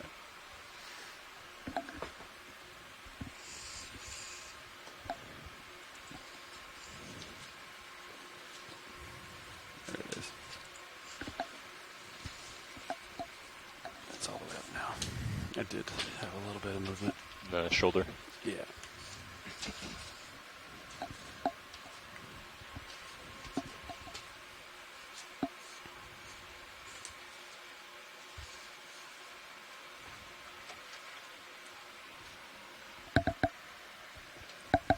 I very much enjoyed bumping the ground and then seeing them all close. That was cool. That was a good shot. I wanted slow-mo of that, but unfortunately, we don't take high frame rate. I mean, as per. Bridge, this is RV nav.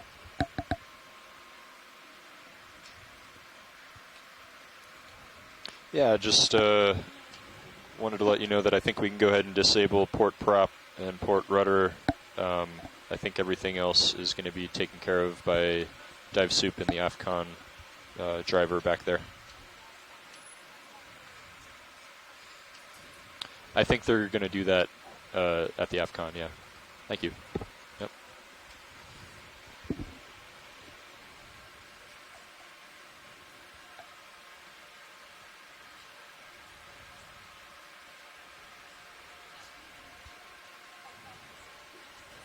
Copy, Bridge, thank you.